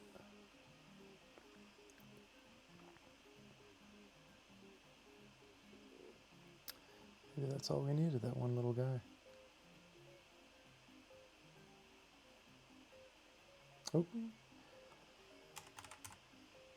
Sneaky.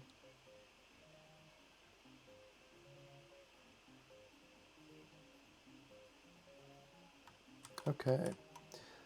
Now will this close as an article? Oh, yay!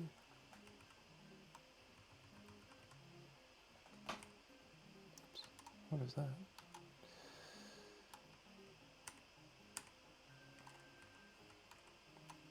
Great.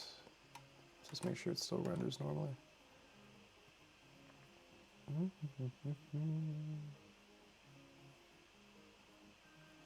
Excellent, excellent.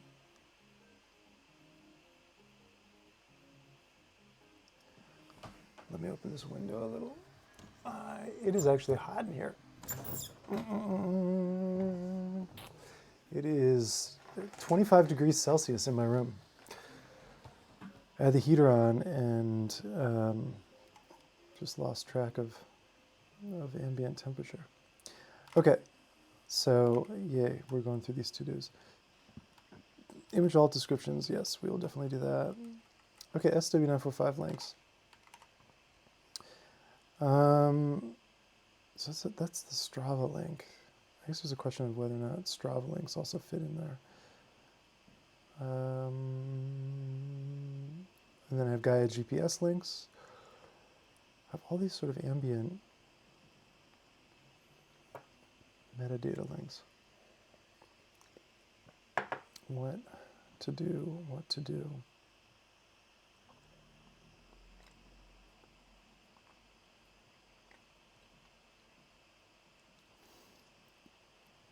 What does an SW945 embed look like? I think it's just going to be mega heavy.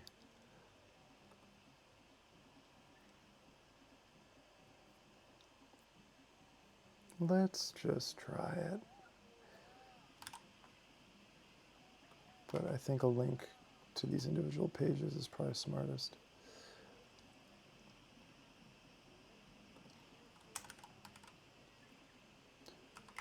An iframe, exciting. That's not crazy. But I guess there's just also a question of like, do people want this? Would this be useful for folks?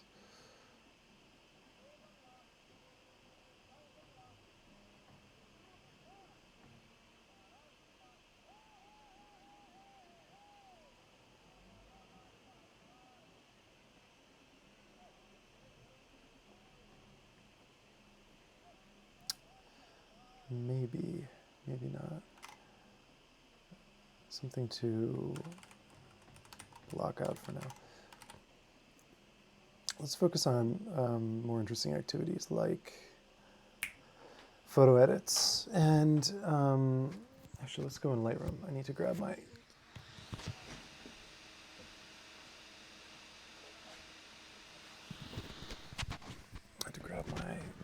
external hard drive.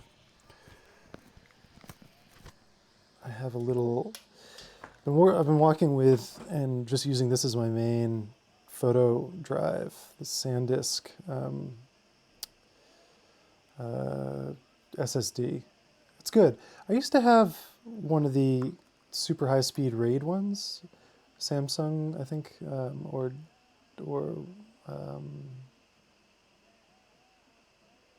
I forget the name, G Drive or something. There's like basically a rated SSD that's extremely fast, and you know, they're just too heavy and they felt a little bit too delicate. So I went with this guy, which is rated. This is basically waterproof and all sorts of good stuff, and so I've had no problems with this. I do wish it was a little faster. The one thing I'm going to do is next time I upgrade my laptop, I'm going to sell everything I own, like sort of external hard drive related, and get probably a 4 terabyte in the laptop so I can just have everything in there. I need about 2.5 terabytes for photos, and I try to be pretty diligent about throwing away everything that isn't working. So I think that should keep me going for a while. Let's see, let's get this guy going up.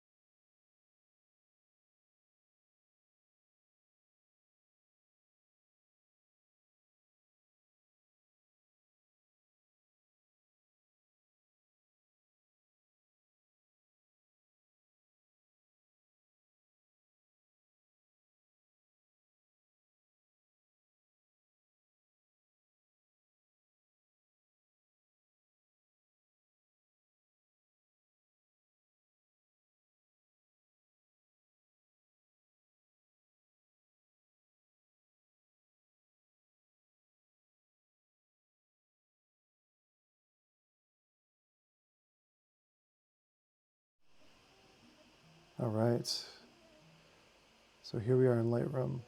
Lightroom is known as one of the most energy efficient and CPU efficient programs in the world. It is a marvel of engineering of how efficient it is and how fast and snappy it is. It is not. So here are all the images, iPhone and Leica M10 mixed together, all as one big crazy slush pile. So maybe we can just focus on Leica. I have some photos in here I'm probably not supposed to show you. Like, I did a photo shoot with Aziz Ansari last June, but just pretend you didn't see that.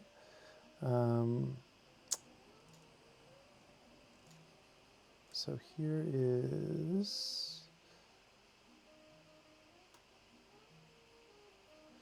just the Leicas, which I think are probably the thing worth focusing on. Which so like I said, I've given it kind of a couple of rough passes. Let's see. And I guess, yeah, this is represented. All the 3-star photos I basically dumped out. And so what I'll do when I have batches like this, I'll just come in and basically go through photo by photo and give it 3 stars or no stars. So they all start with no stars. And then I 3-star everything and do a couple passes of 3 stars, and I'll also X. If you hit the X, it sets as rejected. If you hit it again, it doesn't unreject it, which is really annoying. So X rejects, and then if you do X rejects on everything, then you can do Command backspace, Command delete, and it will delete them from the hard drive, which is great. So you can very quickly excise the kind of crappy random misses or whatever that you want to get out. So to clear up space, and then I'll go through and I'll do a 5-star of the 3 stars. So these are the ones that I find particularly interesting or worth thinking about or looking at.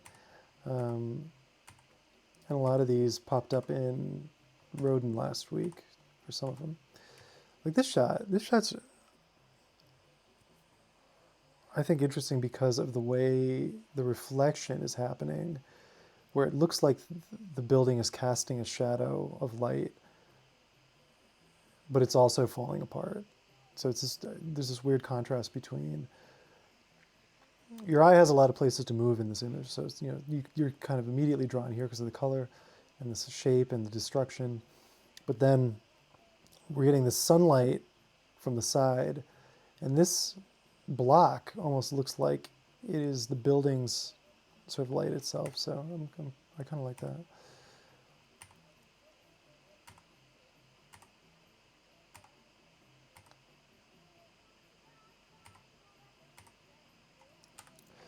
There's probably a bunch of color correction that I should be doing on these, but and I normally, if you want to see kind of where things begin and where they and how they end up.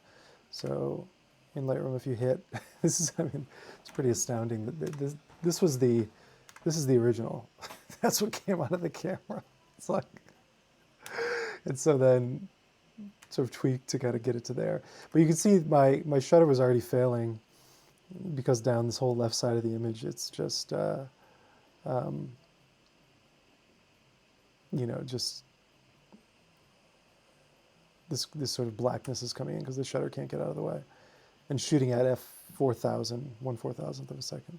But like this one started off here, and then just sort of playing with the white balance and bringing up some of the shadows, taking down some of the highlights to just give more definition to what's in the image. This one began here. It's not huge edits. This one almost as out of camera.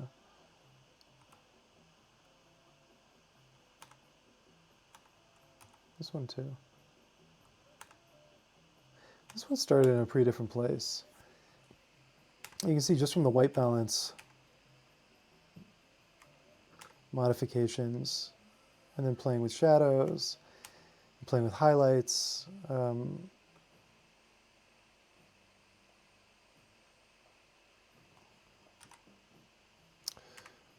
You can start to bring out, I think, the texture in the images a little more.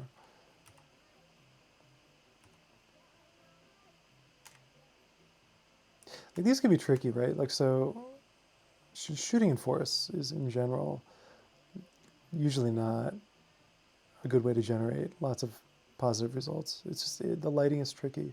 There's a lot of contrast. The vastness of the space is often difficult to capture, like the sort of grandness of it with the canopy is often difficult to capture on a sensor. But one of the things I do find is, like in this case, I feel like this is a much more inviting, successful, true to what I was experiencing in the moment image than this one, which came out of the camera. And again, this is white balance, shadows, in this case, pulling shadows down. That's interesting. What happens if we put them back up? Oh, not much. Huh. Oop.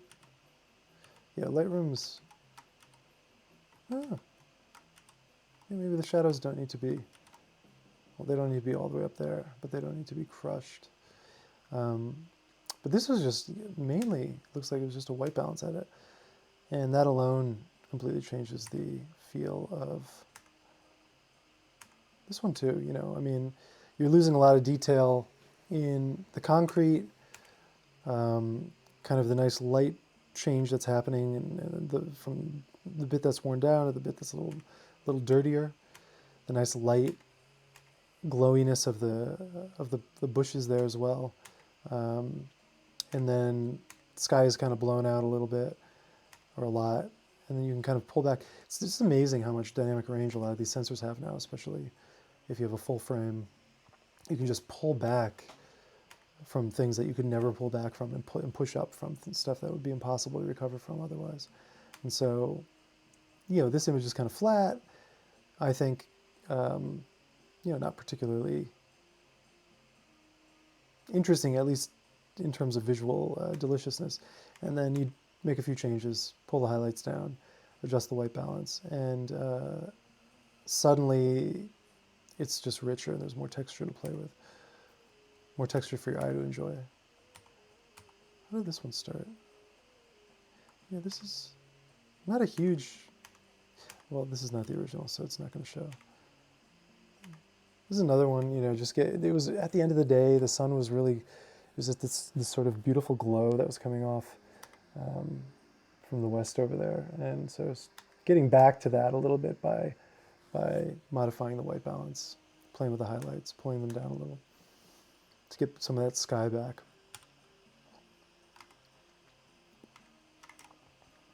So maybe we have these exports. One thing to do might be thinking about grouping based on orientation.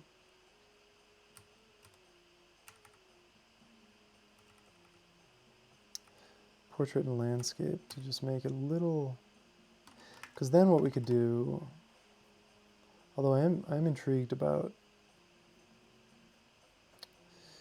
vertical alignment and getting that to work, if we can use both in the same row, so to speak. I guess I'm having a little bit of trouble visualizing internally how yeah, I guess that, okay, so this, trying to see how the layout engine is thinking about these rows. And so I guess, yeah, this,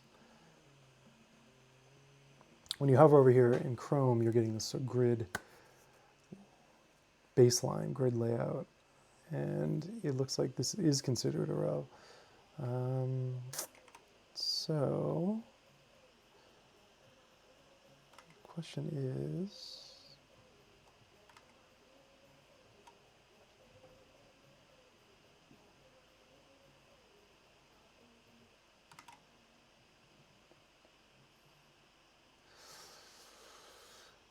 what do we want to do with that? Okay, let's just dig in.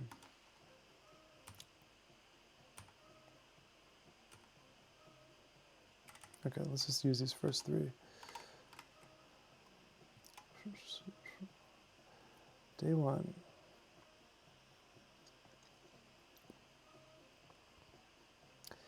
And we'll put it in here.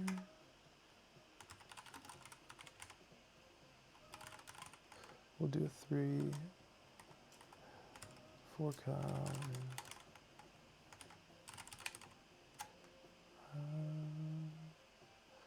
Well, for now,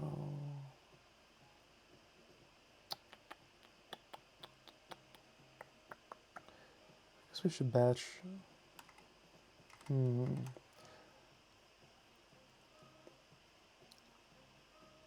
guess we should just batch everything into thumbnails.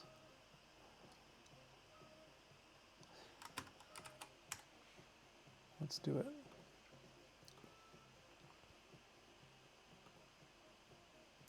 This is also something I do is I often have a lot of images left over in in a folder that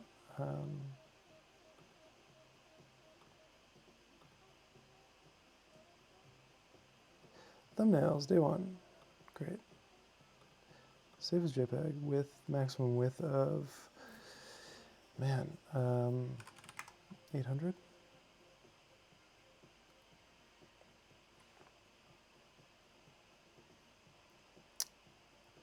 And 75. How's that look and feel? Get all these guys in here.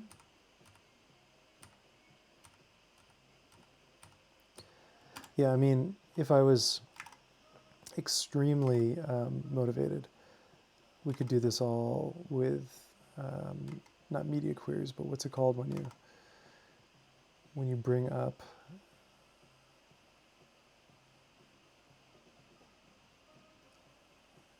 images based on resolution.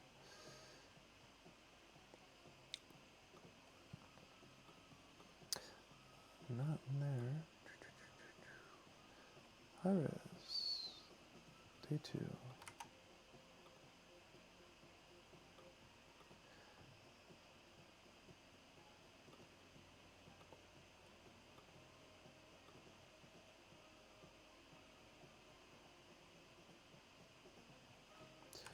This is kind of a pain that we have to retype this. Can we save this? No. It's really annoying. We can't save the batch settings. Oh well.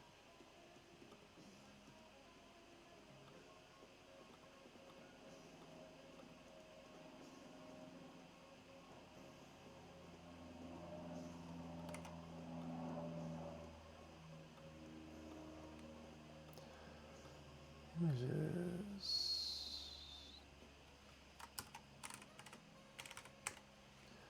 Day 3.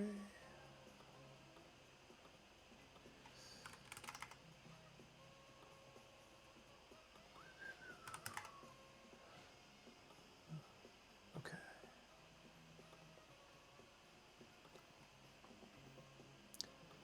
And it would be nice if these batches could do, there are definitely easier ways to do this, but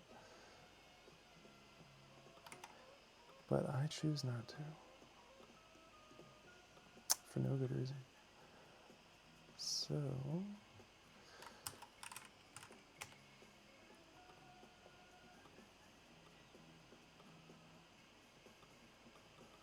mm,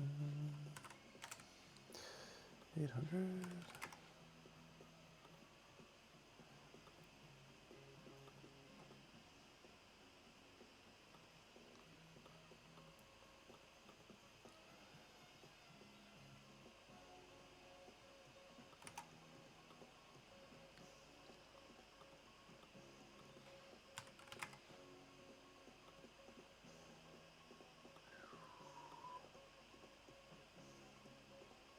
Thumbnails.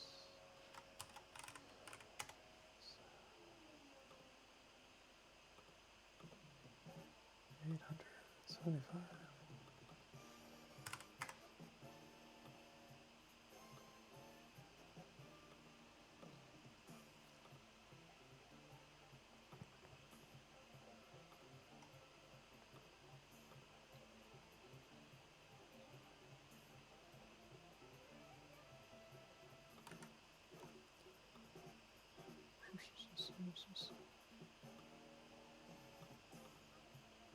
I almost go into like a trance working on stuff like this. Day 6. Which is probably why it's in some ways palliative.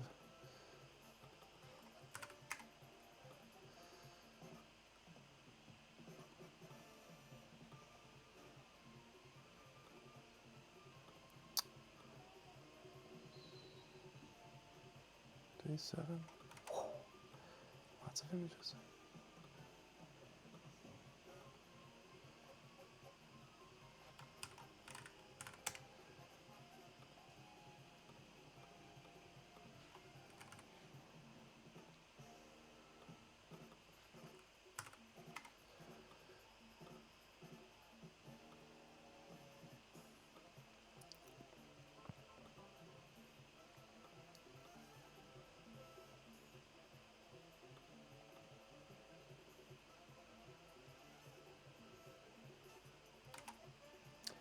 Day 8.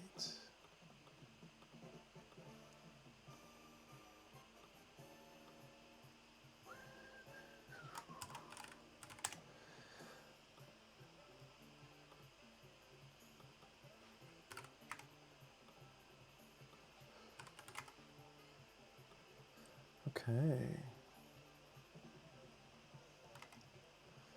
We have thumbnails.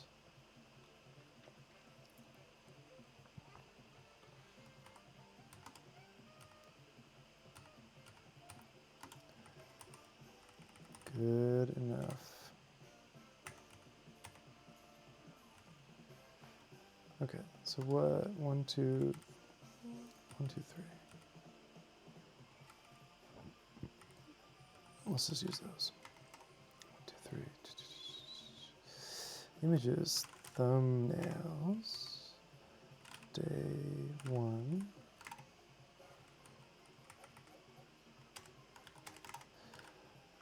Kind of insane file names.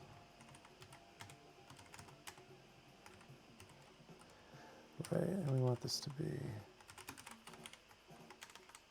we know exactly what we want the aref to be. But we can actually do a regular expression later to fill all those in as opposed to typing them all in on our own right now. 4 columns, photo. Am I using, oh, announcement.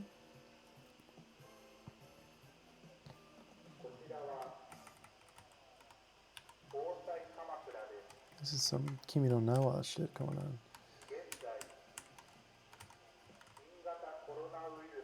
Ooh.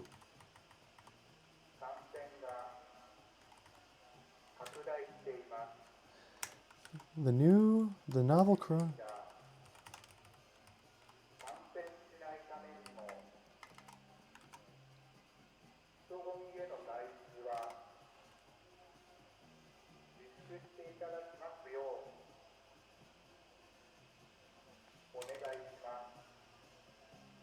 Wow. So that was an announcement about the novel coronavirus. It is expanding. And please don't gather, you freaking ding-dongs. Now, if they could only have done that 2 weeks ago, when the streets outside here were absolutely jammed with humans, that would have been incredible. Okay. Boom, boom, boom.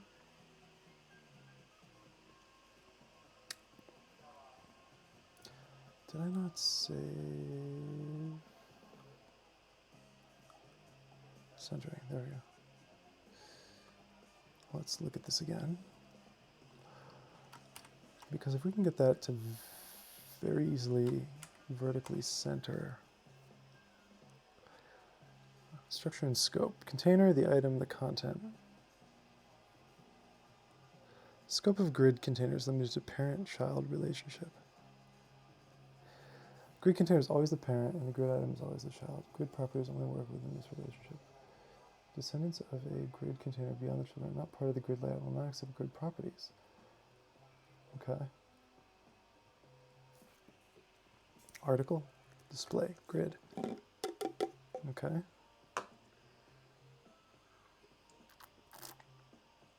At the container level, okay, so the container would be our justify item center. Now this would, at the container level, would be the section, which is where the grid is defined. Yeah. Okay. Same problem with the line item. The content may be centered as a byproduct, but you've lost the layout design. Okay. Align item center, justify item center. Center kind, you need to take a different approach.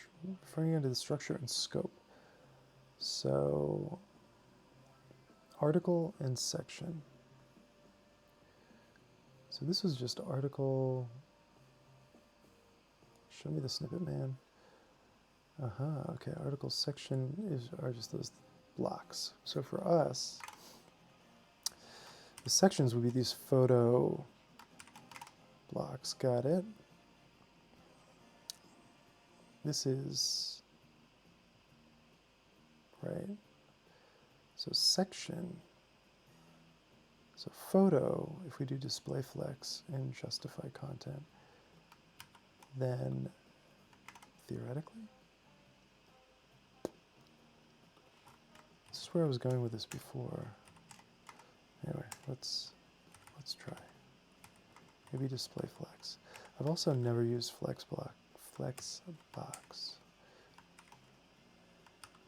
Let us see. Nope. Oh!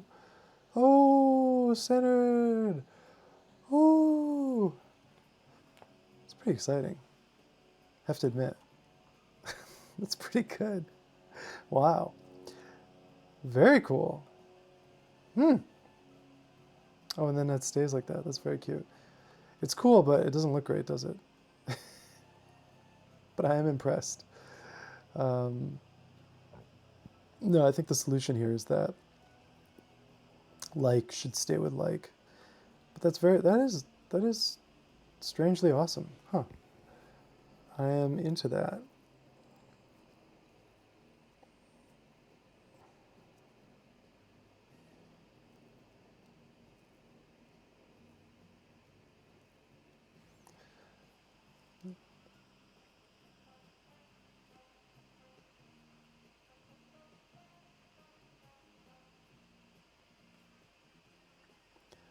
Getting there section needs to be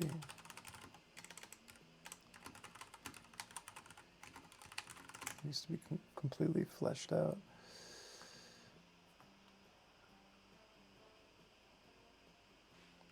That's a nice to do. Goes all the way at the bottom. Yes, we will do that sooner than later.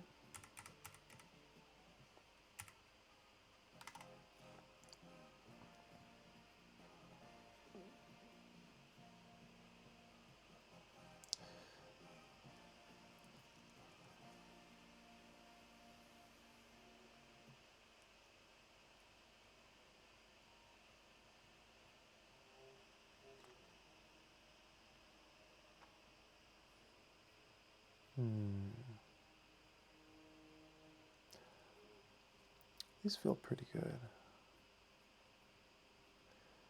Sorry, I'm entering kind of a brain dead state here.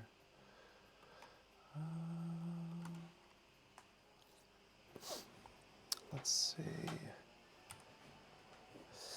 I'm going to try to get a, let's see here, let's set a goal for today. I'm going to try to get a baseline photo edit in. That means for all these days, having a couple images that laid out. At least get that first iteration down. Okay. So a lot of these are kind of the same thing.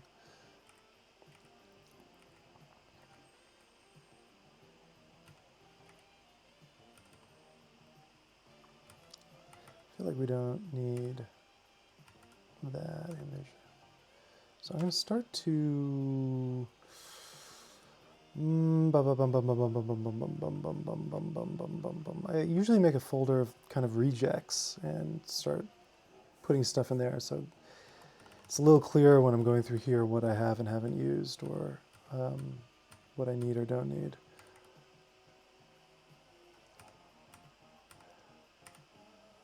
So that's our cover image.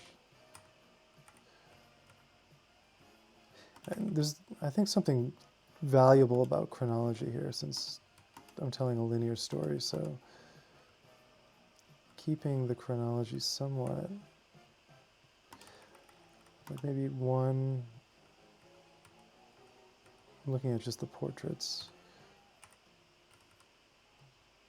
maybe 1, 7, 9 is kind of interesting as an opening. 1, 7, 9. And then, yeah, that looks cool. That's good. That's kind of interesting. I'm intrigued. And then we have some more text, and then, wow, yeah, we need to, I can write more. I can definitely add some more to that. What I should do too is these sections should have bigger splits. I can give everything a lot more vertical breathing room. For sure. Let's 3, 4.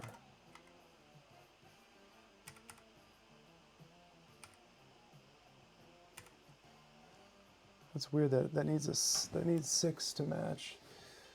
Are we doing some strange margin stuff elsewhere?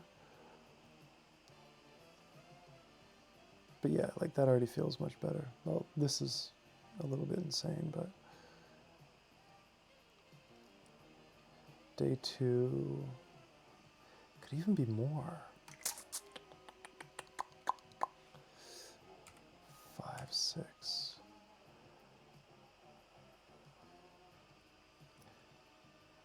And then we could sort of tighten all that up a little bit, maybe.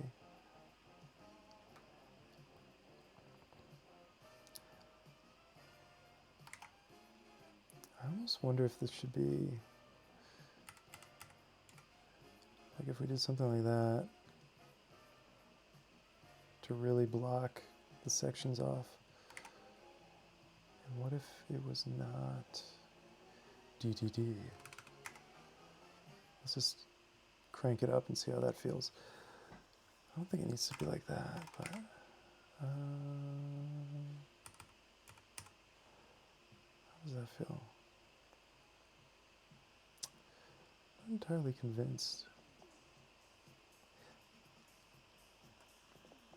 All right, Neil. Good night. Thanks for staying up.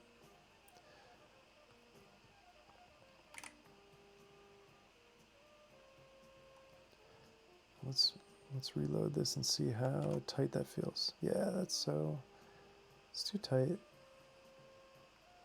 Oh, this is getting the margin. Yeah, okay. So there's a weird paragraph margin bleeding down, I see.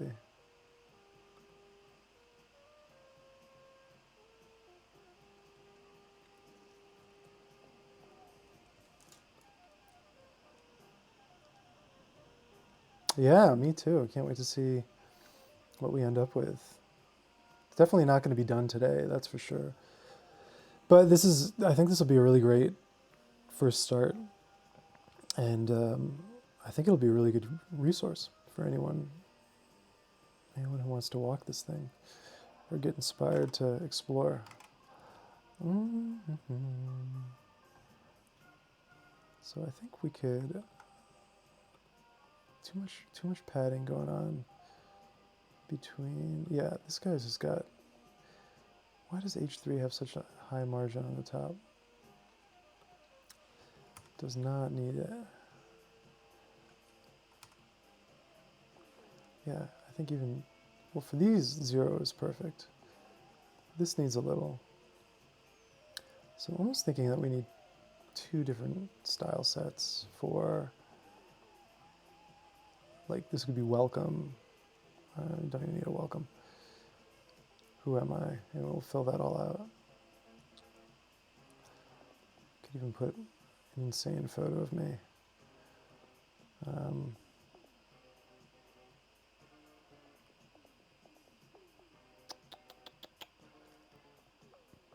This definitely needs a little bump, but what we could do is just put that on the hero image, which right now has no anything on it.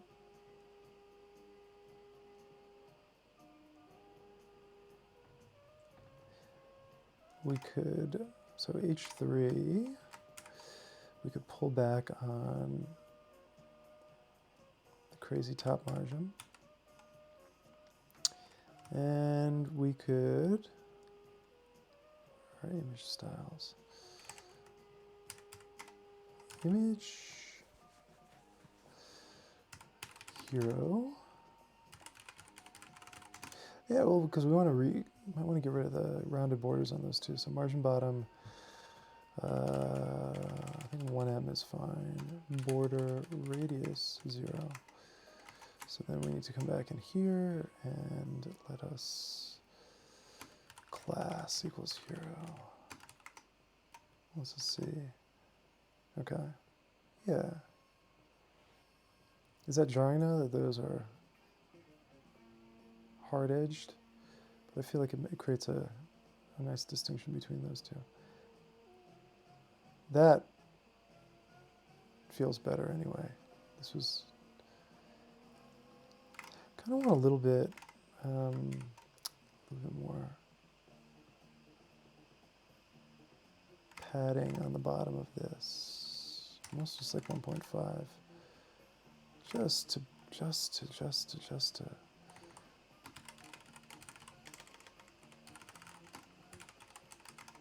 to give it some breathing room. Doesn't that feel better? I could do a crazy center align now that I know that trick, but I will not. I will not do that. I'll restrain myself. Yeah, I guess that block is feeling okay. Now it's this block, the section block. So yeah, this bleeds too much into here. So let's start to getting a little bit into the weeds, but that's okay.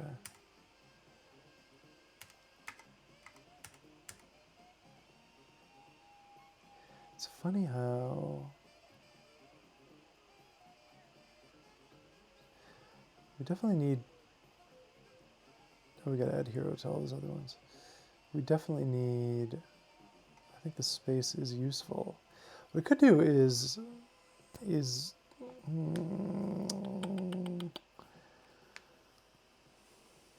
I think we could lower that. So let's grab this HR. I do not think it needs, where'd it go? I think it was strangely down here, wasn't it? Yeah. 20. Yeah, that feels a lot better already. Those were insane. Now it feels like just a break, not a new universe. It was falling into its own world. Okay, let's figure out this padding issue. The question is, do we want to give sections different styling if they're up top or down below? And so we definitely want at least that. Well, we want more because of the way this is being slightly strange. So we have this. We have that.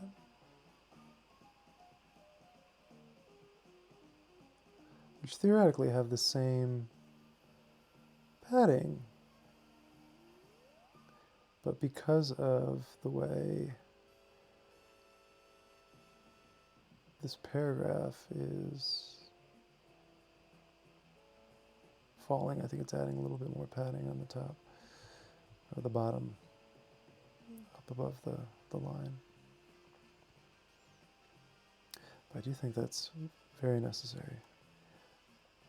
And even feels pretty good here too, doesn't it? The space. Especially because this is, we're going to add more visual stuff to this. And we got to fix that issue with the header alignment. That is all doable. Yeah, I like. So this is 4 and 4. Is there a weird margin somewhere?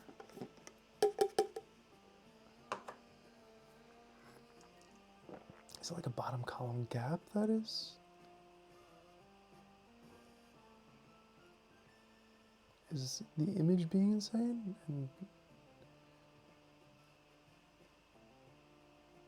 No.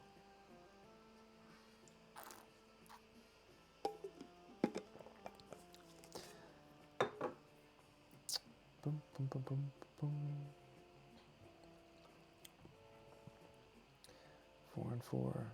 Well, let's just leave it at this for now. And we're definitely going to want this to be significantly smaller on mobile. We don't need that much of a gap.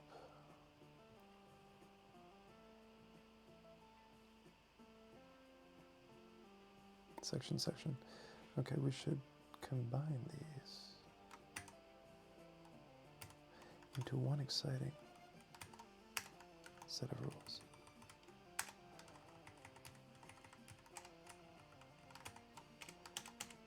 So this is what we need to do is come down here and section. It's not a class, it's a thing.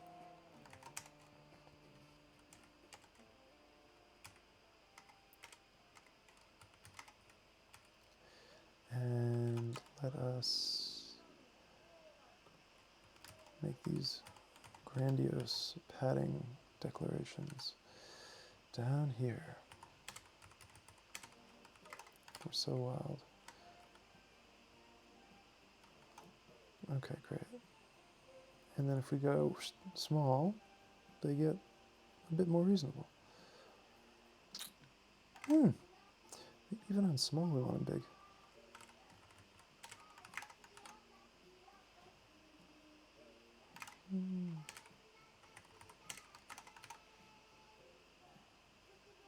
It's pretty good.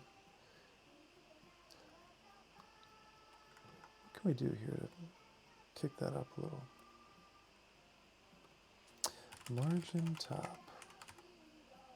I guess we can do that. Hero image. Hero.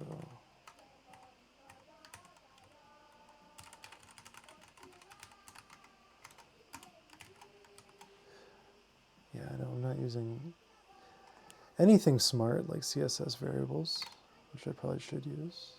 Actually, let's just add that as a...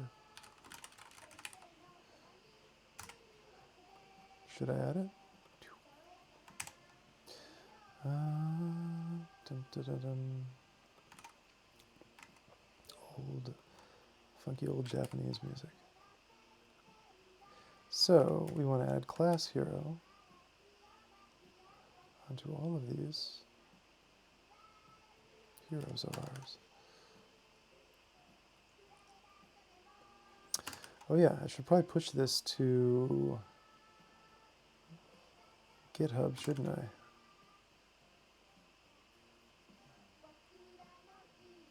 This is a lot of unsaved work.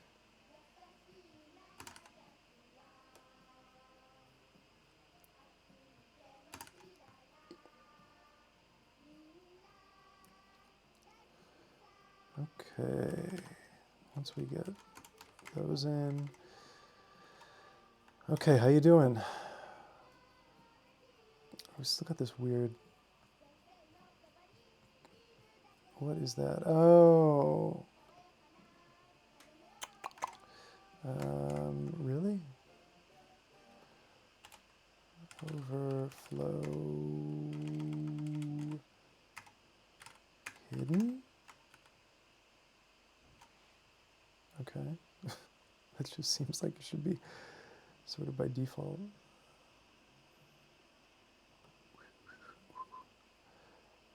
Oh, we could also overflow hide these columns. Is that a, anyway? That's fine. We're gonna fix all those. They will not exist.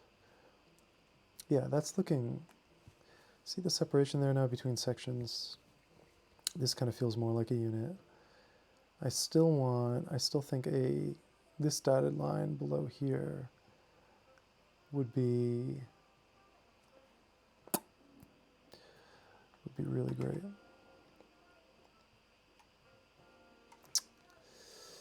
But, okay, dotted line below daily meta.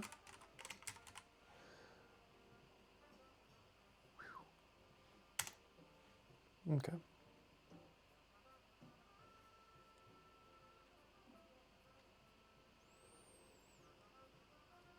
Now the question is more day one photos, of which we have a ton. And it'd be fun to use some of them. Or a lot of them.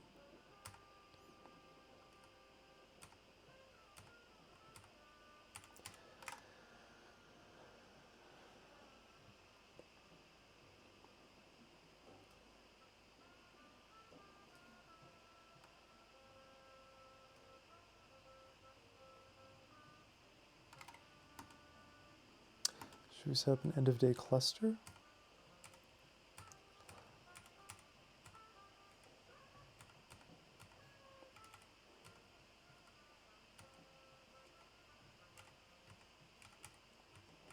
'22, '23.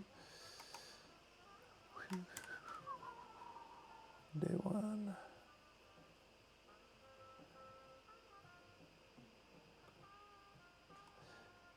Boop, boop. Actually, yeah, what am I doing?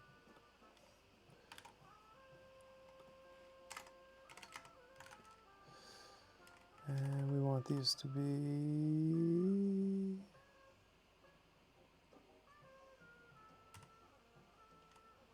6. Yeah. And we do 22, 23? Yeah.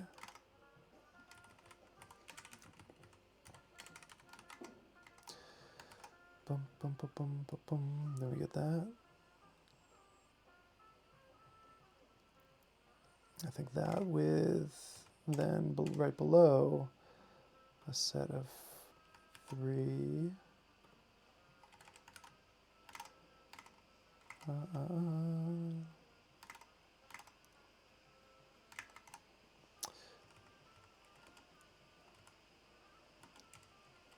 25 is 25, 19, 20, 25. It's kind of fun.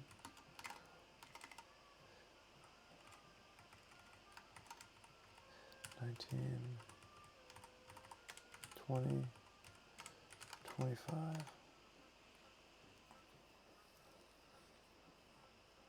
It's pretty cool. These clusters, I think they work. In fact, I think I should probably add the reverse of this up here. And then it feels like I should have some more text. It feels like a section should always end with text to distinguish it from the hero. Oh boy, but maybe not. Let's add 2 more. Oh no. Ooh, I like that one too. Yeah, using it. 2 more landscapes. We can actually, let's overload it to begin with, and then do 3 more.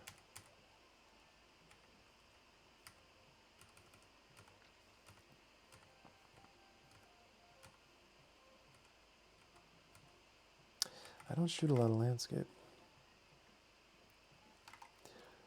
We got those 2. So we got that one, 15, and that crazy farm.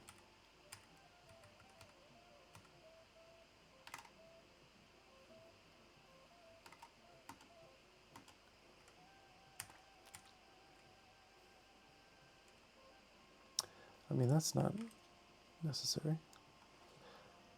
So start deleting some stuff. That I'm not going to use. I don't think I'm going to use that.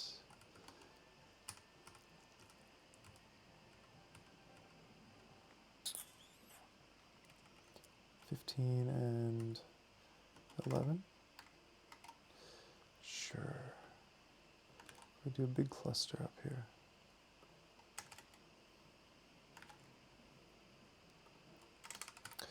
15.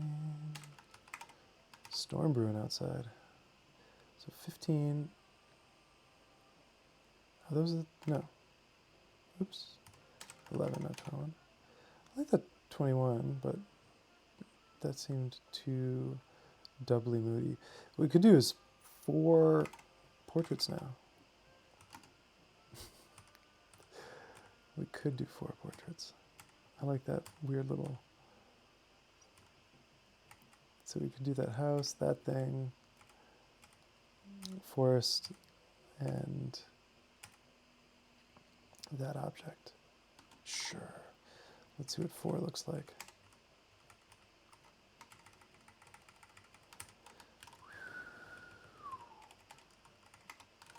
Kind of like that these groups aren't... Normally what I do is in order to get sort of columns, you wrap stuff in rows, right? Or to get rows, you wrap it in a row div. And I like that with grid, I'm not doing that wrapping. It's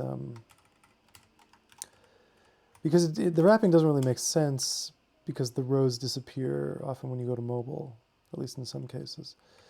So this feels a little more semantically accurate. Who knows?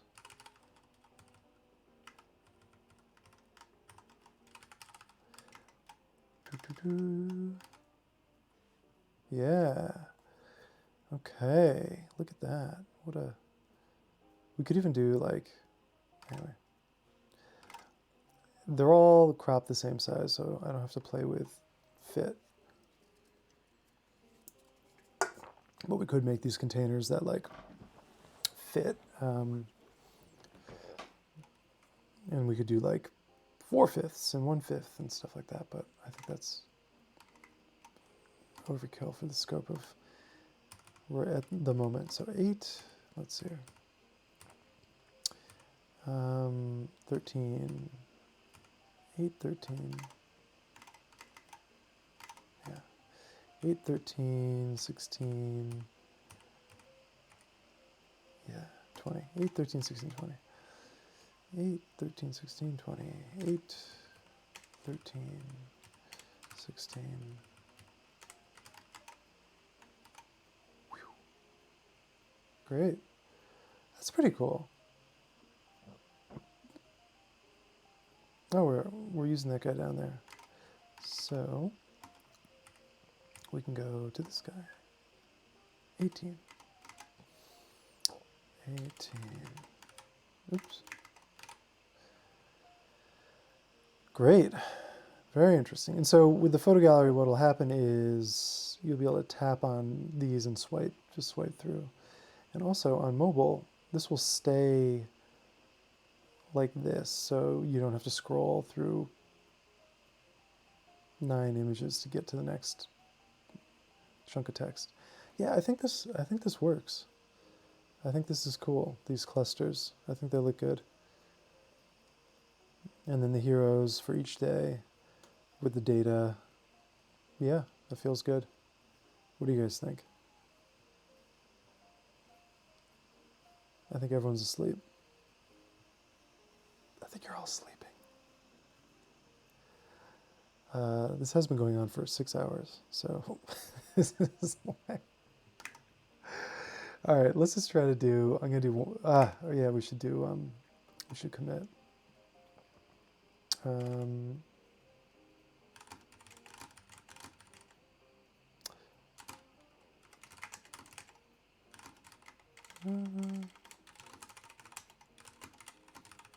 Yeah, let's just add iseji to the pot.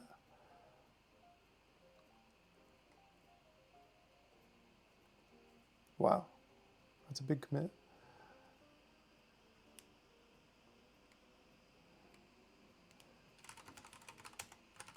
Oop.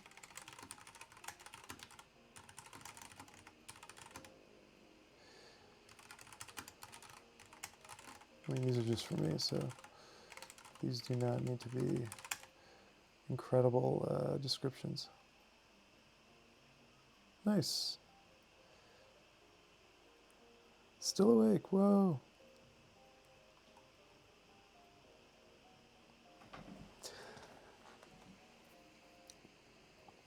let's see if we can get, I'm going to turn off the Logitech for a second.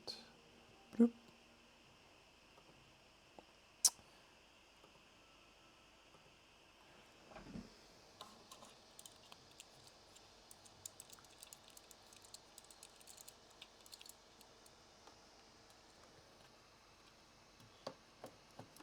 I'm still here. I'm just gonna put the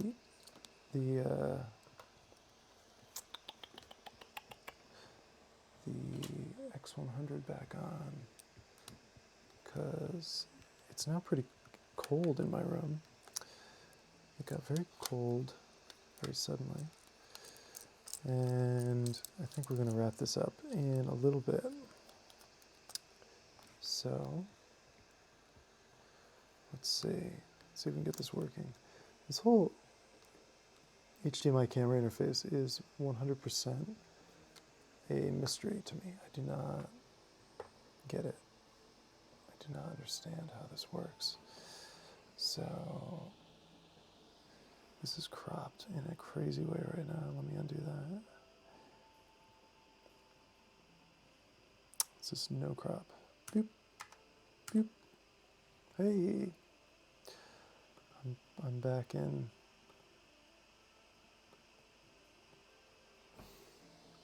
Not HD, but oh yeah, actually HD. Hey, that looks better, doesn't it? Woo, all right, commit is pushed. That's exciting. It's not going anywhere. It's not auto-deploying or anything. It's just sitting on GitHub. I could deploy it, and you guys can play around with it. It's not linked anywhere. Okay. Okay. We should also, I should run an image optim on all of this, which will peg the CPU for a second. You can see, just going bonkers. But not bad, 12% save, 2 megs. It's pretty good. Yeah, X100 actually looks like a camera. It's really impressive. I mean, like I said, I bought this thing, and I obviously did not buy it for the video capabilities. And then after I bought it, I found out it could do this HDMI stuff. And it's been a really shockingly nice surprise. So I'm thinking about doing other video content with it, just because I have it now. And I have I think some good setups with lights that I could, certainly going to use it for doing product photography or book photography. But I also think there's an opportunity to do like a weird, kind of goofy design, like a 3-minute design show where just an object with the X100V from above, and then talking about the object, just the hands. Like, you suck at cooking for design objects around the house. It could be fun. Who knows? For now, but it is interesting how tools unlock. You start thinking, well, okay, I have this thing, it can do this thing. What would be fun to try out with it? And okay, this definitely needs to lose its insano margins. So the overheating, so Friday night, like I said, I ran it for an hour and 45 minutes, and there was no overheating issue at all. And yesterday I tried it out when I was testing out all this stuff, and it did overheat, but it was kind of in direct sunlight. I suspect now, the current temperature, there's going to be no overheating problem. Could probably just put a fan on it and it would be okay.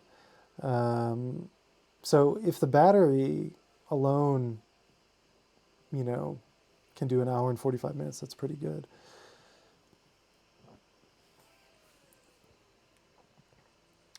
So we've got this crazy padding up here that, oops, let us, we want to get rid of that for the intro. So let's just give it a class. Throw a class on it, who cares? Nothing matters. Introduction, great. And now we can go in here and section P,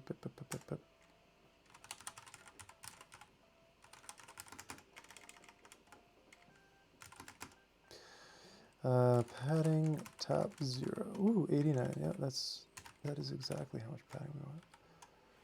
Okay. Ooh, there we go. That looks better. Good, good, good, good. Yeah, I'm into these photo blocks. That feels good. If we can get lazy loading and the JavaScript library both functioning without being an issue, then that would be great. I'm just feeling the back of the camera. Are you hot, little man? Are you warm? It's a little warm over the battery. If overheating isn't an issue, there is a adapter thing I know you can get that plugs into the battery and is like an AC adapter, so it can run indefinitely.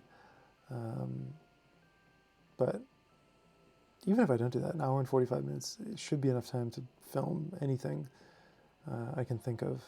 And also I can just get another battery. I think they're pretty inexpensive. And so, you know, almost 4 hours of filming, 3.5 hours of filming is enough. Great. Okay. Day 2. Let's just knock this down. Oop.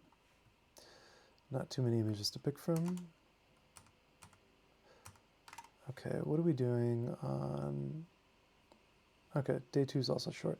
I started writing these short, and then they get longer and longer and longer and longer, so we'll come back and think about that later. But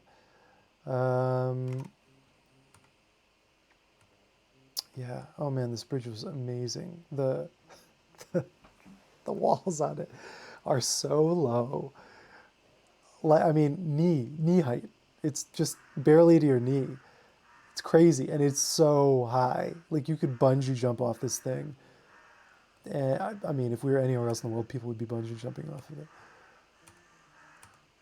This was an incredible show. Man, the crows.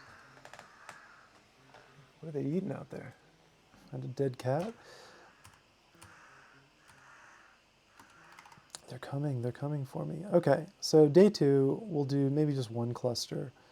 In the middle here is all we need. We got the bikes there, that's fun. Let's see here, so 5 images. I kind of like that one. That's to Eggleston. I like that, I like that. Oh, this is kind of fun, right? What's fun about putting images like this out into the world is that then other people find this car. Like, this car's going to be there for a while, and then other people find it, and you're able to respond to it. I kind of like this medium cut, so let's do that. So the car, let's do, what would be good? We could do 3 across and then 2 big, how are we doing on, yeah. 3 landscapes across, and then 2, could do the car with the bridge.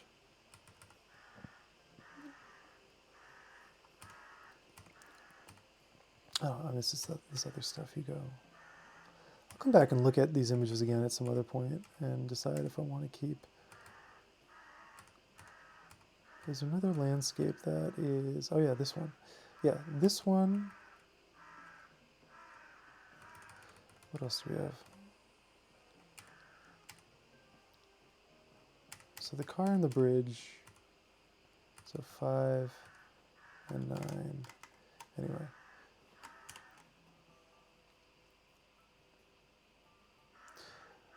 So we'll do 6 calls. Come down here. Oh, we've already got that.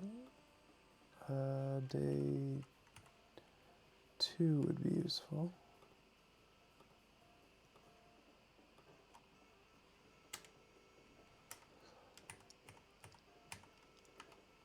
So once again, 9 and 5, yes.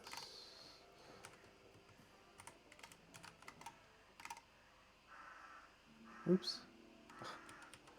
That was not what we meant to edit. Down here. Let's do 9, 5.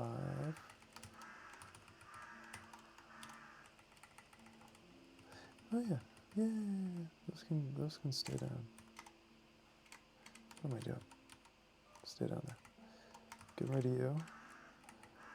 And then the 3 across are going to be 2, 4. Man, those crows were intense. Oh yeah, 2, 4, 11. Let's start with 11. Okay, how does this look? Great. Oh yeah.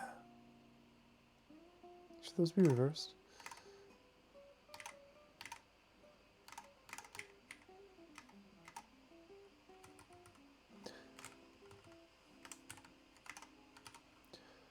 Yeah.